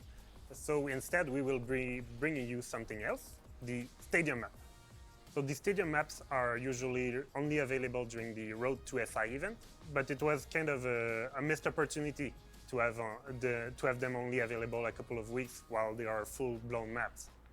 So while internally we always had a lot of fun playing it, we needed a little bit of outside feedback to be sure that it was ready to be brought to the ranked pool. So we asked a couple of pros to workshop and talked with us, and they had a lot of positive feedback about the map. That's pretty much it. We did a couple of tweaks here and there. We brought up the lighting so it's less dark, distributed the spawns so they're equally distributed. And finally, we added the game modes, the team deathmatch, and the PvE elements. We are very excited to bring you this map. 336 1.5 on Yana. Map or even a casual. It will be LMG recoil. Mainly because it is a familiar yet different feeling. Because it's 2 maps that are merged together, something that our players know, but also there are some flavorful elements like the bulletproof glass, the fact that they are merged together. So it will bring a lot of exciting gameplay from our players. It's always fun to spawn from the gantry, going down toward the map itself. It's a safe and secure spawn that allows you to enter from unconventional... Alright, I mean... The team is always working on player behavior features. It's important to us, and we know it's important to you. Here's player protection and game I'm kind of security 50-50 on the director stadium map. I mean, tell you it's about kind the of next phase whatever. of the reputation system. I guess it's as nice well as a that people have the longer option, feature, but the ability to report I don't know if I'm cheaters gonna want to play during it. match replay. I mean, then again, I don't fucking play ranked, right? A little bit of a, you know, I'm not gonna be able to ban it because I'm not gonna queue that shit. Get cheaters. Hey, maybe they added Stadium because of the bulletproof glass. It's like the one way to kind of, you know, combat cheaters. You can kind of see them. They just threw Mira glass all over the place. Because what's a cheater gonna ban? Clash or Mira? Good cheater counter. Last season, we introduced... That's the anti-cheat, boys. That's the anti-cheat right there. It's nowhere in here. It's just right there. Stadium. By adding penalties toward the friendly fire. With the new season, we will be adding a new penalty for abusive tech chat. So the people that are abusing the tech chat by sending hateful and abusive content will be detected. They will be reported by users. 22 fucking matches? And repeated offenders will be Oh my under god. this Yo, new Pope, take the prime. penalty. Musketeer, thank you for the 13. When I'm the doing good, sanction homie. How will you be doing? triggered on the player, the penalty will occur on several matches. So the person... I mean, I think we can chalk this up. I think it's good. I think, is there voice or is it friendly fire? It's good just for toxic assholes. Next. Don't think we need to go too much into depth on that one. I think this is where the good stuff is. Brutal Swarm, this is our season of balance. We're taking a good hard look at our weapon handling, and recoil system. Look at this. We're taking a good hard look at our weapon handling, and recoil systems, which are scary topics. What happened? At our weapon is our season of balance. This is the smile of a guy that's about to fuck all your favorite operators. That's like a Joker smile right there. You know what's happening. You know what's happening. That boy's fucking your favorite operator. We're taking a good hard look at our weapon handling, and recoil systems, which are scary topics to talk about, but they're very important for our game. One of the biggest changes we're making is separating the balancing between the PC world and the console world. Console will now be tuned separately than any other changes that we're doing on PC right now. And that's to make sure that we have player comfort in mind for all of the changes that we do want to make for console. That means all of the other changes we're talking about today only affect PC. Yeah, so I think that's really good. I like it how it's they're dividing the line between PC and console, because I think a lot of console people get a little bit hated on certain patches that the PC players like. So I think we're that's making good. some changes to the recoil. Was this not a thing before? I guess not. What we're looking at with vertical recoil is a stepping ladder of phases for these weapons. For ARs and SMGs, you'll see there's 3 phases, and at each phase, you'll get an increase in recoil. For LMGs, this is even stronger, especially for LMGs on high-capacity magazine weapons. Here, with the horizontal recoil, you can see that the changes aren't as drastic. However, it goes by the same philosophy. The longer that you hold down the trigger, the more horizontal sway that you'll get with any AR, SMG, and LMG. We are now making sure that burst fire is the favored way to approach any kind of one-on-one interaction. We looked at sustained fire, and it has a lot of randomness that doesn't answer to what the core of Siege is, which is tactical gunplay. So the big differences here is the longer you pull down the trigger, the more you'll have in recoil. We always want to encourage strategy, holding the correct angle, and crosshair placement over holding down the trigger and spraying and praying. And that's why these changes are focusing on burst fire, making sure that you make a decisive shot and you hit it, so that we don't reward luck as much as we reward skill in the game. Another reason why this is a big change for us is the idea of bringing customization and the tools to players to make the decisions they want to make when it comes to their loadout.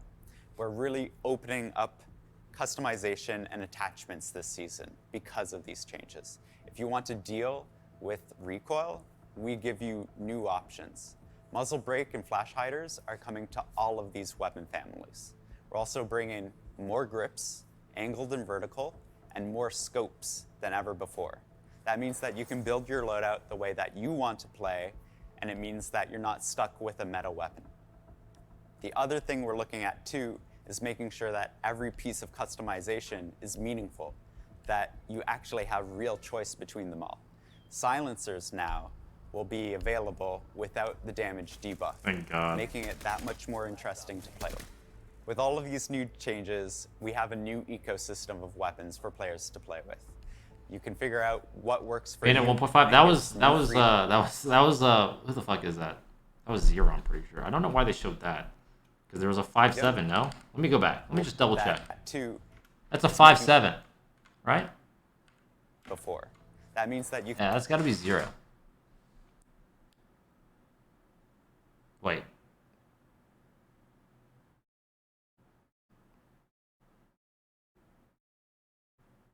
Yeah. I don't know why there's no, like, utility. Probably the shooting range. Okay, that's the shooting range. It's 0. Weapons. How you want to play the game. You can figure out what works for you, and it gives new freedom to how you want to play the game. And it also focuses on the tactical gameplay that we have in Siege. One of the positive impacts that are going to come out of this is new weapons that have long been determined not part of the meta or forgotten or nerfed to the point where they aren't used anymore could get a second life. Feedback is always really important for us in Siege, especially when it's something as important as recoil. We organize a creators workshop, bringing people in to experience the gameplay changes, to get their feedback. We had Q&A sessions, and we won't stop there. It's really important for us that we grow on this and that we check to maintain the health of the meta of the game, and we get all of your feedback as well. These are subtle changes that are changing the way that we can introduce new attachments and new ways to play the game. I was in that game, that Oregon game. This reinforces what Siege is all about. As we introduced in the Year 7 season reveal, we were working on the EMP impact grenade. So that's alternative to Thatcher, that it's the only one that can use the EMP grenade. So that's a little bit what we already do in the game with Maverick, Ivana, or Termite, and we added the Heartbreed secondary gadget. This new EMP impact grenade will have a range of 2 meters. I think we should, okay, here, let's just go over all this shit. Okay. I think it's, okay, there's some positives here. LMGs are fucking shit. Okay? LMGs are shit. They suck. You're fucking, we can kind of go over a little bit of a sustained fire, and it let's go to like Coconut Bra or like King George's clip. Strategy, holding the correct, changing the way back. We had when it's something as important as recoil. We organized the creators. This is just alibi. They literally made recoil worse on every gun according to the chart. The more you spray, the shittier it is, which makes sense. Some of the guns probably didn't need it, but I guess to make things universal, whatever. Bringing Q&A sessions, and we won't stop there. LMGs it's really important for us that we are grow on crazy. This is what I noticed when I played. Sessions, and we won't stop there. So the vertical is enhanced, but they fucking look at this. Just throws your mouse to the right. It's really important for us. Blop! Look at that. You're just shooting. Blop! Blop! Look at that. That we grow on this, and that we check. And again, Zofia is gonna be dog shit. Is literally gonna be dog shit, because I'm pretty sure they made Zoe's AR recoil worse with all of this, because they didn't buff it prior to it. Then they're adding this extra nerf. And so, dude, you can't use Zoe's gun like at all, unless you want to use maybe the LMG and like shoot 20 bullets and then just stop, which I guess is what they want. But I don't think people are gonna do that. Everyone's just gonna go back to Ash to maintain the health of the meta of the game, and we so pistol menu or meta, yeah. These are dude, like look at this MP7. To be fair, this guy's got the extended barrel on for some reason. And I do like how every attachment is going to be kind of not ass. Comp, muzzle, flash, they're adding more, or they're adding muzzle and flash to more guns, right? So that's good. Suppressor damage negation is not a thing anymore, which is fucking sick. It is awesome that you can actually use a suppressor now. You just won't get the recoil benefits in a very heavy recoil gun patch right now. So suppressor's really good. I think I'm actually really, that's probably the most excited, aside from the LMG nerf, which is all taken about a year. Aside from all of that, the suppressors are my best, like my favorite part of all of this. That are changing the way that we can introduce 7 seasons the Maverick, Ivana, or Termite, and we added the Heartbreed secondary gadget instead of 15. Okay. Gadgets and electricity will be meters instead of 5 meters of the Thatcher's one. Also, gadgets and electricity will be disabled during 9 seconds instead of 15. It will work as an impact, so it detonates on impact. Thatcher, for sure, will continue being the main operator to disable electricity. The operators that will have the EMP impact as the third option are Sledge, Montaigne, Blackbird, Doka Heavy, Lion, Gridlock, Knock, Osa, and the Recruit, and will be equipped with 2 gadget units. 2? Huh.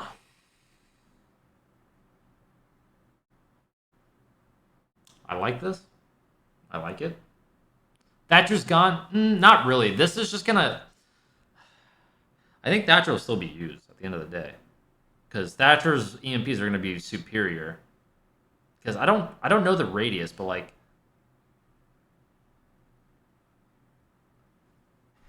are you going to be able to get a hatch? Because like, if a Cade throws a Cade anywhere on a hatch, you can throw it around it. I don't think the single impact EMP is going to get it. So you'll still see them on maps. But I like it because I think this will make it so that Thatcher is less banned. Competitively. I'm sure people are going to still ban Thatcher in fucking rank just because it's a comfort pick, right? It's just like, oh, you got to ban Thatch. But I kind of like it. I will say the ops that it's on are kind of, eh.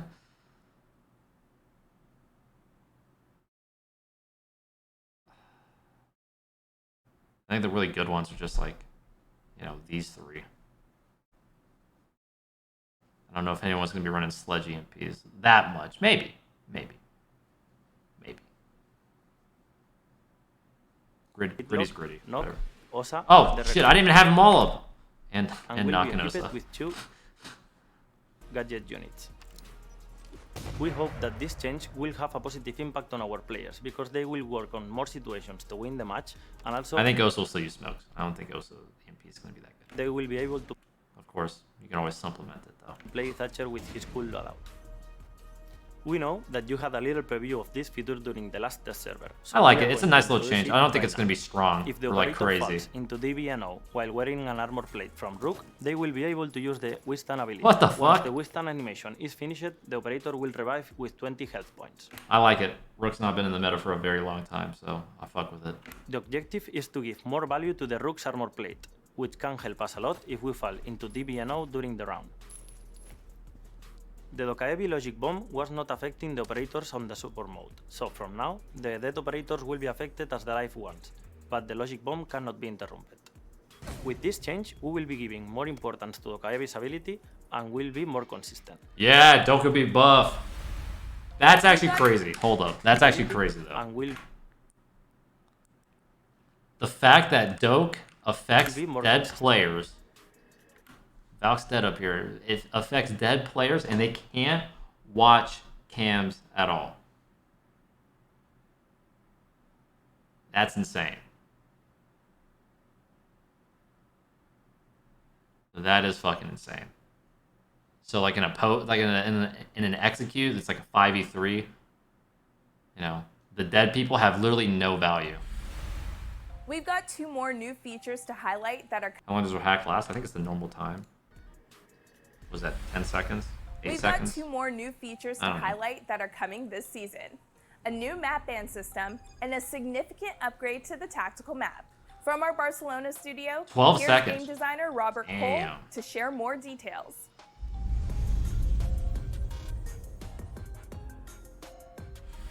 So right now, the way the tactical map works is that it will show the spawn and objective locations.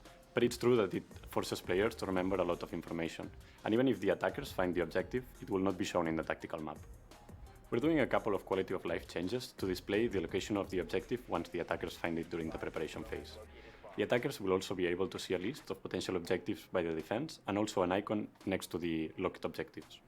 This will help players with their map knowledge, and it will also show previously hidden information that maybe more experienced players already knew.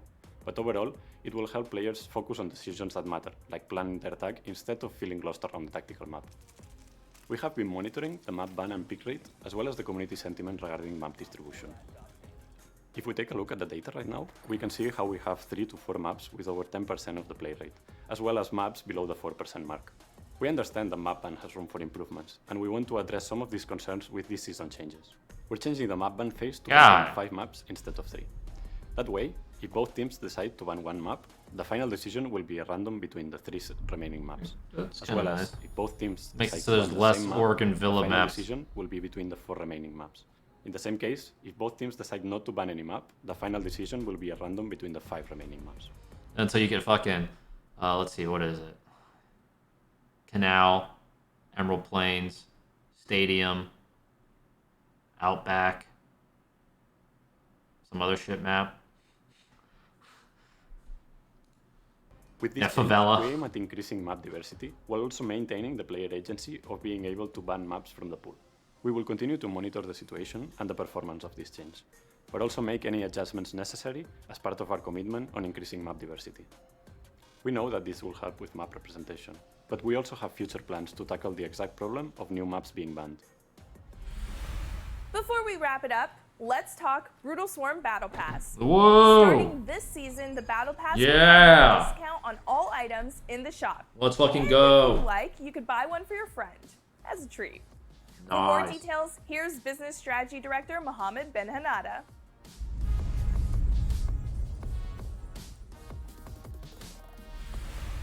We're truly excited to bring back one of the perks that was in the year pass prior.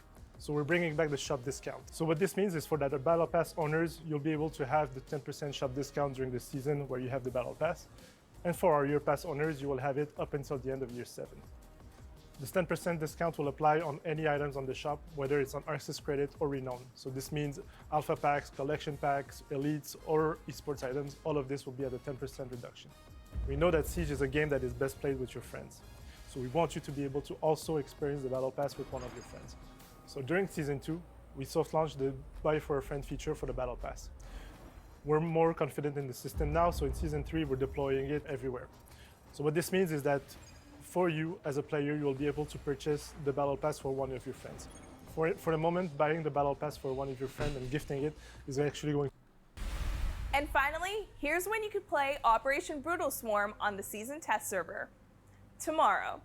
Starting August 22nd, players can suit up as Grim and put his new gadget to the test. Be sure to share your feedback on R6 Fix and enjoy.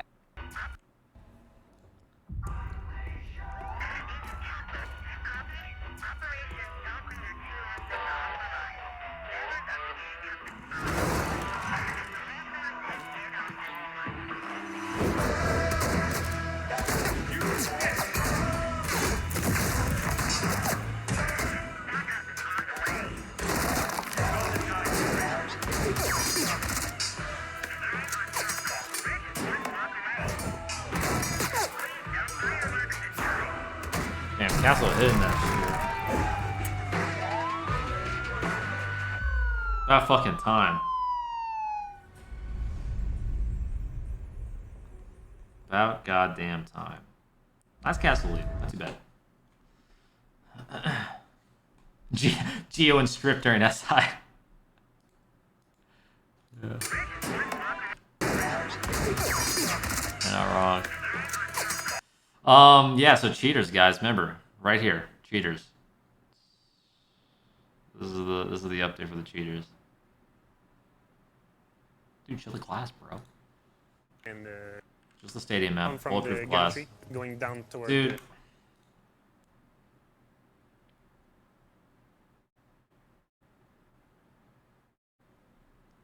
I mean, I guess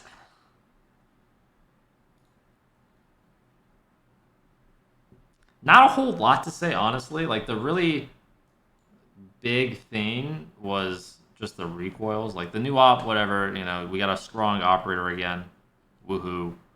Give it a little bit and it'll get nerfed.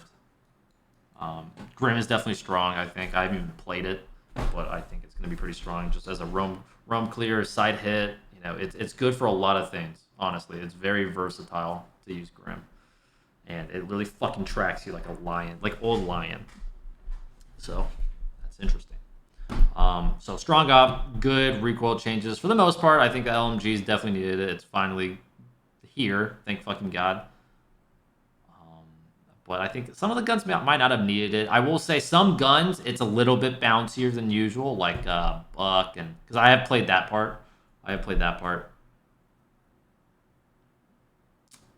Recoils a little bit. It's gonna get some getting used to. I will say, gonna definitely get some getting used to it. But I think it's not too bad. Not too bad. Let's see. Suppressors, fucking sick. That doesn't remove damage. That is sick. I'm excited to see that. Use suppressors and all that great stuff. Rook armor withstand is nice because it's just Rook has not been a thing. They're adding a lot more scopes to guns. You saw a little bit on like I think, I don't know. I know Frost is getting a 1.5. Other people are getting 1.5. Some people are losing 2Xs and they're getting 1.5s. I think like that's happened with Ace. I think Ace is losing his 2X and he's getting a 1.5. So there's a lot of people losing some sites, but they're still getting some at the same time. So, not bad. Not too bad.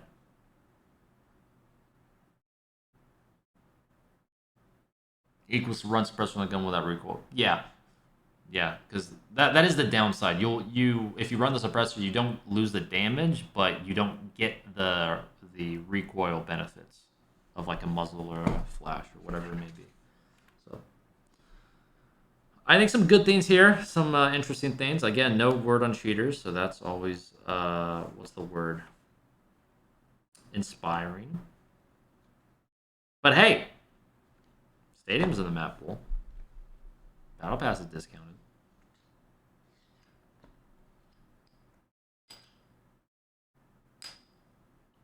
Horizon Waves take the Prime.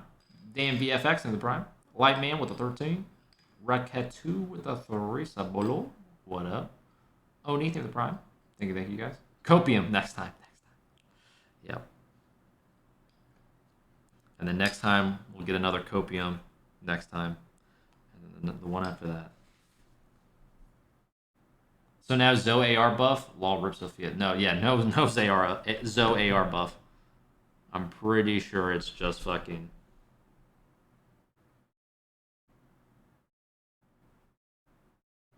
What the fuck is it called?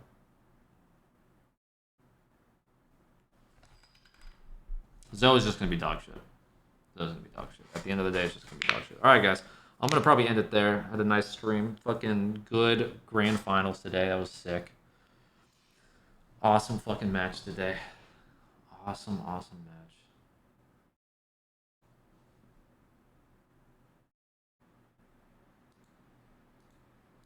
And we'll end it there. Emo, take the 2. Can you say hello, Bogdan? Hello, Bogdan. Hello. Hello.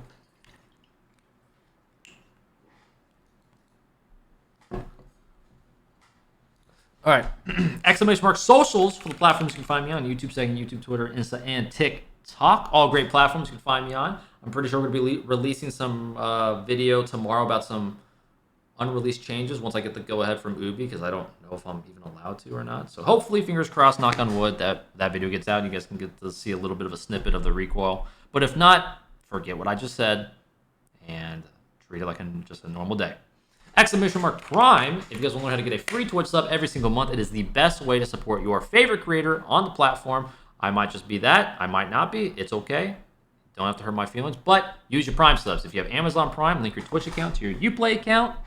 Your Twitch account to your Amazon account, and you'll get a free sub every single month. You can use it every month, which you should, because it's free money. It's the best way to support your favorite creator. So give them a couple bucks, free on your end for a service that you're already paying for, and they appreciate you. You appreciate them. They love you. You love them. You know, it's a great back and forth of appreciation. So it's sick. Use them. Doesn't have to be on me. Just use them. And speaking of exclamation mark charm, as well as the panel below, there's a panel for the charm. My charm is still available in Siege. If you sub to my channel, link your Twitch to your Uplay, that's where that's from, you will get the charm. No Twitch drive, no Twitch inventory. It's just link your accounts, be subbed, and it will be in your game after a little bit. So, again, all of it right down below. It's a nice panel. Shows you how to link your accounts, how to sub, all really fantastically laid out for you. So it's all simple and profit. Lima... Is that Lima? No, Lil Mars, time the 2. Lima, time the 2. Bye, Bull. Or bye. I can't see that. Bye, boy. I might need some glasses. Time the 2. All right, guys. FPL, no. FPL's not popping yet. Maybe in a couple hours I'll be on or something, but we'll see. We'll play by ear. I do kind of want to play some Siege, so hopefully, fingers crossed, again, that will be on later for some FPL. But if I don't, I hope you guys have a wonderful day, wonderful night. Thank you guys so much for watching. Thank you guys for the subs, the donuts, the follows, the hosts, all that great stuff. And again, take care. Goodbye. Until the next one. Maybe today.